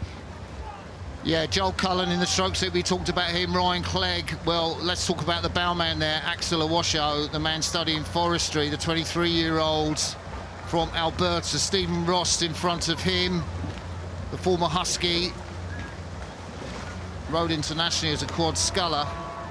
And then Ryan Clegg in the 3 seats from Newmarket, Ontario. These 4 men are pretty much, I think, the future of Canadian rowing, certainly for this year, for the World Championships. And it's a great row from the Canadians. They are within touching distance of the Croatians in biblical conditions. And a look round, not surprising, from Axel Awosho, the 23-year-old, just to check where they are. He needs to look the other way because they're very close to the Croatians, Sarah. Wow, look at the wind across the water, Martin. That is such tough conditions. You can see both crews fighting it. They're getting knocked around by those gusts as they come through. Both crews stepping. Croatia seeing the response coming from Canada, taking their rate up again. Yeah, Martin and Valent, we know how they can sprint. That last 500 in the Paris Olympics, where they took that gold medal, they snatched it from Great Britain. Their sprint was phenomenal. They've got an amazing sprint. And here they turn it on again as they come past the floating grandstand. They will never have rowed in conditions like this, but this is Henley Royal Regatta. Be prepared for anything. A look round from Pat Loncharic for the finish line. Croatia cross the line. They take the stewards. A brave row by the Canadians. Applause from the Loncharic brothers because they know how tough that race was, Sarah. Wow, what a race there. It looked like it was over for the Canadians early, but what a comeback to get themselves back in striking distance. But they ran out of room, and too strong for them today, the Croatians. The Sinkovics are the two most sporting guys in international rowing. Whether they come fifth or they don't make the final or anything, they've had bad results, but they always smile, they always congratulate the opposition. There's the Canadians, Awashko, Ross, Clegg and Cullen closest to us. Powering through to the finish, Sarah.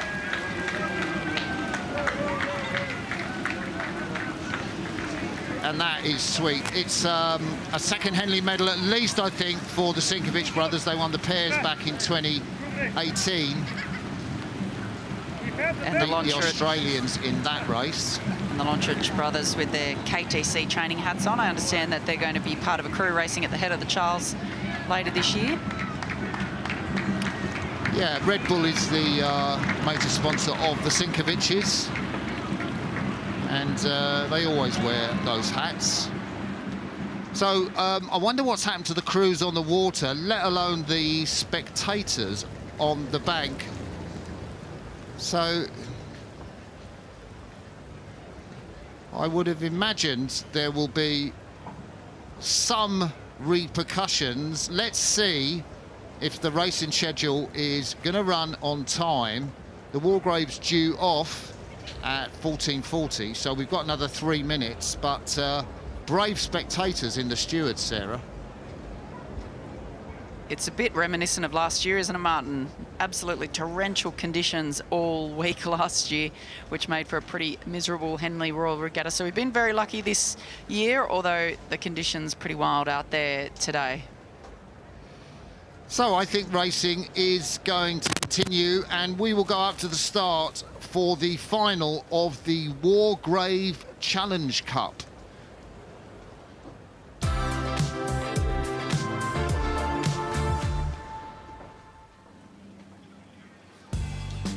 So there we see the route to the final, Sarah. Yes, Molesey Boat Club A and Leander Club meeting in this final. Thames Rowing Club A defeating Molesey Boat Club A rather defeating Thames Rowing Club A yesterday in the semi-finals. Leander Club defeating London Rowing Club A yesterday as well to make it through to this final.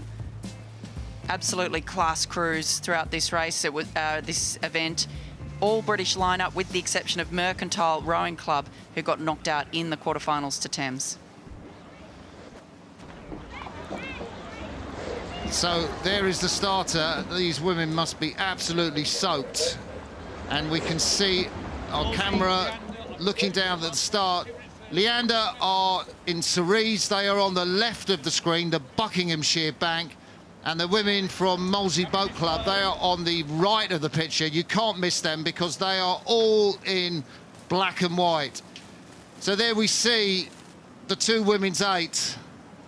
And great to see Leander in this final. We saw their men's eight have a fantastic victory earlier.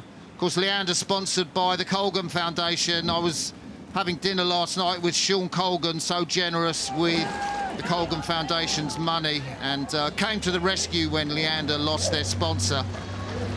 There we see, that is a beautifully smooth Leander 8, Sarah.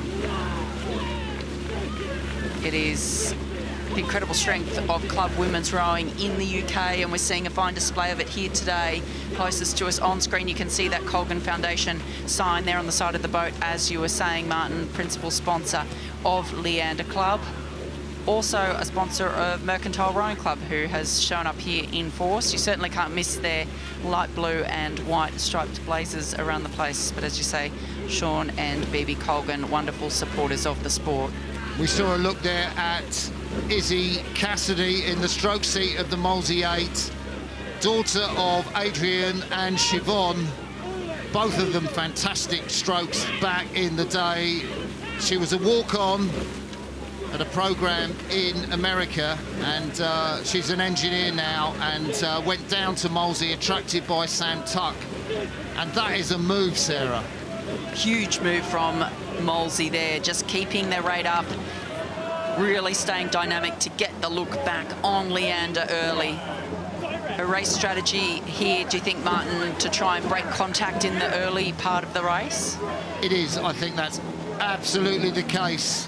They've got so much talent in this Molesey 8. The big foreman, the Welshwoman Angarad Broughton, 24 years of age. She was staying with a friend of mine when she was training at Molesey, and basically eats, sleeps and lives rowing. But she's such a talent. She's been in the Caversham squad, and she's come back to Molesey for the Henley season. Expect maybe to see her challenging for a place in the LA Olympics. And then her back to us, the crew on the right, the 19-year-old Liv Cheesemoor, Olympic silver medalist in the junior women's double last year.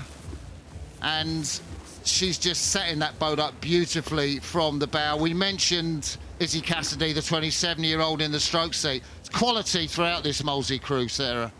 Unbelievable. Incredible strength here in the Molesey boat. I just like the way that their blades are just going in together. It almost looks like one blade from behind, those black oars just disappearing in through the front. To me, they look really well positioned as they've come off the back. They let the shoulders swing over the hips, and they're just ready to place those blades in and drive back together. Whereas perhaps Leander just looking like they're not quite as cohesive through the front end with that blade entry, Martin.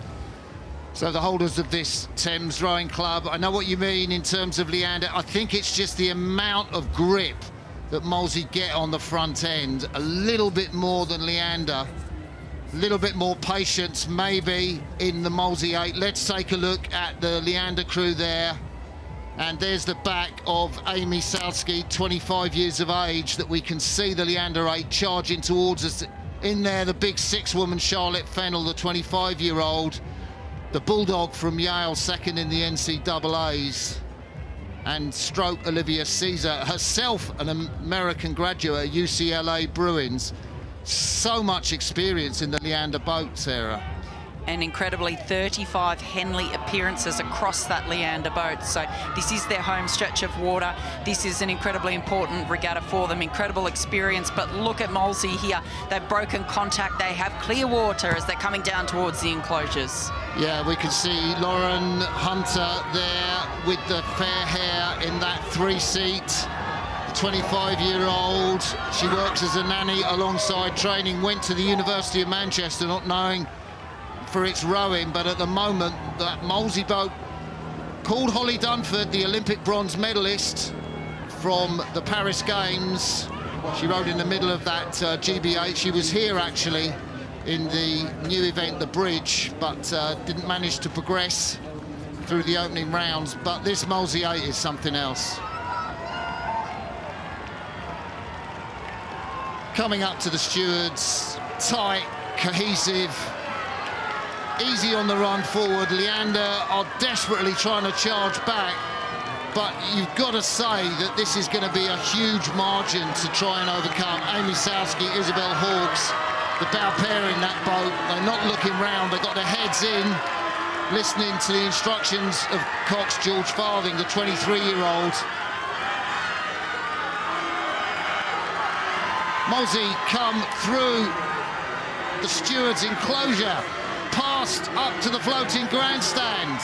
They are nearly there. This is a famous win for the Surrey-based club in the Wargrave Challenge Cup. This will be so sweet for these women. They cross the line. Molesey take it from Leander. The hands go up.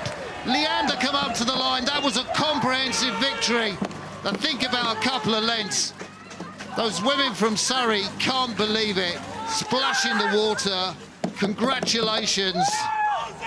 And the Warwick-based Cox, Omar Al-Mikadi, who was at Warwick University, the 25-year-old, taps the boat.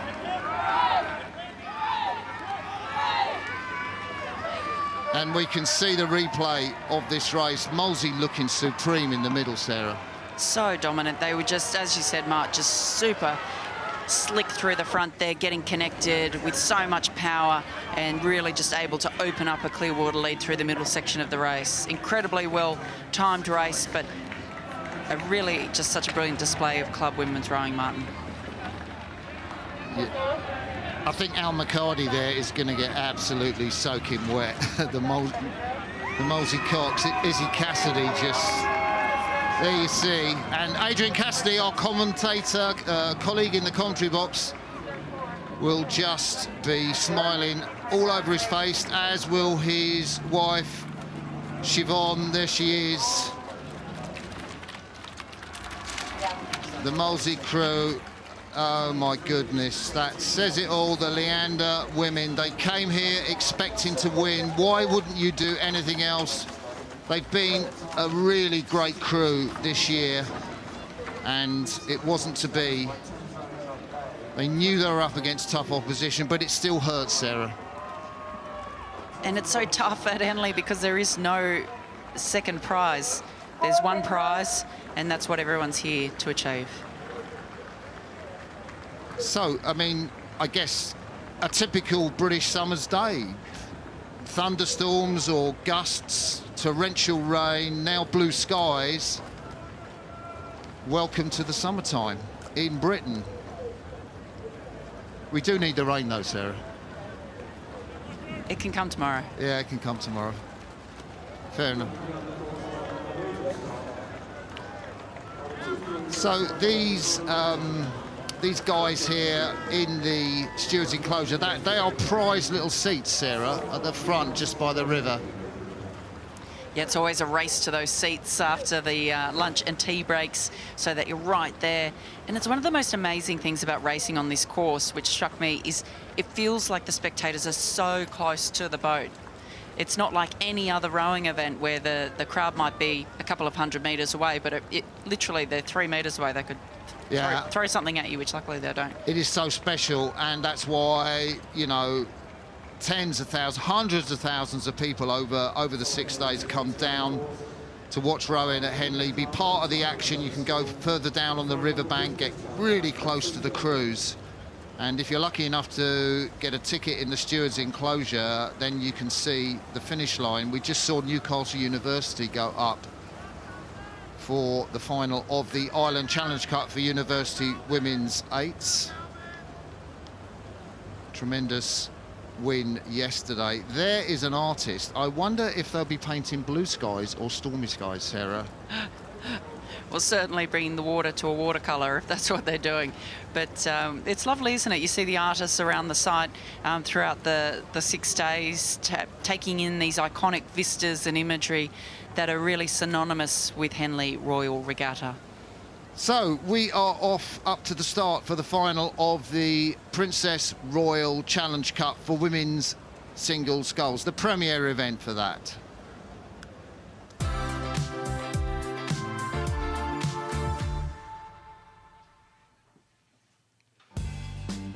So, two sensational scullers we have in the final, Nielsen and Henry. And Lauren Henry has progressed impressively through to the final, as has Frida Sandgaard Nielsen from Denmark.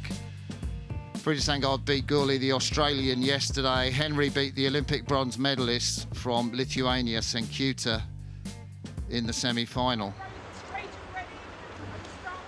So look at those orange Vs. How are the scullers going to use those, Sarah?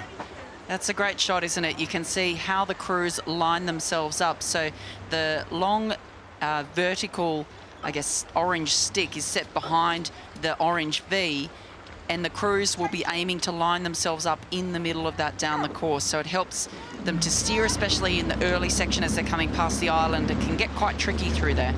So we are off in the final of the Princess Royal. On the right-hand side, she's gone off really so hard. Frida Sandgaard Nielsen, amazing athlete, 26 years of age.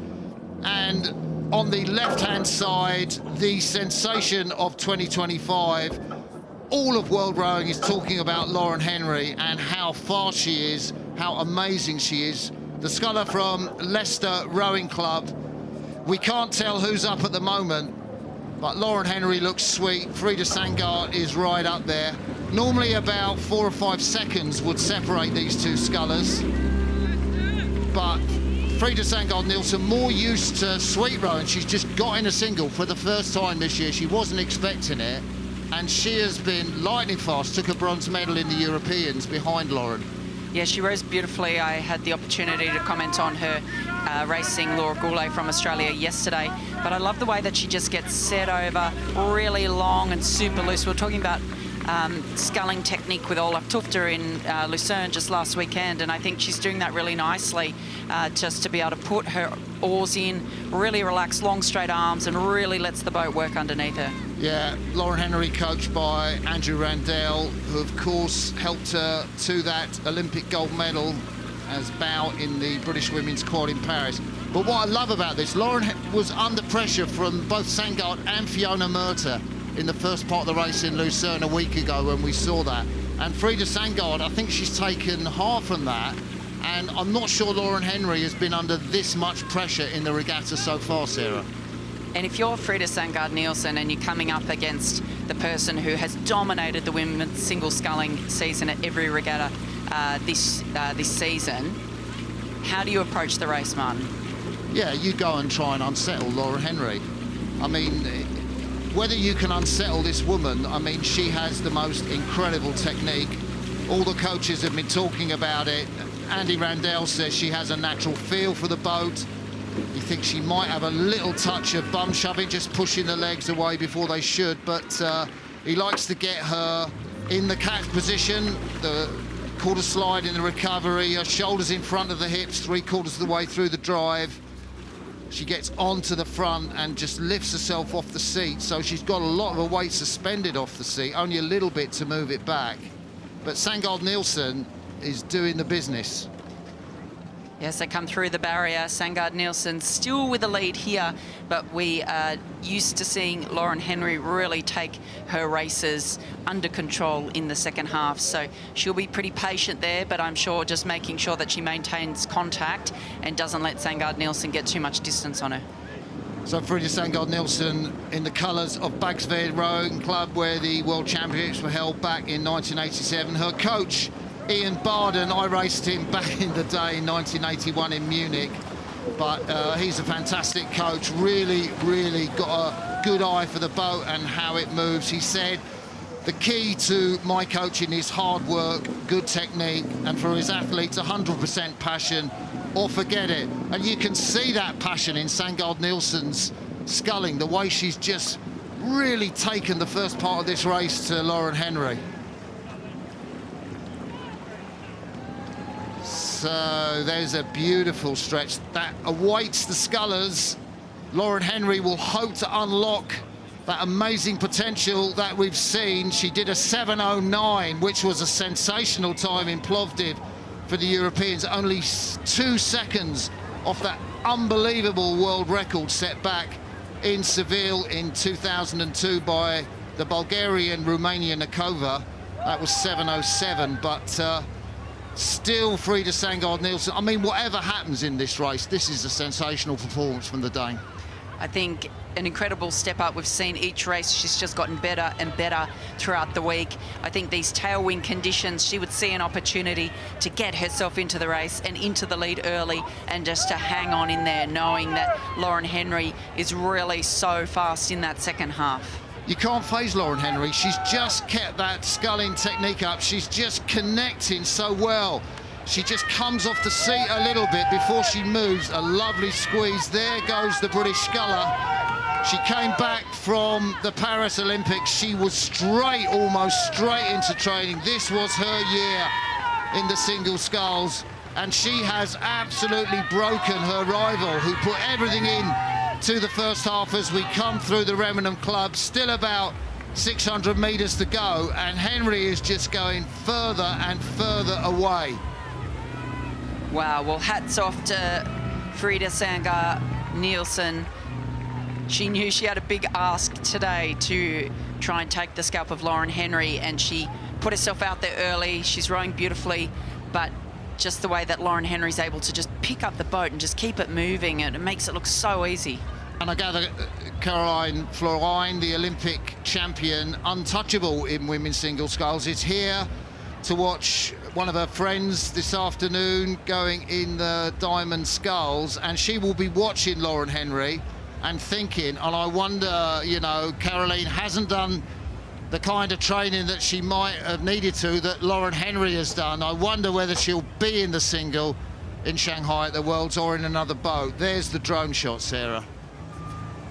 And as we hear the thunder, and definitely incredible conditions, really, for the athletes on this Henley course. Frida Sandgaard Nielsen, she is just trucking. But that amazing technique of Lauren Henry, the natural feel for the boat that she's got, has just taken her away, as it has done in all the races we've seen of her this season, Sarah. Yeah, and I mean, won't the British crowd be loving this, seeing their new single sculler, who has been so dominant, as you said, Martin, putting on a display here in front of the home crowd. She looks like she's sort of moved out into the middle of the course. She's coming down past the enclosures now. An incredible display of single sculling. You can hear the crowd showing their appreciation for her, as really this is a bit of a procession now. Absolutely dominant in the second half of the races. We're used to seeing her. Lauren Henry of Great Britain. Lauren Henry of Leicester Rowing Club on the left of the picture. Gwynbatten, the umpire, just telling her maybe to move over. She's a little bit in the middle of the course. Frida Sandgaard, I think her race is done. I'm looking now, Lauren has probably got about 20-30 strokes, Sarah. She's just unflappable, isn't she? She just is almost like a metronome, just keeps in her rhythm, doing her thing. She doesn't let those fast-starting boats get to her head. She just keeps chipping away. And then look at her now and the clear water lead that she's got as she comes down towards the line, Mark. She could be one of rowing's great all-time scullers. She's looking left, she's looking right. The finish is coming up for Lauren Henry. You can see what it's cost her. She really put the hammer down in the last 1,000 metres. And the sculler from Leicester City defeats Frida Sandgaard Nielsen of Bagsved Rowing Club, Denmark. And that was a tough, tough competition. She really had to do something special in the last part of that race. And as we say, thank you to Sarah Cook for taking us through those races. There's Lauren Henry just putting the hammer down, and no answer from the Dane. Lauren Henry just looks for the finish. You could see, I mean, she doesn't normally do that. So the pressure she was under was clear. She looks calm and controlled now. And we welcome Akil Abdullah.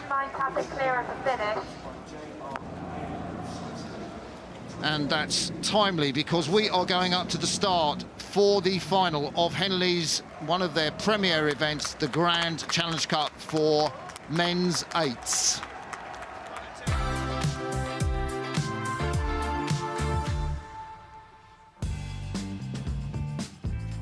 So fantastic semi-finals yesterday. Rowing Australia beat the British national team under a length, and we had a sensational race between Hollandia Row Club, who triumphed over Cambridge University, again by a narrow margin. Great from the light blues. But this Dutch 8, they row sweetly, they row so well. They are on the near side of the picture. Orange, you can't miss them, orange rowing suits. And the boys from Australia, green and gold, likewise. Both coxes with their hands down. Go! And we are off in the final of the 2025 Grand Challenge Cup. Australia on the Berkshire station, Hollandia on the Bucks station. Great start from both crews. Hollandia just gave it to Cambridge yesterday. Will they be leading when they come out the island, Akil? I don't know. It's always tough at the beginning of the race. You getting your legs down, just accelerating the oars through the water. And you know, this Dutch crew had a tough one with Cambridge, coming back a little bit in the semifinals. But right now, it looks as though they're trying to edge their nose out just a little bit and get there. Yeah, get that lead. The Dutch took a third of a length and they held it. They haven't quite got as much on the Australians, but Mick Macker and Jan van der Boy in the stern of that Dutch 8. If you look at the guy who shaved his head, Finn Florijn, the Olympic champion from Paris in the men's quads. His sister is here to watch him race. His dad, well, what he does is stroll around the streets of his hometown because he can't bear the pressure. And that's his dad, who's got 2 Olympic gold medals for the Netherlands. Sander de Graaf, the big man, he's also shaved his head there, we can see here. And the Dutch are really motoring. Yeah, they're really moving that boat. You can see the acceleration from the oar. Look at that backsplash right there. Really connecting, nice and long, staying strong. But it looks as though Australia is starting to take a move. Yeah, that's a great move from the Australians. But it's going to be punch and counter-punch. A look across from the Dutch bowman, Eli Brewer, the 24-year-old. Keep your eyes in, Eli. Australia will be ahead at the barrier. They first won this event back in 1912 when, as Sydney Rowing Club, it was the national team came over. The great Sid Middleton in the 6th seat. There's Alex Hill, an equally great Australian in the stroke seat. Olympic gold medal from Tokyo, silver medal from Rio. A great servant to Australian rowing, the 32-year-old, doing some of his best rowing this year, Akil. Yeah, it's a lot of experience in that Australian boat there, led by Alex Hill. He's going to want to cap off this week at Henley with the win, so we'll see if they continue to move. I think what this Australian 8 do, they're rowing in pretty much the same way that the 4 do. That's Nick Pender, who's up in the 2 seat, Fergus Hamilton, whose dad rowed for Great Britain, Austin Reiner in the bows of the Australian 8, and Alex Hill. They have killed everybody in the men's 4 this year. And they've got in the 8 with the likes of Jack Robertson and Angus Dawson, the former Coll alumnus.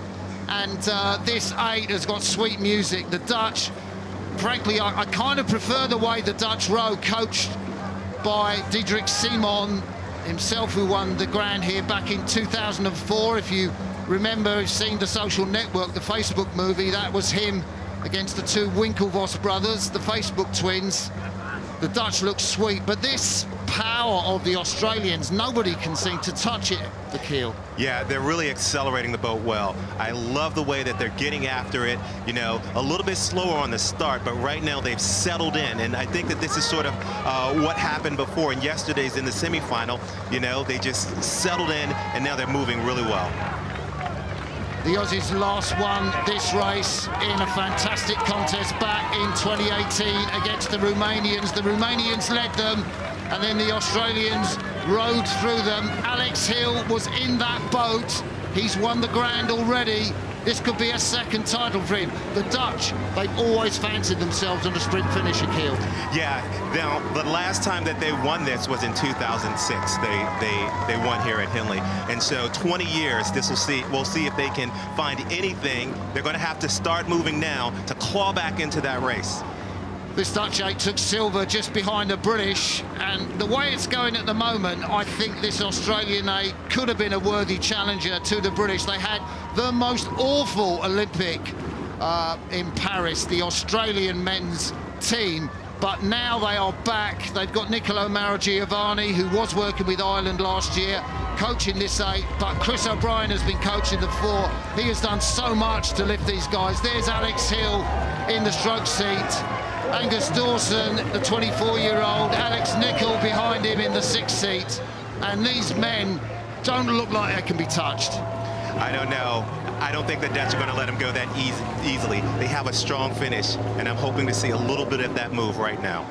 It's late at night in Australia, but if you're watching this Henley Regatta on the Sunday, welcome. We love to have you with us. As if you are watching in the Netherlands, I know there are a lot of Netherlands guys here watching the event around the banks, and Australians too.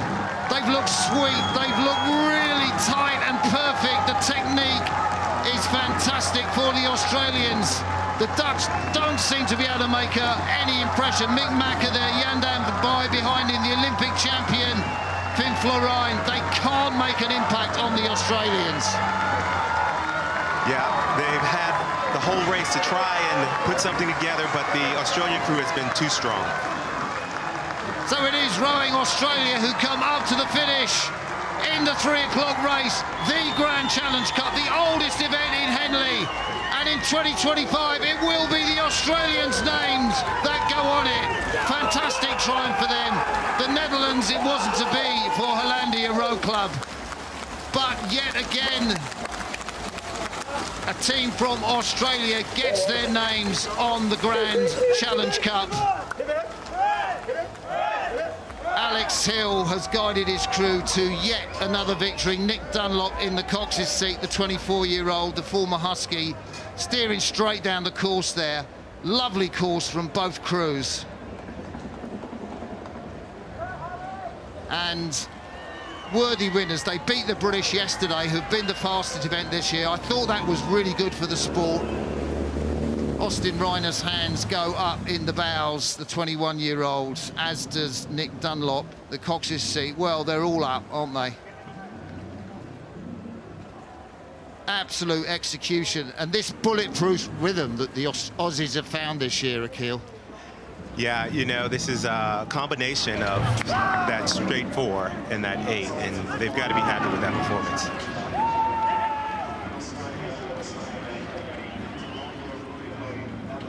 So we are now going to go up to the start for another race, also featuring Australia, this time with Britain, the Queen Mother Cup for international men's quadruple sculls.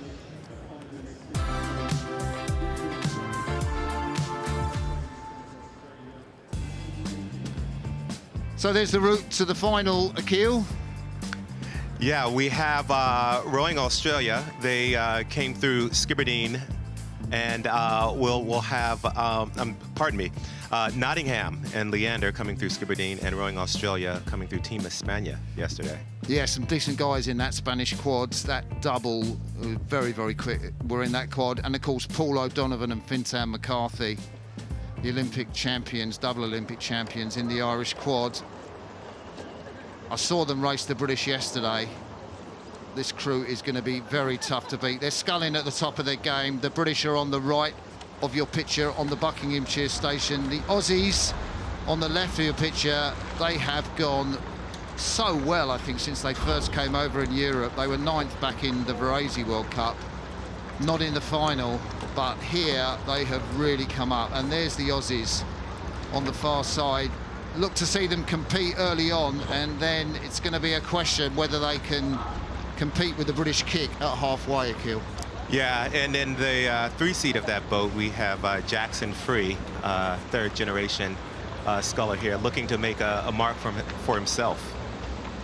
Yeah, Jackson Free, whose grandfather Reg represented Australia in '67 World Championships. His dad Marcus and Uncle Duncan, they raced together at World Championships and also here at Henley. Duncan Free, of course, Olympic gold medalist for Australia. I mean, what a heritage for the family. And the thing I love about Jackson's, or Jacko, if we can get familiar with him, he rows for the coolest club, Surfers Paradise. What a name for a rowing club. Quite brilliant, especially if you love surfing. So the umpire going through the start protocols ahead of this final of the Queen Mother Challenge Cup. Get ready, please. If you're watching from Australia, it's great to have you with us. Blackman, Daubney, Free and Rossi are those men, and in the British quads, Daffyd, Dixon, Haywood and Harris. Harris closest to us in the stroke seat. Oh, nice big long stroke from the British there. They were so measured on that first stroke. The Australians, they've gone off significantly higher, Akil. Yeah, and I think that's what they're going to need, because the British boat has done well. As you mentioned, they came in 3rd at the World Cup at Varese, so a lot of speed there. Yeah, great start. I would imagine that the Australians might just have a lead. So Alex Rossi has taken his crew off, the 23-year-old. He's a great cook, loves a pasta dish. We talked about Jacko, Jackson Free, Johnson Daubney in the 2-seat, raised on a dairy farm. The man from Swan River Rowing Club in Western Australia, and the South Australian Blackie, Nicholas Blackman, the 23-year-old, very much seen as a rising star in Australia. How phased will the British be by this Aussie start? You know, there's a lot of experience in this boat. I think that they won't be very phased. You know, this is what they've made it here through the semifinals. You have to remain calm. You have to remain relaxed. And right now, I think that they're just finding their rhythm, and they're going to settle in and move when they get their opportunity. See, the thing about this British boat, you can see the bulk, the size of Matt Hayward. I mean, he would have been pushing 650 watts off the start. He's well into like 500 plus watts. I mean, he is the big unit. And you've got Callum Dixon in the middle, the 25-year-old. Hayward's 27. And then really, like Rory Harris, he's an enabler at stroke. He just lets those big guys do their thing. Kettle Daffyd, such a fantastic personality. He's a real radiator. Whenever you're around him, he's so enthusiastic in the bow seat. They make the perfect combination. And with their coach, Christian Felker, who's switched from rowing to sculling, he's really smoothed them out this year. And, you know, the jerkiness that they had, they missed a medal in Paris. That quad is now sweet and moving, but Australia still lead. Yeah, you've got a lot of experience in Harris. 10 previous regatta appearances. He knows what to do, and he knows how to stay measured and calm. So we'll see what happens. But as you mentioned, right now you can see the bow seat, Nicholas Blackman of that Australian quad, and they are holding on right here. I mean, really, this is a fantastic level of improvement for these Australians. Credit to Dave Fermano, the Mercantile Rowing Club man, who has coached extensively in Australia and has now on the international team. The Australians had a big shake-up, understandably, after that disappointing run of results at the Paris Olympics. And this is a new-look Australian team. And I did not expect this at all, Akil. I did not expect the Australians to be leading the British through the middle of the case. They are sculling sweetly, so aggressively, their rates up high. The British need to do something special. Yeah, right now the Australians are maintaining control of this race. They're doing a great job of sculling, really working hard together. You can see just accelerating the oars through the water.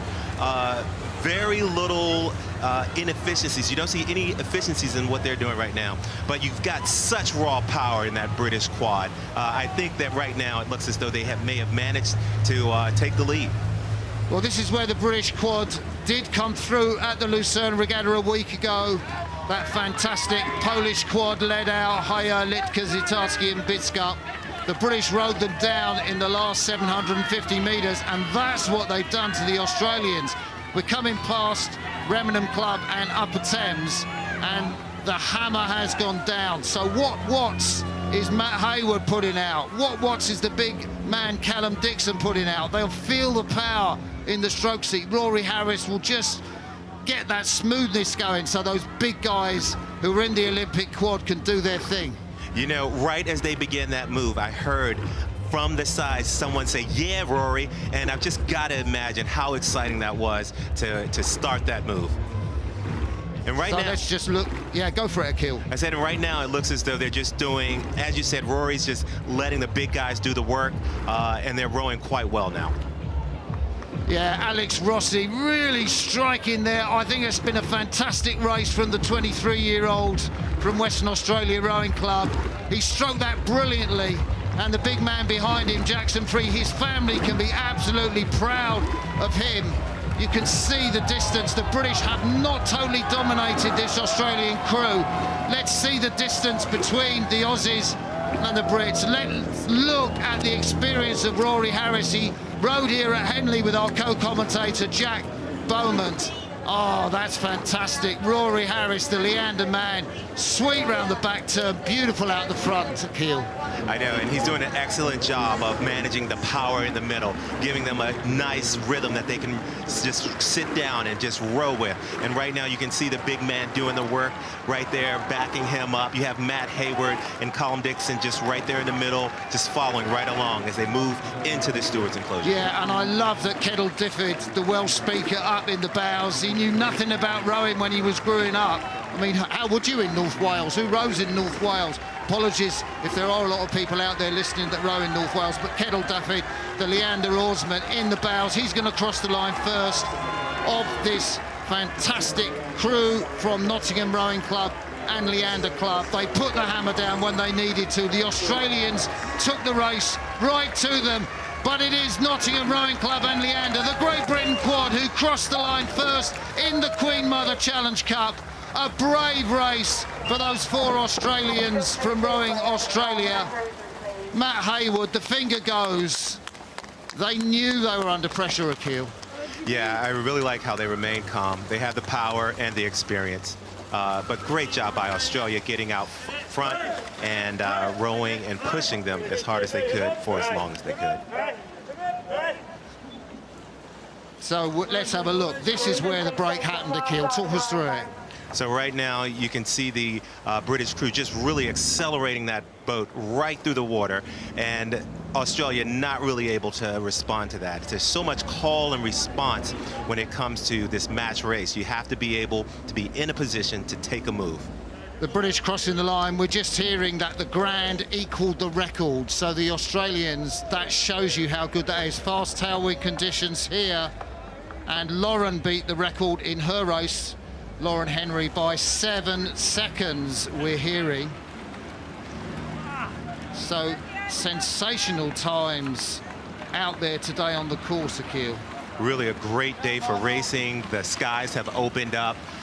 You see down the course just the crowds are back out now, and so I'm excited to see the rest of the racing. And Ali's been talking to Lauren after a victory, and maybe she might talk about the record. Let's see. Lauren, congratulations. How much did you enjoy that row? Definitely enjoyed it. It was tough. My forearm started to blow in the last 200 metres, so I was waiting for that line to come. But yeah, really enjoyed it. Free to put up a really good fight. And yeah, it was nice conditions out there today. Washy, but that's the joy of Henley. So yeah, really enjoyed it. She was ahead for a lot of the race. Were you always confident you could come back? Yeah, like that's, I guess, how most of the international races are played out. I'm not someone who feels the need to like front load my race. I'm quite happy to sort of sit in the pack and then move at the halfway point. So, you know, I was kind of felt that kind of plays to my strength, so I kind of felt that was what was going to happen. But yeah, I was pleased with it. You've won here in the quad in the past. How does it compare, though, winning at single sculls? Well, it's special. I mean, in 2021, as sort of a very young, naive 19-year-old, straight out of juniors, I came second. Well, I lost in the final of the single by 3 feet. So it feels really good to come back here and, like, you know, but it right today. And, you know, I think 19-year-old Lauren would be very proud of like what's come after that. I mean, it's always been my dream to be a single sculler, and that was kind of the first race that gave me confidence that I would be good enough to do it internationally. So yeah, I think looking back, I'd be really proud of like where I've come. And that for me was a start. So to actually win it was quite a nice, 4 years later, was quite a nice full circle moment for me. But yeah, really enjoyed it. And you know, it was a good strong field here this year. Lots of internationals came because it was straight after Lucerne, which made it even better. But yeah, really enjoyed it. Congratulations. Thank you very much. And Lauren smashed the record of her heroine, Janine Gamelin, by 7 seconds. 7:55 she did. Let's go up for the final of the Island Challenge Cup for University Women's Eights.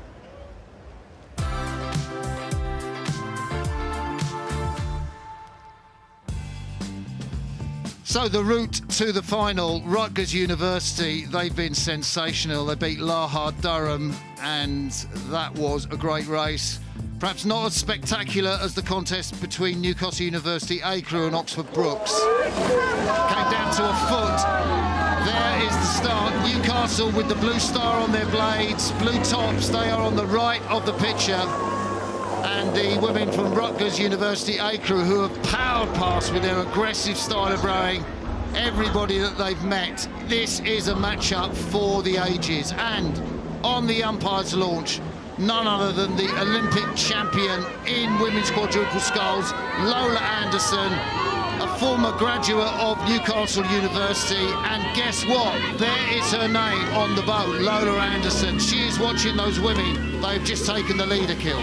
Yeah, and she's got to be, you know, impartial in the race, but I'm sure she's really excited to see these young women out here. Now, I've had a chance to speak to the coach from Rutgers, Justin Price, and he said that this crew not only represents their top boat, but the second boat as well, and that the team really worked as a unit. So their performance today will be a testament to the entire crew. Yeah, great coach, Justin Price. He's really turned that program around since he came in 2018. And just look at what Rutgers are doing to Newcastle. You can see the stroke Harriet Taylor there, the 22-year-old medical student. She's just starting her 4th year. And a shout out to Holly Hughes, who can't row in this Newcastle crew. She's a boat club captain all year. She's not eligible because she won an under-23 medal. But she is been a real star for the boat club this year. And they'll need all her inspiration, all Lola's good vibes in the launch, because this Rutgers crew, they have powered past every single boat they've come up against the keel. Yeah, they've had a great season. They came in 2nd to the University of Washington by 0.8 seconds, and they were 9th at national championships. So a very experienced crew, very seasoned, and they have been putting on a great performance all week. And in these fast tailwind conditions, and we're hearing that Molesey in the Wargrave event for clubs smashed their record in these fast tailwind conditions. If you go out quick in an 8, it's really, really difficult to be caught. Yeah, and especially in this situation, you know, you have this experienced crew, but, you know, never say never. This Newcastle crew, they got here, they came through the semifinals, and if you're in the finals here at Henley Royal Regatta, then the opportunity is always there. Coach Alex Lee, he's also their boatman. He's been there since 2015. It's great to see the support that the leaders of Newcastle University, the Vice-Chancellor and so on, have given to the boat club this year, securing their funding for one of the great Newcastle institutions. But for my money, they're never going to catch Rutgers. I mean, the legs must be screaming after that 1-foot victory over Brookes. Yeah, that was a tight race. They had to give a lot to even make it here.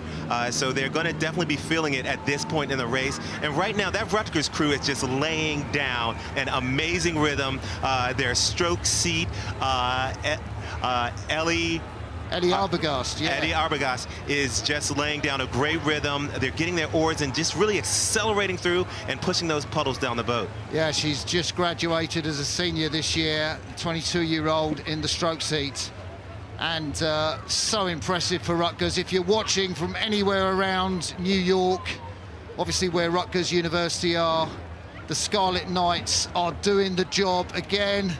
You've been with us through all their races in the regatta. Let's take a look at this lead boat, Louise Dinard. She's just 20 years of age up in the bows. Ruby Hatfield in front of her. She's one of the oldest, well, 23. Is that old? Lauren Anderson at 3. There she is. You can just see her up in the boat, just putting the power down. An All-American, graduated 25.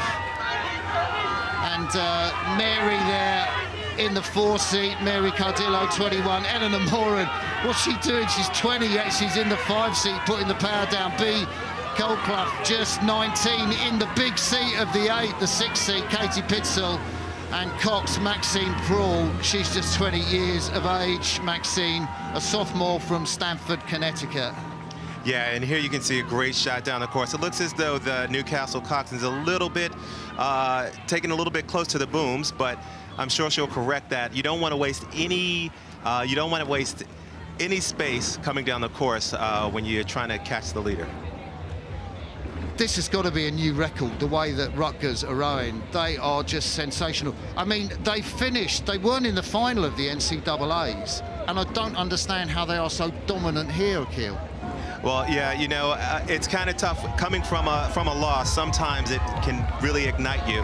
And this is a combination here. There was some movement in the boat afterwards. You have a combination of athletes that may have been in the boat at NCAAs, and so it may not have been in the boat. And so it's really exciting to see them, how fast they're rowing right now. So let's take a look at Newcastle. What a fantastic shot. You can see the speed of these women. These are Newcastle.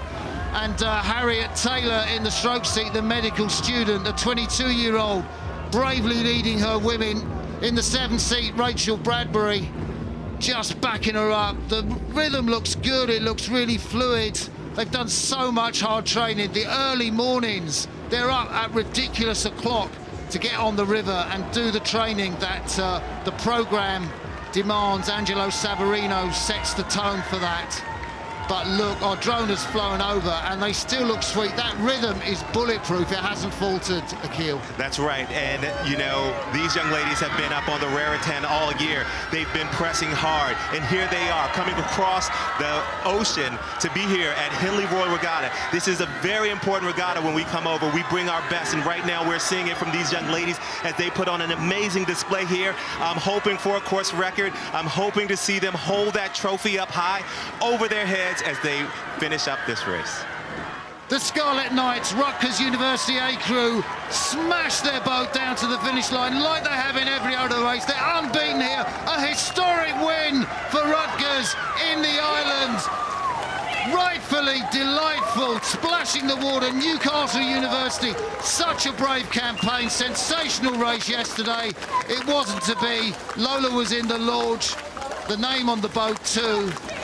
But Rutgers absolutely did the business. And what a way to celebrate 50 years of rowing at Rutgers University. Oh, that's a great stat. Where'd you get that from, Akil? I've got some secrets. Oh, that's pretty cool. And, well, Akil Abdullah won the Diamonds, I think, in 2000, but he's also played sax with the great James Brown, the King of Soul. So there we go. Must you bring that up every year? Every year, Akil, every year. Lovely to see the Cox, Ellen Thomas, sorry, not Ellen Thomas, she's a Newcastle Hawks, Maxine Proul, the woman from Stanford, stood up in the boat. And, well, after that breathless excitement, the power in that Rutgers crew, we'll bring you the time as soon as we know it. But it's going to be goodbye from me and Akil. I'm handing over to the capable hands of Kath Bishop and Fergus Mainland to take you through the rest of a breathless afternoon.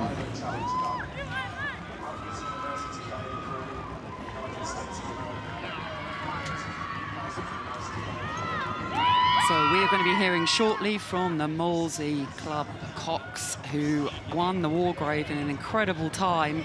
History makers there, and we're going to hear from the Cox. Omar, congratulations with Molesey winning the Wargrave then. You can see the celebrations here, the celebrations behind you. It obviously means a lot to the club. Absolutely. It's the first time that we've ever made the Wargrave final, let alone to win the Wargrave. It's something we've been working towards for probably the last 2 to 3 years, and so really, really pleased to finally get it done today. And it looked very comfortable. It was a really great race. Credit to Leander, they're a good opposition, but we knew that if we could go out and do our best, they wouldn't be able to live with us. What were your thoughts heading down to the start? Because you had everything weather-wise and actual beautiful sunshine during your race. We just sort of stayed zoned in on what we do best. We've been prepared for any kind of weather, so we were kind of just laughing when it started raining, to be honest, and we just stayed zoned in and ready to go. And what made this team so particularly strong this year?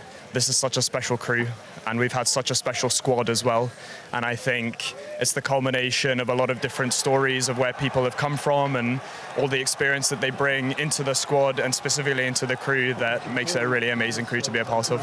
Congratulations, you're a Henley champion. Thank you so much. And so the emotions are high at the end of the race, but we are heading up to the start for the final of the Visitors Challenge Cup. I'm Kath Bishop. I'm joined by Fergus Mainland.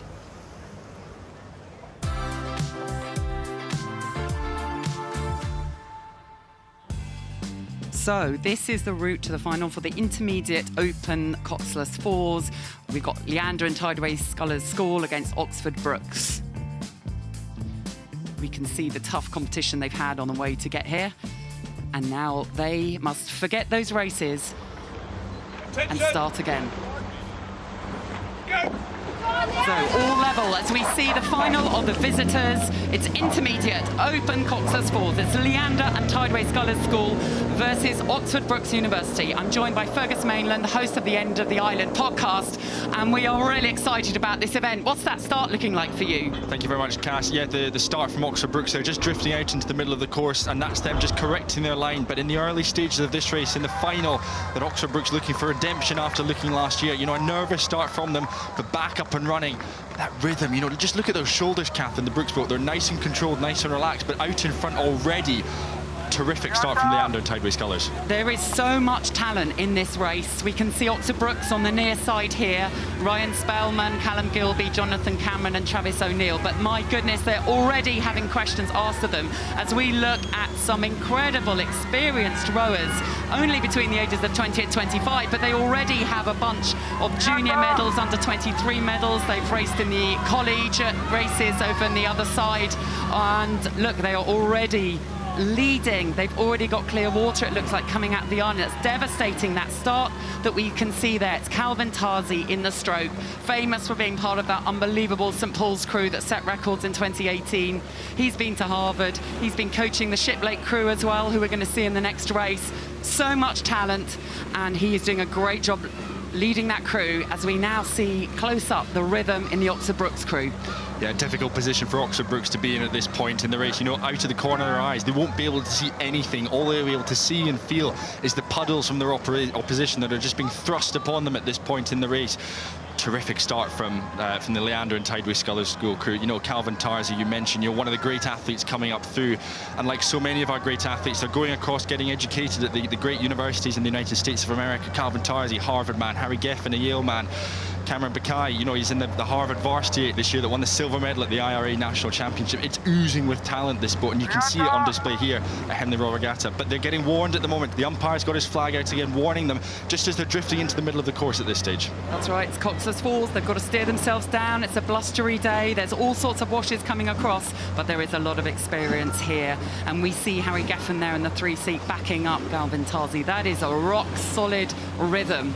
They have such style in the way they row, the length that they row. Look at that there, really relaxed, and yet there is so much power going down. Imagine the splits if they were on rowing machines. They would be scary, what they can put down, stroke after stroke, keeping the length really accurate as they drop the oars in, really focused on their rhythm, whilst Oxford Brookes are struggling.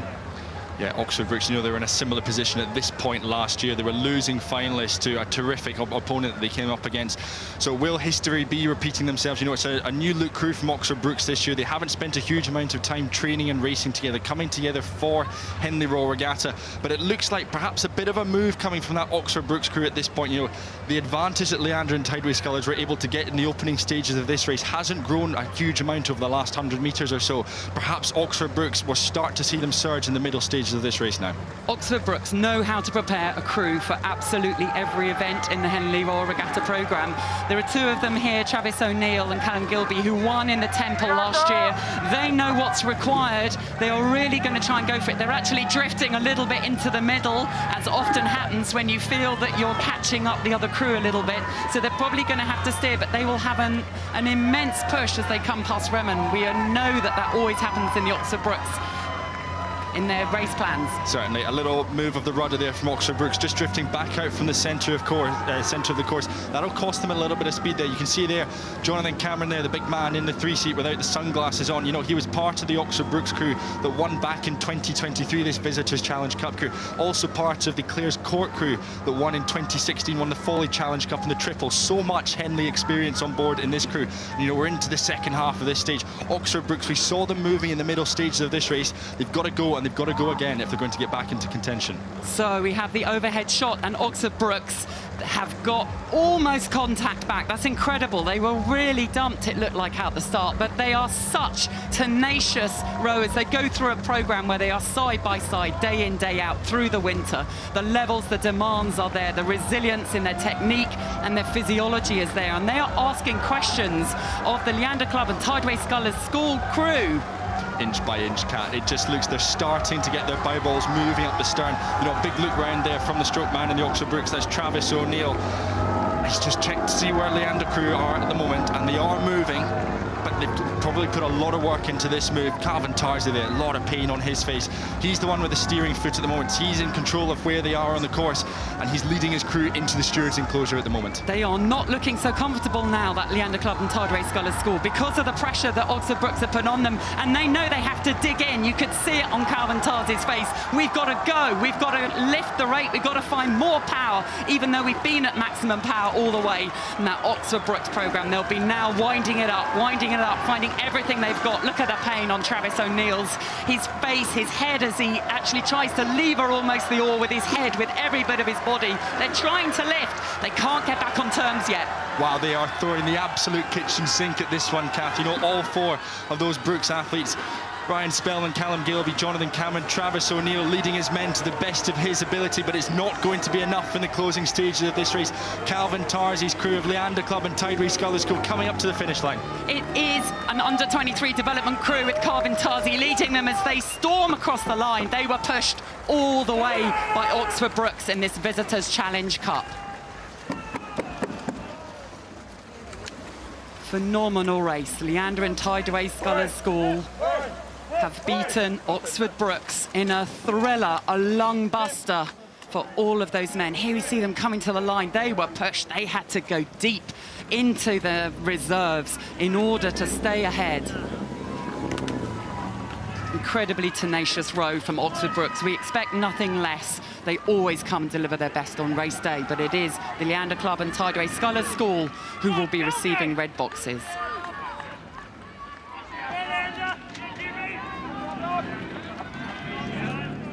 So we are off now to listen to the cocks from the Australian crew who won the Grand historically and equalled the course record.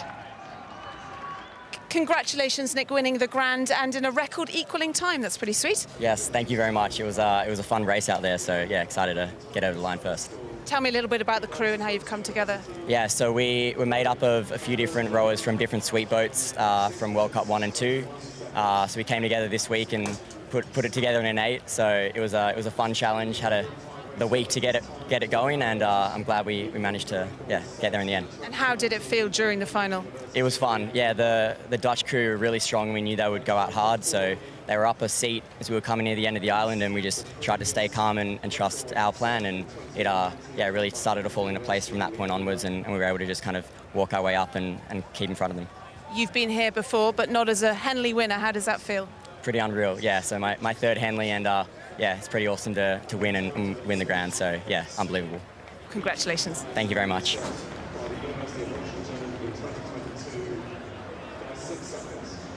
So we can see the banks are absolutely packed as we await one of the most hotly anticipated races, the Princess Elizabeth Challenge Cup. And as these two crews from Shiplake College and Radley College boated just half an hour ago, there was a tunnel of cheering and chanting as all their supporters and alumni went to watch them boat and cheer them out, that kind of real heart-throbbing moment. And up to the start we go.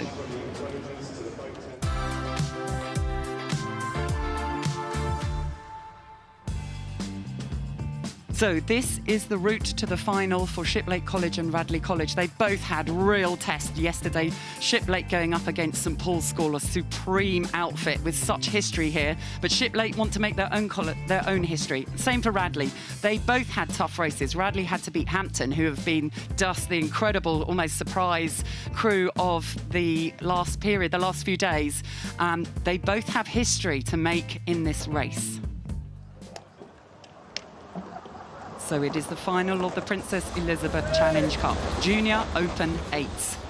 Radley are nearest the camera, and in the stripy, very distinctive strip, we have Shiplake College, who have never won this event, and Radley have not won it this century. There were 42 entries to this event, and we are down to the final 2.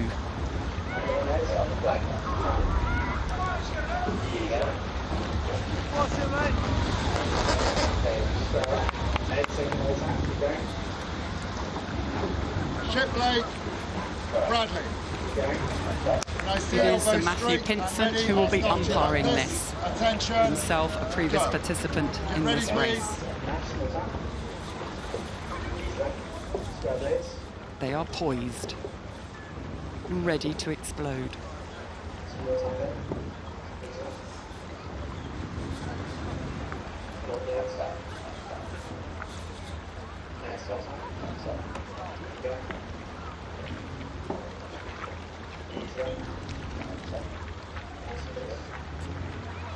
There is a tension, there is a calm up at the start before these crews unleash everything they have.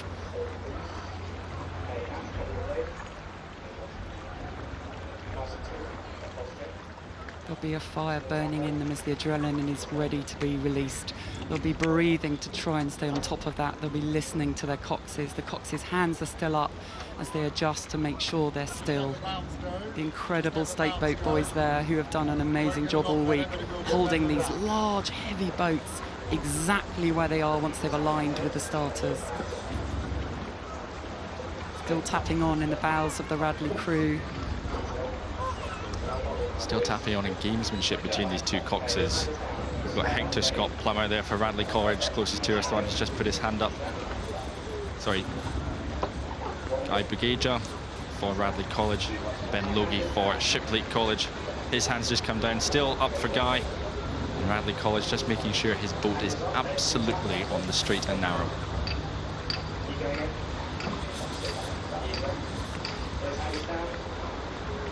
This weight lets us all watching gain a bit of adrenaline, ready to go as well. It's so tense, you can feel it. There is so much at stake, not just for these 9 boys in each crew, but for their schools, for their parents, for their families, for their alumni, for the decades and decades, centuries in which they are playing their part in history today. Attention. Go! And they are off. It is the final of the Princess Elizabeth Challenge Cup. We have Shiplake College on your left, firing out of the start, versus Radley College on your right. That was fast and furious, Fergus. It was fast and furious, and a roar that was only bettered by the noise that greeted these crews as they came out of the boat tents about an hour or so ago. A roar that was sensational from both the Shiplake fans and from the Radley staff fans. Both of these crews have just exploded out of the blocks, and it does look like it is just Shiplake College who have the narrow advantage over Radley in the opening stages of this race. There is so much at stake for both of these crews and clubs. There are hopes and dreams that these 9 men are carrying for so many others outside the boat, but it is only these 9 men in each crew who can make magic happen. They had exactly the same time to Fawley yesterday. They were within a second of each other at the first marker of the barrier. This is going to be tight, and it is looking tight out of the start. It certainly is. You know, Shiplake were so surgical in their demolition of St Paul's yesterday. Radley College had to go through a boxing match against Hampton School in order to progress through to the final, and it looks like that's exactly what we're going to have all over again for Radley College. They'll have that experience from yesterday where they overcame Hampton School, but here they are up against the national champions, Shiplake College, who have just been gathering momentum over the past few seasons, getting ready to, hopefully for them, lift the greatest prize of them all, the Princess Elizabeth Challenge Cup. This is going to test the physiology of every one of these rowers, but it is also going to test their psychology, and they will want to get an early start. And we can say Shiplake are just trying to edge out. They have never won this event, and it's been part of a long-term program, I think about 10 years or more, the North Star program that Dave Curry has had to get to a point where they will be contenders to win the Princess Elizabeth Challenge Cup. But they are facing fierce competition from Radley. They last won it in 1998. Before that, they won it in 1952 and 1962. So this is an opportunity to make history in the 21st century for Radley, who are coached by Patrick Duggan, who is here for his first year, and what an impact he's had. Oh, certainly. He's moved over from KCS Wimbledon and immediately taking Radley back to another final of the Princess Elizabeth Challenge Cup. You know, they're recent finalists. They've been in a few in recent years, but never quite able to convert that into silverware. So perhaps this is the year. But you know, Radley, they were second at the National Schools Regatta, over 6 seconds back on Shiplake College. So they've got a lot of work to do, and they've got a lot of work to do in this race as Shiplake College move up to half a length, maybe more, in the opening stages of this race. Radley have that record of being the people who have lost a final the most times in this event. That's not a good record. They want to change that. At the moment, it's not going so well for them. It is Shiplake who have taken all of the momentum, snatched it, grabbed it, leapt out ahead, and they're on the right of the crew in those stripy blades. They calmly process through that race plan. The calls coming from Guy Bidgager in that Shiplake, in the Ben Loggy in the Shiplake College crew. And let's just think, who are we seeing there? The back of Oliver Nash at bow. In front of him, Edward Gaylor, then William Harper, Finlay Rhys-Jones, Luca Hunt-Davis, son of fellow steward and Olympic champion Ben Hunt-Davis, Henry Day-Clark, Joshua Barnes and Isaac Dean. And there is so much talent in this crew, so much aspiration to go on beyond this event and row for Great Britain. Some of them have already rowed for Great Britain at junior levels, under 19 levels, but right now they have half of the Henley course left to make history, and they've almost broken contact. This is a decisive part of the race for Shiplake. If they can just step on and really stamp on Radley College at the moment, that'll be almost game over for Radley to try and get themselves back into contention. A length, as we know, in an 8-cat, it's so much ground to make up, but Radley, they've still got contact. The bows are probably still about in line with where the Cox is at the moment, and that's a really important psychological marker for Radley College at the moment, because they could still overhaul Shiplake. There's still plenty of course left for them to do that.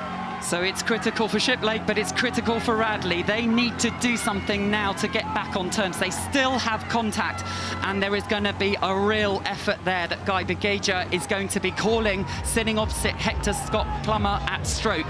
They are, of course, part of a programme that Sam Townsend is the director of rowing, and they have produced such quality crews now, year after year after year, but they haven't got themselves ahead in a final yet. So can this crew do something different? Can William Theed, Monty Sutherland, Zach Jenkins, Dylan Hughes, Gaspard Wenger, Ben Hunter, Jonathan Clure, Hector Scott Plummer, Cox by Guy Begager, can they find something now to challenge this storming Shiplake crew? They've got to find something, and they've got to find it in the next couple of strokes for them, because Shiplake College are charging on, and awaiting them at the finish line is history for them. They've never won this event before. Shiplake College have never been victorious in the Princess Elizabeth Challenge Cup. They were in the final last year, losing out to St Paul's, but here they are coming into the last few hundred metres or so of this race. They've got a couple of minutes left until their names are written on this trophy, but they've got to hold off a charging Radley College crew. Radley are charging. They have to charge. This is the moment. There is time if they've got a phenomenal sprint left, but that is asking a hell of a lot given what they put in already. And they are facing a crew there that has so much belief in that Shiplake College, that it is theirs for the taking, that they have led from the start of this race, that it is about their belief in their programme, in themselves, that it is the right time, that this is what Dave Curry has been building towards, as Radley go again to try and find something else. Kath, that was a big yank on the rudder from Radley College at just the wrong point in the race, and it just allows Shiplake College to absorb that challenge that have come from Radley, and they're just a few strokes now away from history. It is Shiplake College. They're chasing history. They were national champions, but the one they want is the Princess Elizabeth Challenge Cup. They come past as the crowds are cheering them on, really chanting and cheering, and it is Shiplake College who make history, winning this event for the first time ever, beating an incredibly impressive, valiant Radley College crew, but it is Shiplake College's day today. Yes! Yes! Yes! So much history being made today. Look what that means to them. Even though they're exhausted, they put everything in. This has been managed. This is years in the making to get to a point where you have this combination of incredible talent and determination. And they will be claiming the red boxes today with those beautiful Henley medals. And you can see Ben Loggy absolutely delighted. Yes! Yes!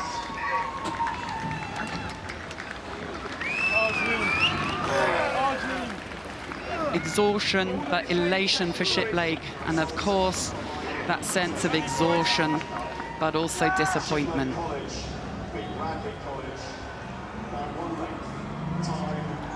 So we are heading up to the start for the Prince of Wales Challenge Cup, and so this is the Quad Sculls event, and we are going to see how the crews got to this point. We have a German crew, an under-23 crew, Bonner und Erste Kieler, who are going up against the locals, if you like, Marlow Rowing Club, for a club just down the river from here. Bonner and Erste Kieler yesterday had to beat an incredibly well-versed, well-drilled, fast Reading University crew, whilst Marlow beat Leander and Mercantile. They've had some tough races to get here. Go. So we're up at the start. It's the Prince of Wales Challenge Cup. It is the 400th race of Henley Royal Regatta 2025. They won't know that. For them, they won't even be thinking about the route here. They just have 2,024 metres where they need to execute their best race ever. And they are off in the final of the Prince of Wales Intermediate Open Course. We have Bonner Rudergesellschaft und Erste Kieler Ruderclub von 1862 who are against Marlow Rowing Club. What a start for both of these quads. You know, I just love watching the quads come out of the blocks, Kath. I think the blade work from both of these crews is absolutely sublime to watch. And Marlow Rowing Club there, I think a brilliant start from them, directly out the blocks, just as they would want to be. And they're right in the tussle with this German composite crew. So yesterday the German crew was down for the first half of the race. It looks like they've gone out a little sharper, and Marlow know they have to be in it from the start. They have to race the race of their lives to take it to this German under-23 crew, and they are giving everything on the near side. Marlow Rowing Club, we have James Dolman, who is part of the history-making Wyfold winning crew in 2024 for Marlow. In front of him, Max Bird, then Harry Ruane, talented junior rower, so much experience that he brings, and stroke Alfred Heath. So much experience in that Marlow crew. You know, you mentioned there James, who's won it in the bow seat. It's the same as Alfie, who's stroking this boat. Both of them with Henley experience. It's the exact same for Max Bird in the 2 seats. He won the Triple Crown with the Windsor boys back in 2022. So here he is, hoping to be lifting a famous red box once again. But they're down. They've got work to do in the opening stage of this race, because this German crew, who've had to navigate an incredibly close route to get to this final, you know, beating Dutch composites, French composites, and Reading University, are out in front, leading by about half a length, 2/3 of a length in the opening stages. They've got flames on their caps over in that German crew. They were a little slower out yesterday, but they are on fire out of the start today. And we have Oskar Kroglowski at bow, Ole Hanak at 2, Moritz Cooper at 3, and Arno Gauss at stroke, who is steering the crew as well. And I hope there is a lot of support back home in Bonn, in Kiel. Und herzlich willkommen an alle unsere Zuschauer, die bei uns sind.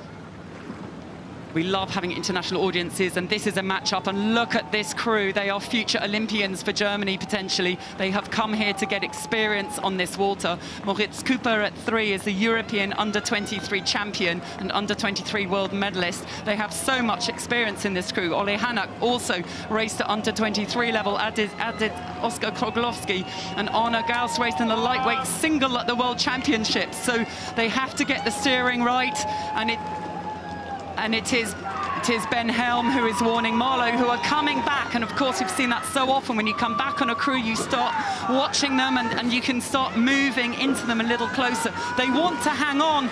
They just have some contact, but the Germans want to break it. But it's the Germans now who have gone into Marlow's water. They've crossed halfway, and they're not far enough ahead to do that. So the umpire, Ben Helm, is warning the Germans to move back. So that is a lot of stress for Arno Gauss at stroke of the German crew, putting them under pressure. It looks at the moment as if that actually hasn't hurt them at all, and as they pile in the power to try and break free from Marlow Rowing Club, who are digging in now. Wow, that's some brave steering there from Arno Gauss to move right into the middle of the course, and it's the same from Alfred Heath. You know, it's interesting, both of the strokes are the ones who are doing the steering in their crews, and I feel, Kath, you know, once the crews come together in the middle of the course, I think the pressure just ramps up and up. We can see the Germans just drifting back in again, and I feel that saps a lot of energy from both of those crews. It gets very intense compared to, you know, hugging the boom line. So I think they've got to be careful not to get sucked into too much of a contest in the middle stages, but they've got to be careful as well with their steering right out in the middle of the course, because it'll be Marlow Rowing Club who will just be absorbing up all those dirty puddles from them. And it feels like Bonn and Kiel are really heading into the middle, which is hard for Marlow, because they don't want to come too close to the bows. They're going to start feeling that the puddles on the bow side of that German crew, but that does mean they can sense where they are. They know they're in contact, and here they go. This is a big push now that's going to come from Marlow. They have to have a go at this point to get back on terms. James Dolman at bow, Max Bird at 2, Harry Ruane at 3, Alfred Heath, who is stroking. This is it. This is the moment where they have to dig deeper than they've ever dug before. They absolutely do. But of course, Alfred Heath, James Dolman in the bow seats, they had to come from behind last year to win the Y-Fold Challenge Cups in that crazy finale against Thames Rowing Club. So they know what it's like to respond in front of the enclosures, the regatta enclosure, stewards enclosure, and there's enough distance between the two crews that they can launch a big counter-attack in the second half of this race, because they've still, importantly, got the overlap. They have. They are coached by Jamie Atson, who's been doing great things with the senior squads at Marlow, supported by Ben Himbiz, Amy Campbell-Ord also coaching the Bridge 8. And he knows this course. He learnt his trade at Oxford Brookes, and he will know what was required to help them win last year, and he'll have given them everything he can. They are still overlapping. They are getting that bow is getting close to Arno Gauss, the stroke man. They are coming back. They have more to do, though. Wow, and it's Marlow Rowing Club this time who are warned to move back over to their station. But the bows of Marlow Rowing Club are surging up the boat that the Germans are rowing in at the moment. But a big yank on the rudder at the moment from the steersman, Alfred Heath, in the stroke seat. That's going to cost them. You can just see that bow slipping back. So the move that they had, they've almost gone 2 steps forward, 1 step back there, and they've got to launch another attack to get back into contention. That was such a big move for Marlow. They kept the contact, but they've been weathering it in the German crew, and now they are going to themselves try and go. So valiant, so brave to put it in, but we're alongside the enclosures now. The Germans can sense that. They are starting to build, they are starting to sprint. We see the back of Oskar Kroglowski as they call it up, as they take their rate up, and they are sprinting now to make history for Germany, for their own careers, as Marlow Rowing Club rally again. Marlow Rowing Club rallying, and it's of course Leander Club, the previous 4-time winners in this race. We've never had a German crew lift the Prince of Wales Challenge Cup by our Leverkusen, reached the final in 2014, but could this German crew be the first ones to lift the Prince of Wales? Marlow are still overlapping. They raise the rate again. They try and find more power. The incredible, powerful Harry Runet 3 is piling it in behind Alfred Heath, but it is the Germans who cross the line first. Bonner Rudergesellschaft und Erster Kieler Ruderclub von 1862 have made history, and they were on fire the whole way down the course.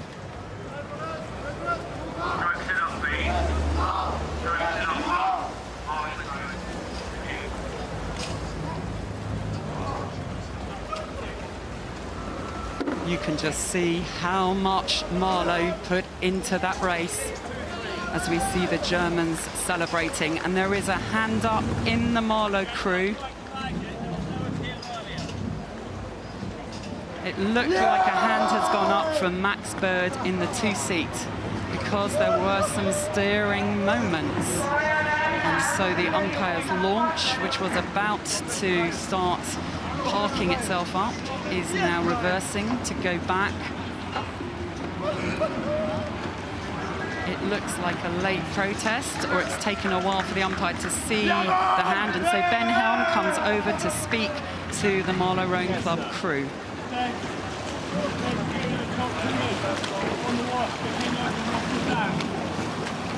So the crew is saying that the German crew came over into their water and washed them down.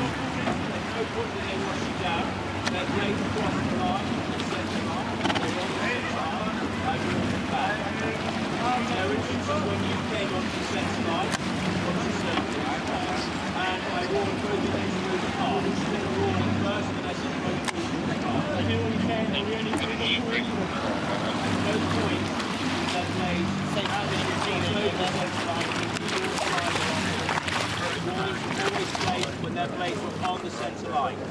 Sorry, gentlemen, there was no interference. So we're just listening to Ben Helm, who is explaining what he saw, that at no point did the German oars impede, and that this has not changed the outcome of the race. He explained when he was warning and how they responded, and so the result will stand.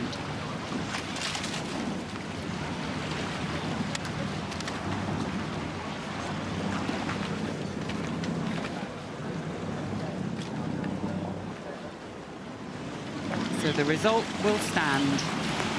Bonner Rudergesellschaft und Erster Kieler Ruderclub have won the Prince of Wales Challenge Cup. Look, here we can now look back at the replay and see that moment in the middle of the race where the German crew did cross the middle line. They were warned, but there was no contact between the blades there. They haven't impeded the course. Of course, the Marlow crew were saying that they felt the puddles, but that's not enough to overturn the decision, that this was a clean win with great delight for that wonderful German under-23 crew. And look what that means to them.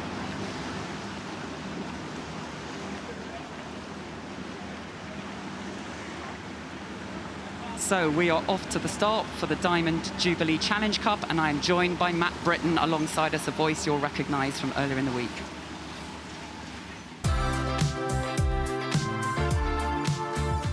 So it is the Diamond Jubilee Challenge Cup, and this is the route that these incredible, impressive young scullers have taken. Junior women's sculls event that has Wycliffe versus Marlow Rowing Club.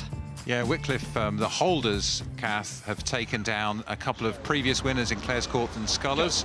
They're looking to take a victory here. And on the right, we've got Marlow Rowing Club. They are always the bridesmaid and never the bride here. They've appeared 5 times in 12 years in finals of this event. Is this the day that they take the victory? They will be absolutely determined. We are off, aren't we? It's the Diamond Jubilee Challenge Cup. Wycliffe are on the left of your screen against Marlow Rowing Club on the right of your screen, who've already had to steer there, which is not helpful for them.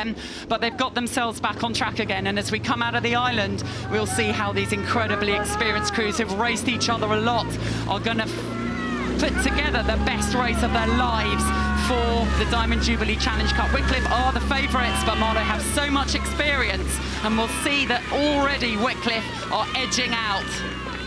So, yeah, there's a lot for Marlow to do. It's a lot about belief, isn't it, Kath, in this kind of situation for them. So the Marlow young women, you said a lot of experience, but they're very young shoulders, so they've got to carry themselves extremely well and with maturity to hang on now to the Wycliffe crew. Wycliffe have gone off to put their marker down. The holders, I looked at the times, you know, yesterday, these two crews were within 2 seconds of each other at the barrier and Fawley, the first 2 markers on the course of significance, about a quarter and a half way down the track, but it was in Wycliffe's favour, and it looks about the same, about 2 seconds. That's less than the overlap now, so Marlow may be doing a bit better than the form guide showed. Let's see how it unfolds as we look back to Temple Island. So as we see the crews coming towards us, yes, they've raced a lot this season. They've been gaining experience with every race, but you're right, we have 16 and 17 and an 18-year-old in Wycliffe and just 17-year-olds in Marlow Rowing Club, but such incredible skill levels across all 8 of these. But the early point, it is Wycliffe who are applying pressure. They have an incredible elite programme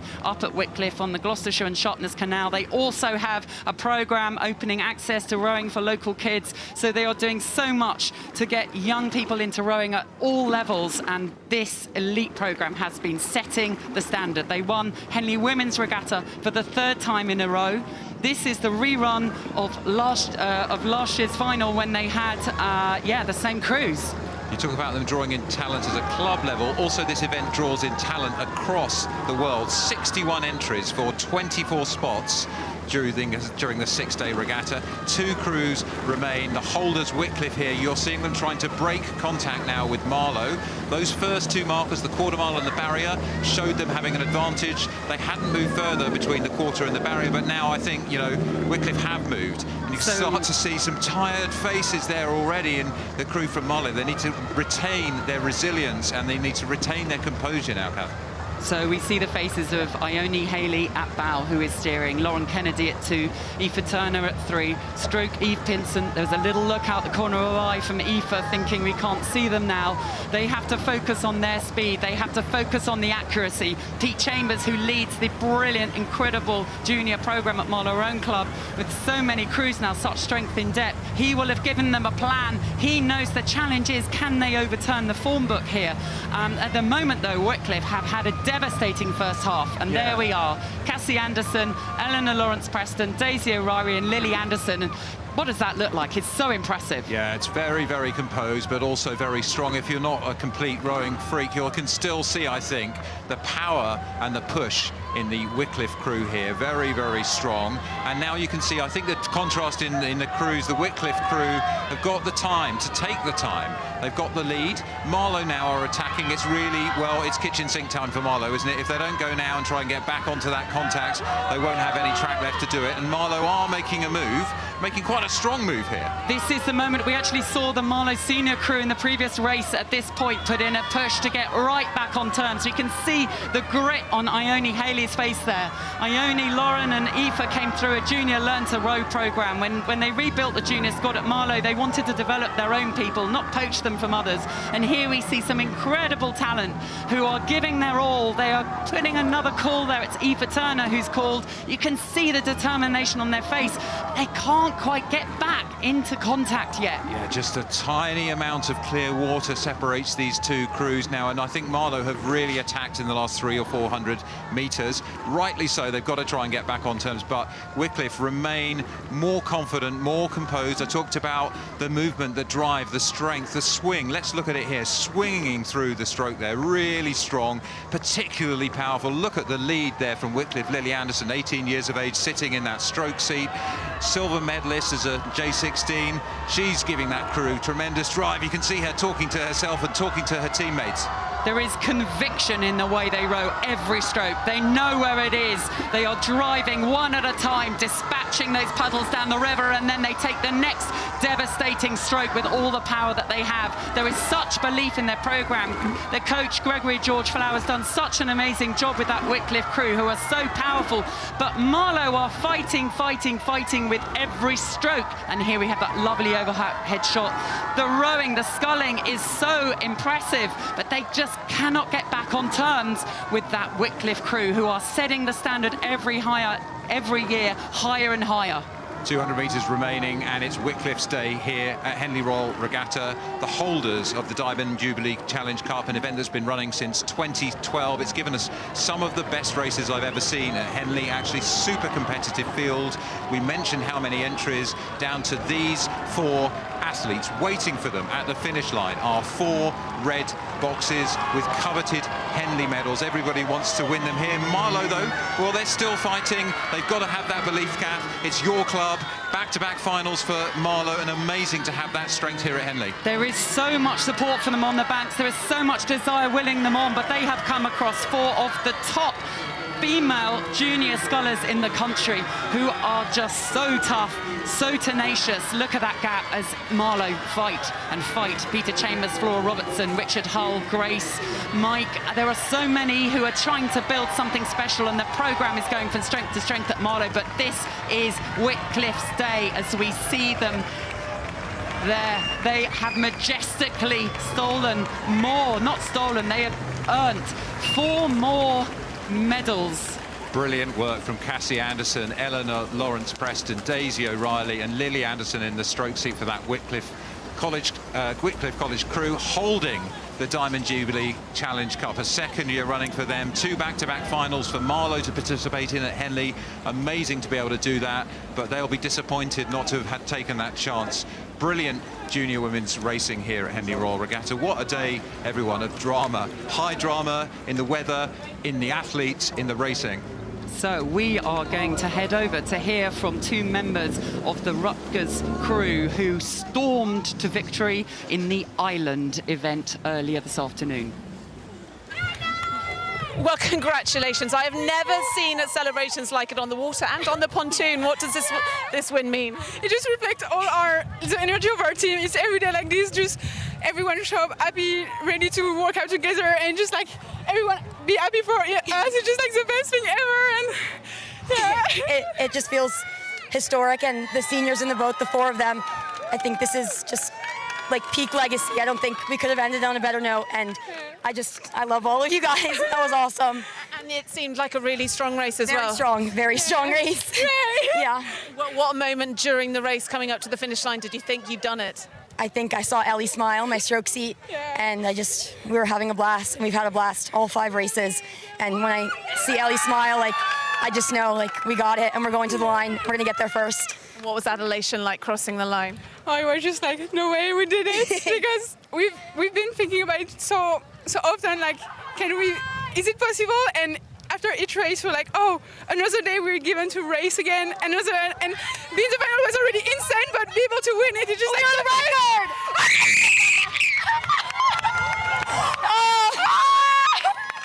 Oh my God, do you know what the record is? No, but you guys got it. I'm going to leave you guys just to celebrate, congratulations. Well done to the American crew. Well done, guys.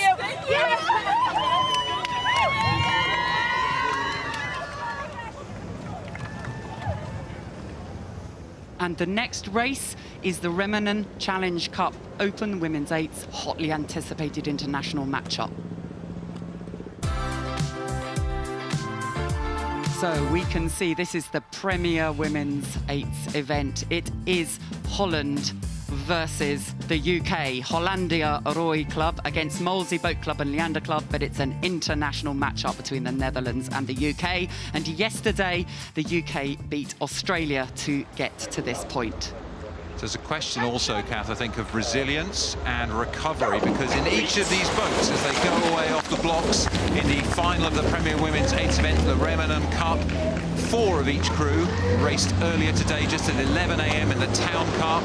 In that context, it was the Netherlands who were victorious. So half the athletes in this race have already raced fewer than 5 hours ago.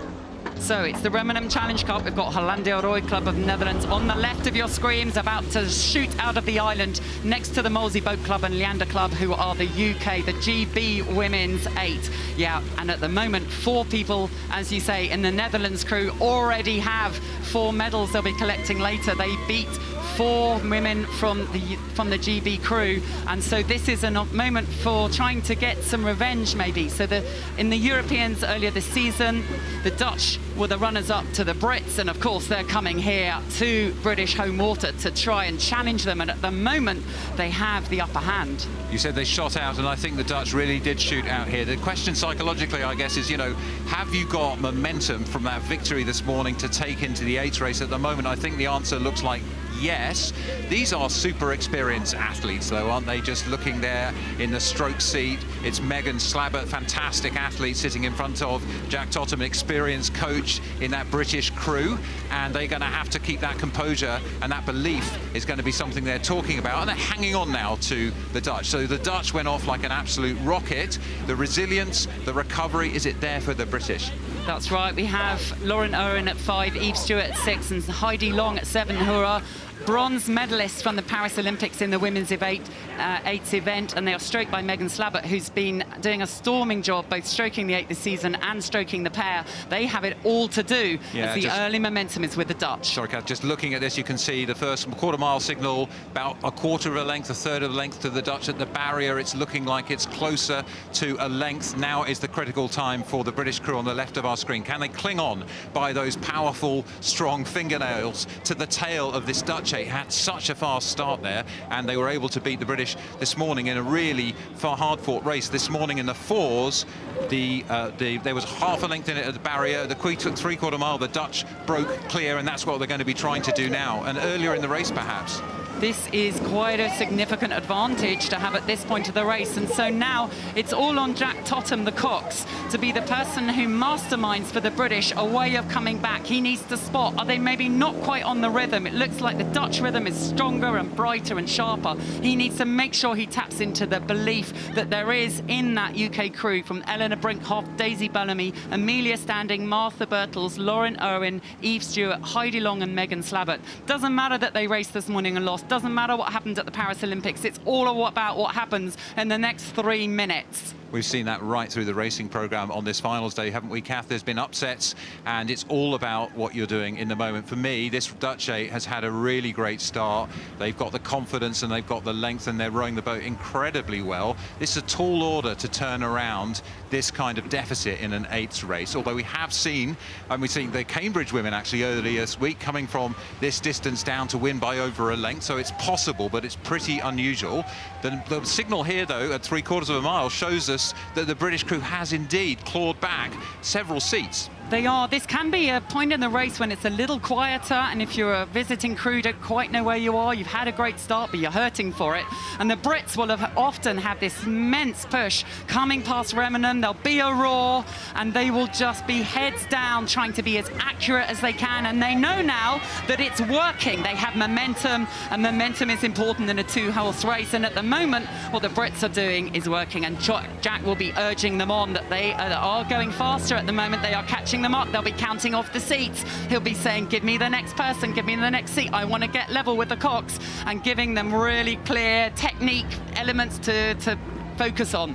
So the British are on the rise. There's definitely some home advantage. The packed crowds along the 2,112 metre course here, they get denser and louder and more uproarious the closer you get to the finish line. So there's a bit of extra power in those legs of the British women's 8 on the left of our picture. I think that was a really strong push.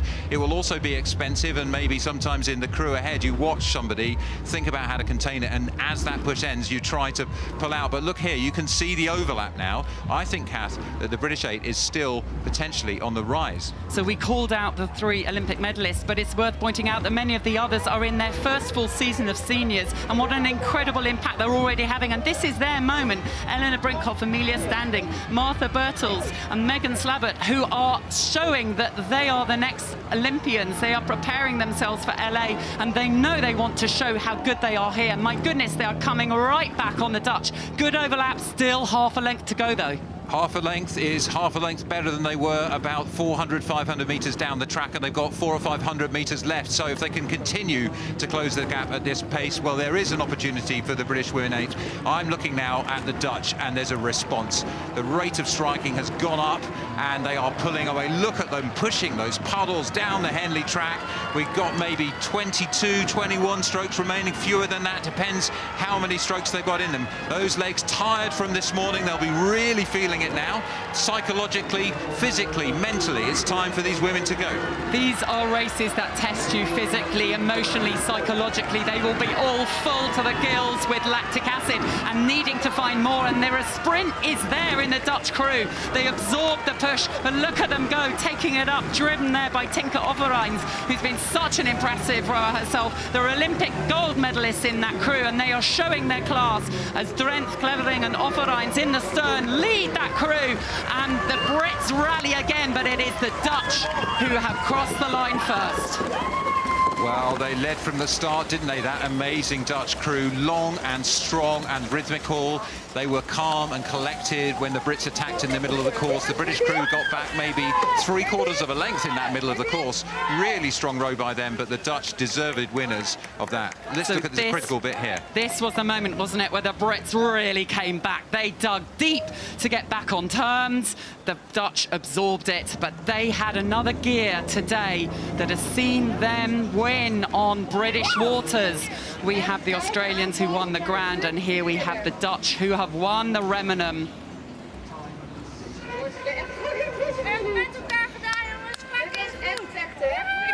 4 of those women will have 2 medals to pick up at the presentation later, and some history being made. Yeah, building great bonds across these crews and within these crews. It means a lot to win this duelling format here at Henley Royal Regatta. And so many people watching across the course today, and earlier Ali caught up with one of them, Kenny Logan. Excuse me, excuse me, Ali, here she is. Well, Kenny Logan, what brings you to Henley? Well, what a great day. What brings me to Henley was their support from My Name's Dolly Foundation.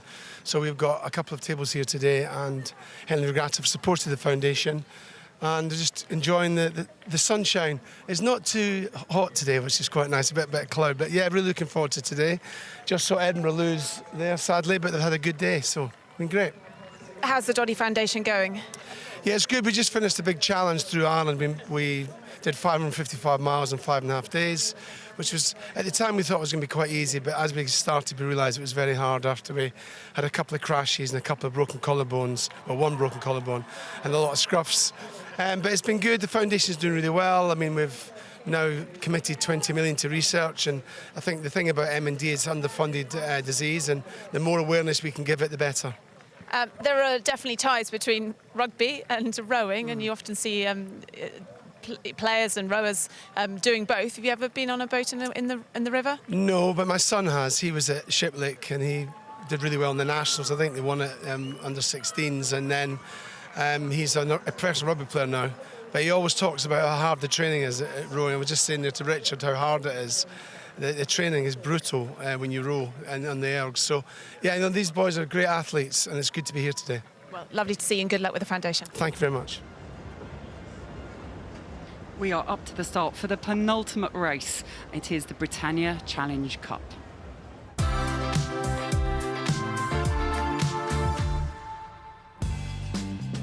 So this has been the run-up for these club Cox Falls. It's Thames versus London. They've both had some challenges along the way, haven't they? Yeah, absolutely. Fantastic events here. You know, Thames taking down Cambridge 99, Rolls Chester and Molesey, while London had to take down Crefeld, Thames B and Marlow to get to the final here. Huge club events. It's the Open Cox 4 event for clubs, but the rivalry here between Thames and London. Earlier today, Thames won the inaugural race of the Bridge Challenge Cup. That's the intermediate women's 8s event. London won the Wyfolds and the Thames Cup. What's going to happen here between these two great rivals? Lots of expectations. There's 50 years of experience of Henley between these two crews as well. 20 races in the Thames crew, 30 races in the legs of the London crew. So I'm looking forward to this, Kath. It's going to be a super fierce final to rival the others we've had all throughout the day. That's right, they're rivals at Putney today. They are rivals alongside, just a few feet between the boats from Thames Rowing Club and the London Rowing Club. They each have won, the clubs have won one event each so far. So all to play for in terms of that tally that they keep on these things.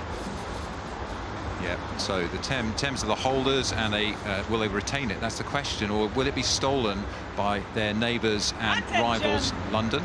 That was the sound of Sarah Winklis, the umpire who sets off the Britannia Challenge Cup final. It is Thames Rowing Club versus London Rowing Club. Club Open Cox Falls.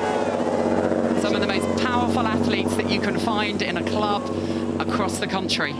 Yeah, Cox Falls a tough boat because you've got a bit of extra weight per athlete to carry compared with the 8, so it takes a bit of time to get moving, and it requires patience and power. You want to go out of it like a train pulling out of a station, and I thought both crews started really well there. You could get that sense of power, and we talked about the experience in both of these crews. Looking at the Thames crew here, they seem to have a bit of an edge. It can be deceptive as we pick them up alongside with our catamaran, but I think Thames have gone out really strongly, and it's now for London to get into a powerful rhythm and see if they can hold on to them at this point. There is so much strength in depth in that Thames programme, and not only are they the holders, they have won the last 3 races. So if they win a 4th, they will be making history for their club. And look at the power, the intention with which they have started this race. Yeah, credit to Thames. I mean, earlier today, London won the Thames Cup, and they also won the Wyfolds in that re-row. If you were with us throughout the day, you saw dramatic scenes as they lost their fin, I think, in the race against Sydney. They had a re-row and they won that. Both of those races, London were leading all the way. In this one, the tables are turned, and it's the men from Thames who take the lead. So on the near side here, we have the London crew, and we can see the power that is being put in by the bowman, Joshua Lyon. The Cox is just in front of him, so the London Cox can see the Thames crew moving away. He'll be watching, trying to assess, have they gone too hard in the first part of the race? He'll be watching for any signs of weakness, but there are no signs of weakness at the moment in the Thames Rowing Club A crew, which is James Woodford at bow, Richard Hume at 2, Luke Putter at 3, Callum Young at stroke, and Rahul Ramakrishnan is the Cox.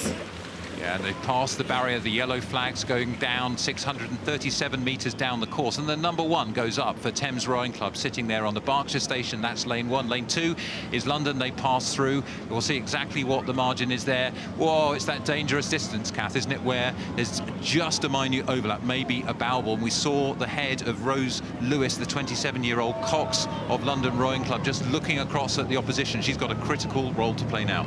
This is all about how you manage the races to get here. They've had tough races, so it's about the depth of resilience you have physically, mentally, emotionally. It's about how you can really save the best for the last race of the day, how you make sure you peak.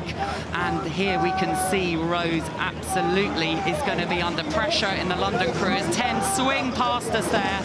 Rahul Ramakrishnan is going to be focusing on the end of the course ahead of him, watching them get ever closer, and he at the moment can't see London, and he'll be happy about that. So the best form site guide we have recently is what happened yesterday, and I look to see that London were a second slower to each of the barrier and Fawley markers. We're just approaching the former Fawley marker now, so a second would be maybe a third to 2/3 of a length in a Cox Falls, something like that.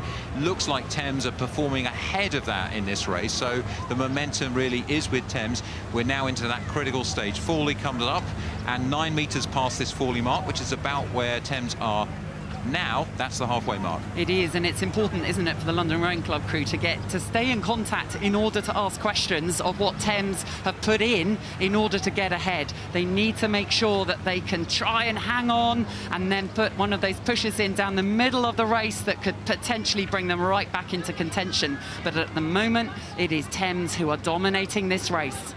Looking at the London crew here, Kath, just to see whether we think they've got something there. I do think they're rowing pretty well. Joshua Lyon, 23 years old in the bow seat. He's a single sculler, has competed in the Wingfields, so he'll be a great person to have there in the bow seat, setting up the boat. In front of him, Lawrence Ellis, 26 years old. Ben Stutmer, who is 26, and stroked by Edward Thomas at 27. Is there a move here? Rose Lewis calls her crew on. London have overlap again. London have moved about a canvas up on the Thames crew. Momentum is with London. These are all athletes who hold down jobs at the same time. It is so impressive what they do. They have so much experience of racing for clubs, racing some of them as juniors. They have sculling experience. Joshua Lyon was a Wingfield scull champion. There is so much skill in this event, and we see that they come back again, throwing more punches and more punches. We know that Lawrence Ellis, at 2 of that London club, is about to go and run an ultra marathon in the Alps next week. He is going to be not thinking about that, but putting everything that he has to try and come back at Thames, and they are gradually creeping back. I think Thames in the last kind of 15-20 seconds have held London at about half a length. Now the Thames crew are responding and moving. You can see a little bit more intensity, perhaps half a pip to a pip. That's a stroke a minute from the Thames crew coming up and responding to that London move. London, really strong move from almost clear water down to half a length back, but it's been expensive, and now it's the turn of the men from Thames, the holders. They won in 2024, 2023, 2022, 2018, 4 of the last 6 races, and that gives you some confidence here, doesn't it, for Thames Rowing Club? You believe in the programme, you believe in what the coaches are doing. Of course, Xander Smulders at Thames, who has such experience of how to get the right race plan, of how to sport a crew through the whole week. It's a series of races that all of these athletes have had over the last few days, and here they are then asked to produce even more, and it is Thames who will be getting ready for the line to be sprinting in now. It is Rahul Ramakrishnan in the coxing seat who will be asking for more, who will want to get clear water, who will be listening out for the Thames crews who are cheering, the supporters, the alumni, the parents, all of those who've been helping and supporting these athletes as London rally one more time and start embarking on their sprint.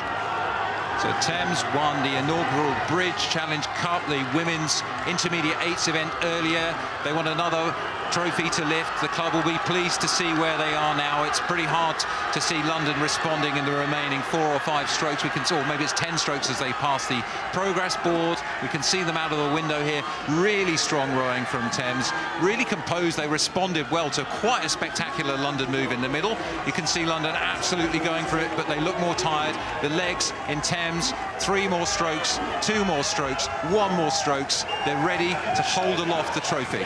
London gave everything. They tested Thames in the middle of the course, but it is Thames Rowing Club A who crossed the line first in the Britannia Challenge Cup. James Woodford, Richard Hume, Luke Potter, Callum Young and Rahul Ramakrishnan win the Thames Rowing Club. For Thames Rowing Club, delighted to see that. You can see it was a tough race for them. But yes, says Richard Hume, they've got it. A roar of delight, exhaustion as they contemplate their victory.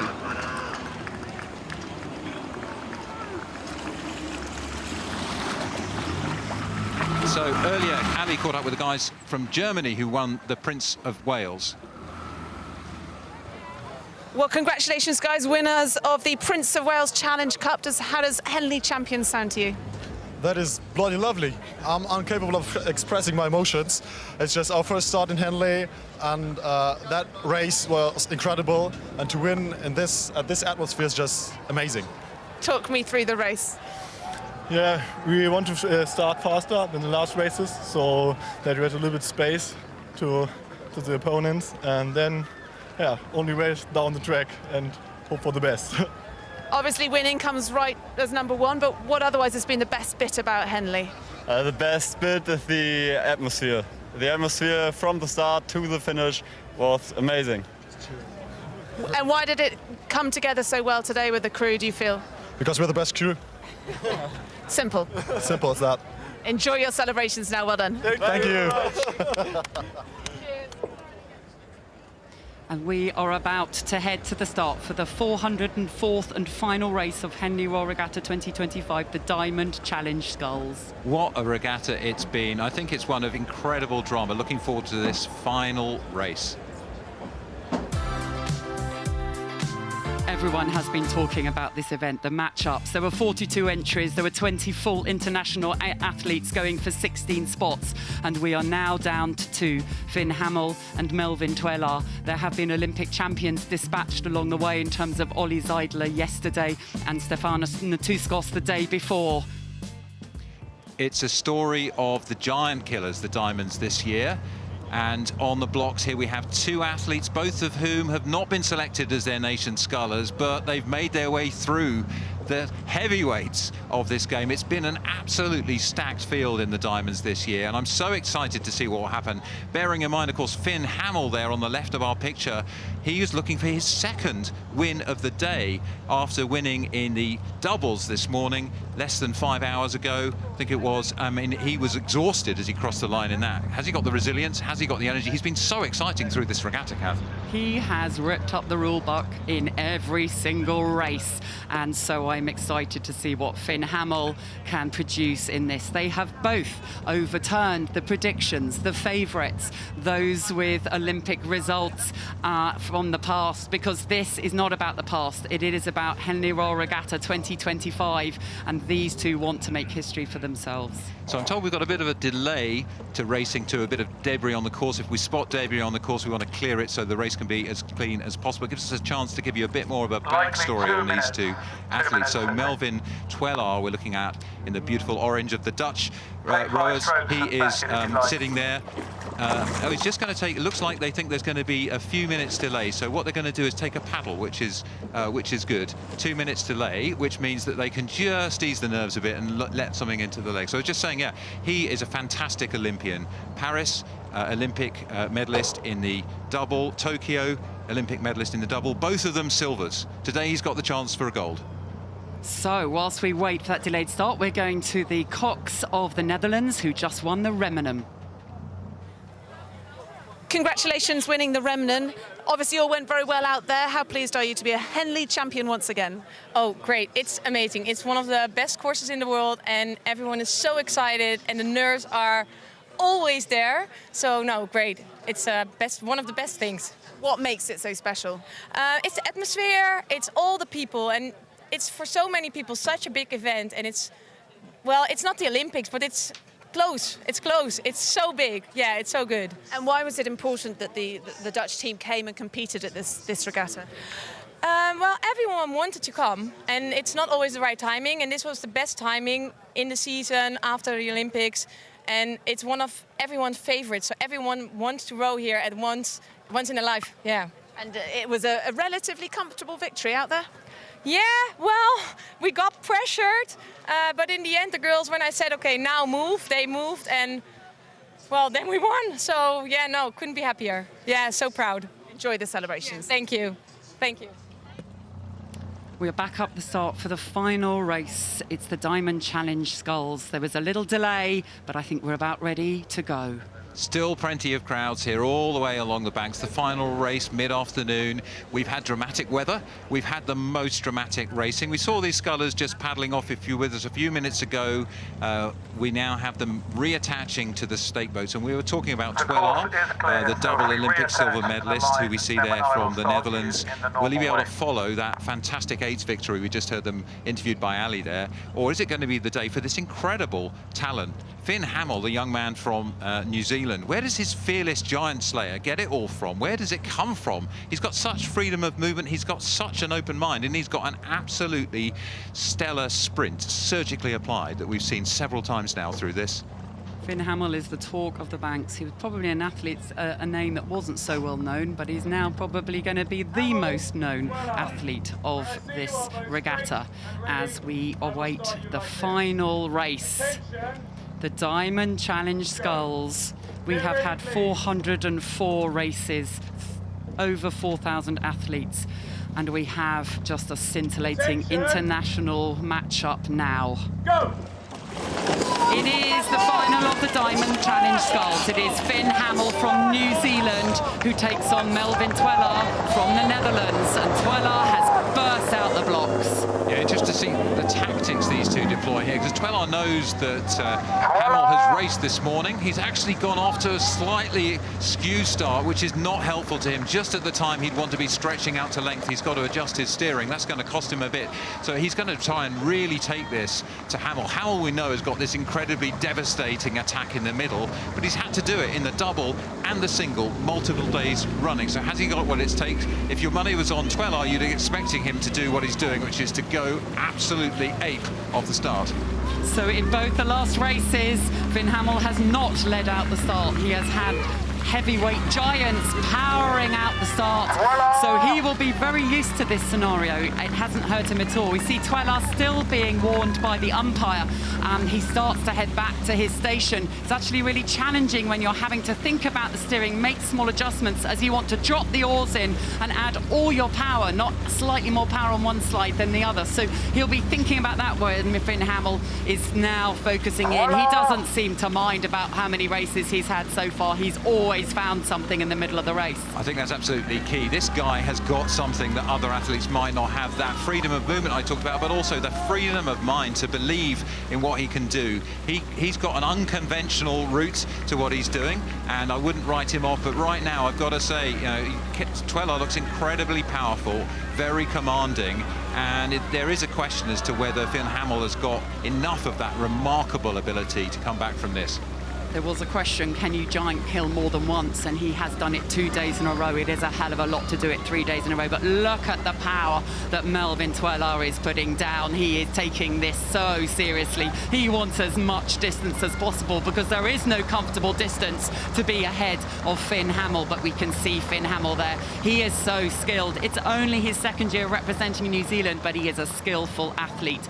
He has rowed for the under-23 lightweights that he won in the single. He has also won in the Coastal World Rowing Championships. He's spent a lot of his life on sailing boats as well. His father has great pedigree in both ocean rowing and in lightweight rowing, and so he has been bringing all of that in his races so far. So it's about a length and a half of clear water that Twellar now has over Hamill here. That's a large distance in most boat classes. It's not undoable in a single. It's possible to change the fortunes of the race quite quickly, and that's what we've seen Hamill do as he took down Van Dorp, he took down Seidler yesterday, and Twellar, well, he had to face Ulrich, so he's not had the easiest of routes to the final, but he has been used to leading from the front. That's what he's doing now, getting faster at every mark.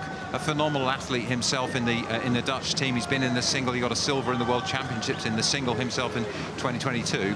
And here's Finn. Well, I think he's hanging on now to this gap, Kath. I mean, all eyes are on that boat because this is a position he's been in before, and he's taken a look and he's managed to do something that shouldn't be possible to do in the middle of the race. Can he do that again? He's already run the double sculls this morning, as you mentioned earlier. So impressive. His cheeks are puffing up. There he goes. He has a look over the left to see where is Melvin Twellar. He's getting himself ready to have a go. And here comes Finn Hamill. He's had a look. He did that just as he did in the last couple of days. And he's going to take that rate up. He's going to explore what's left, and he's going to have a pot.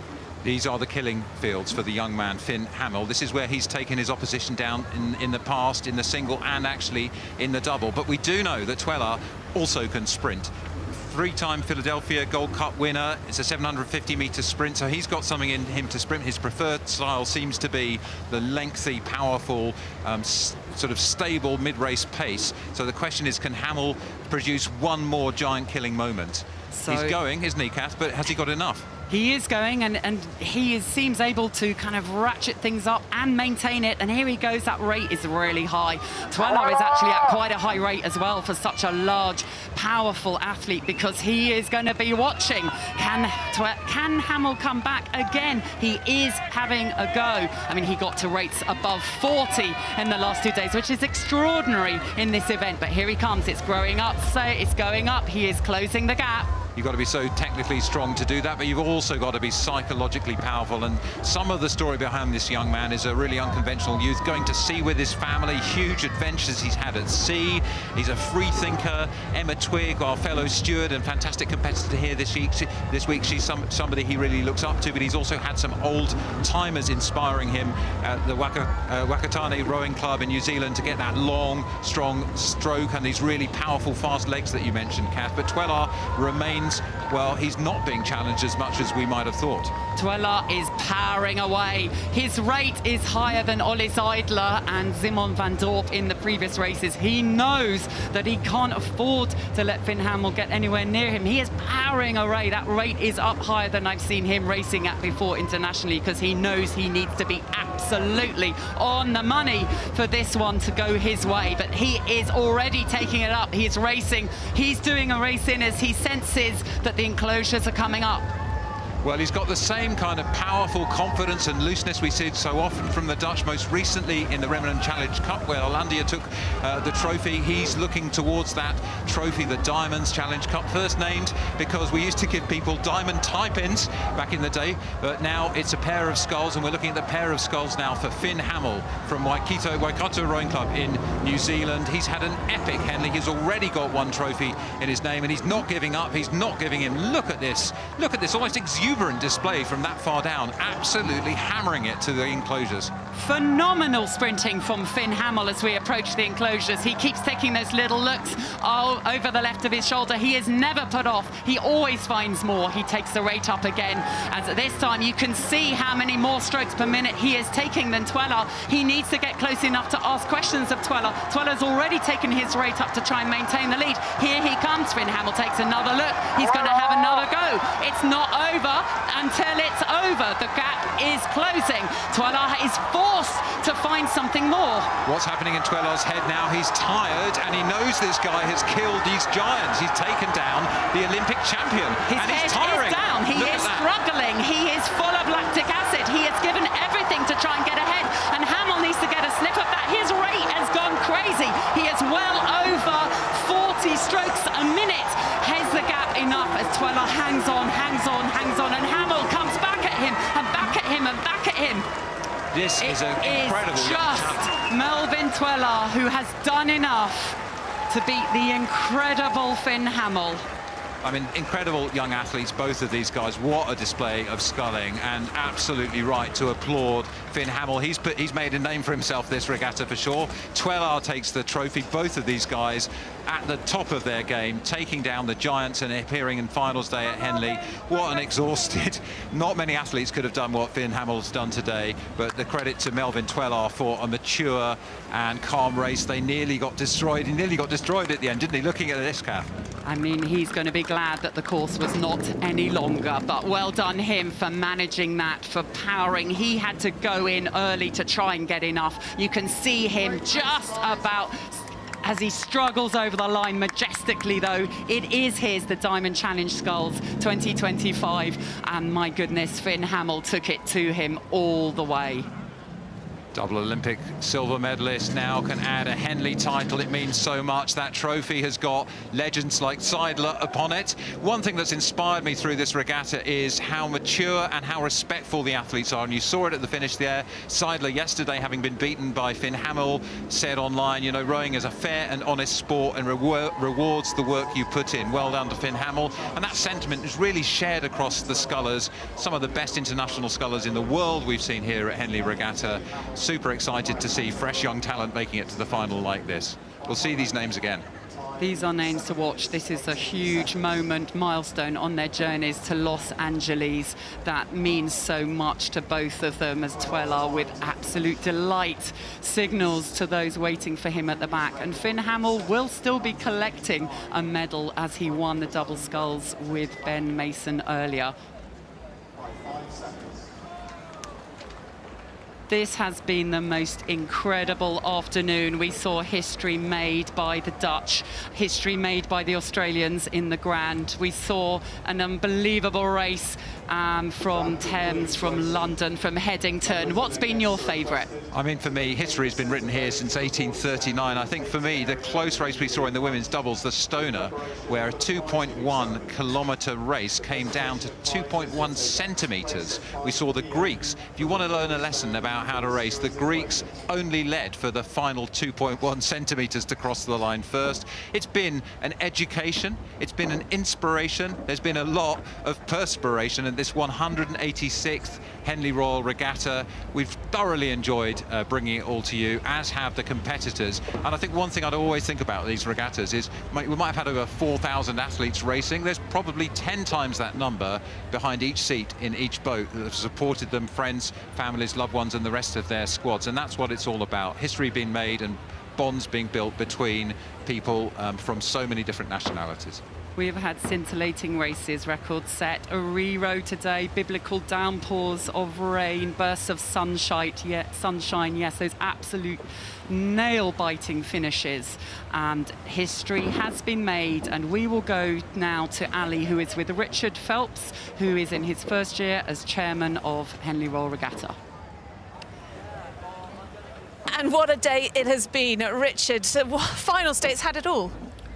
It has. It's had everything. We've had tight races, we've had records, we've had photo finishes, we've had new champions. It's just been everything you want from a Henley's final day. And it's kind of backed up the rest of the regatta. I mean, it's been glorious as a visitor. It's been super competitive rowing as well. It's got everything you want. You know, I mean, if you come here to watch for the first time, you've seen the most magical place. If you've come here as a regular, you've seen the most brilliant racing. You've had crews from 19 different nations all competing. We've had new crews, new nations win. The Greeks winning, this is a lovely thing. The Australian men's eight setting a course record or equaling the record. And, you know, the schoolgirls, the junior girls' eights race. What a humdinger. I mean, for anyone who says that women can't row or girls shouldn't be at Henley, you're wrong. They're so at home here. It's just simply brilliant.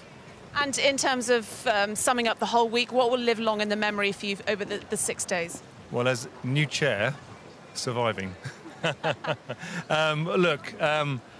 Probably the fact that on Tuesday it was so hot that we got really wet and sweaty, and today it's been quite showery and I've got wet, so no, I'm being silly.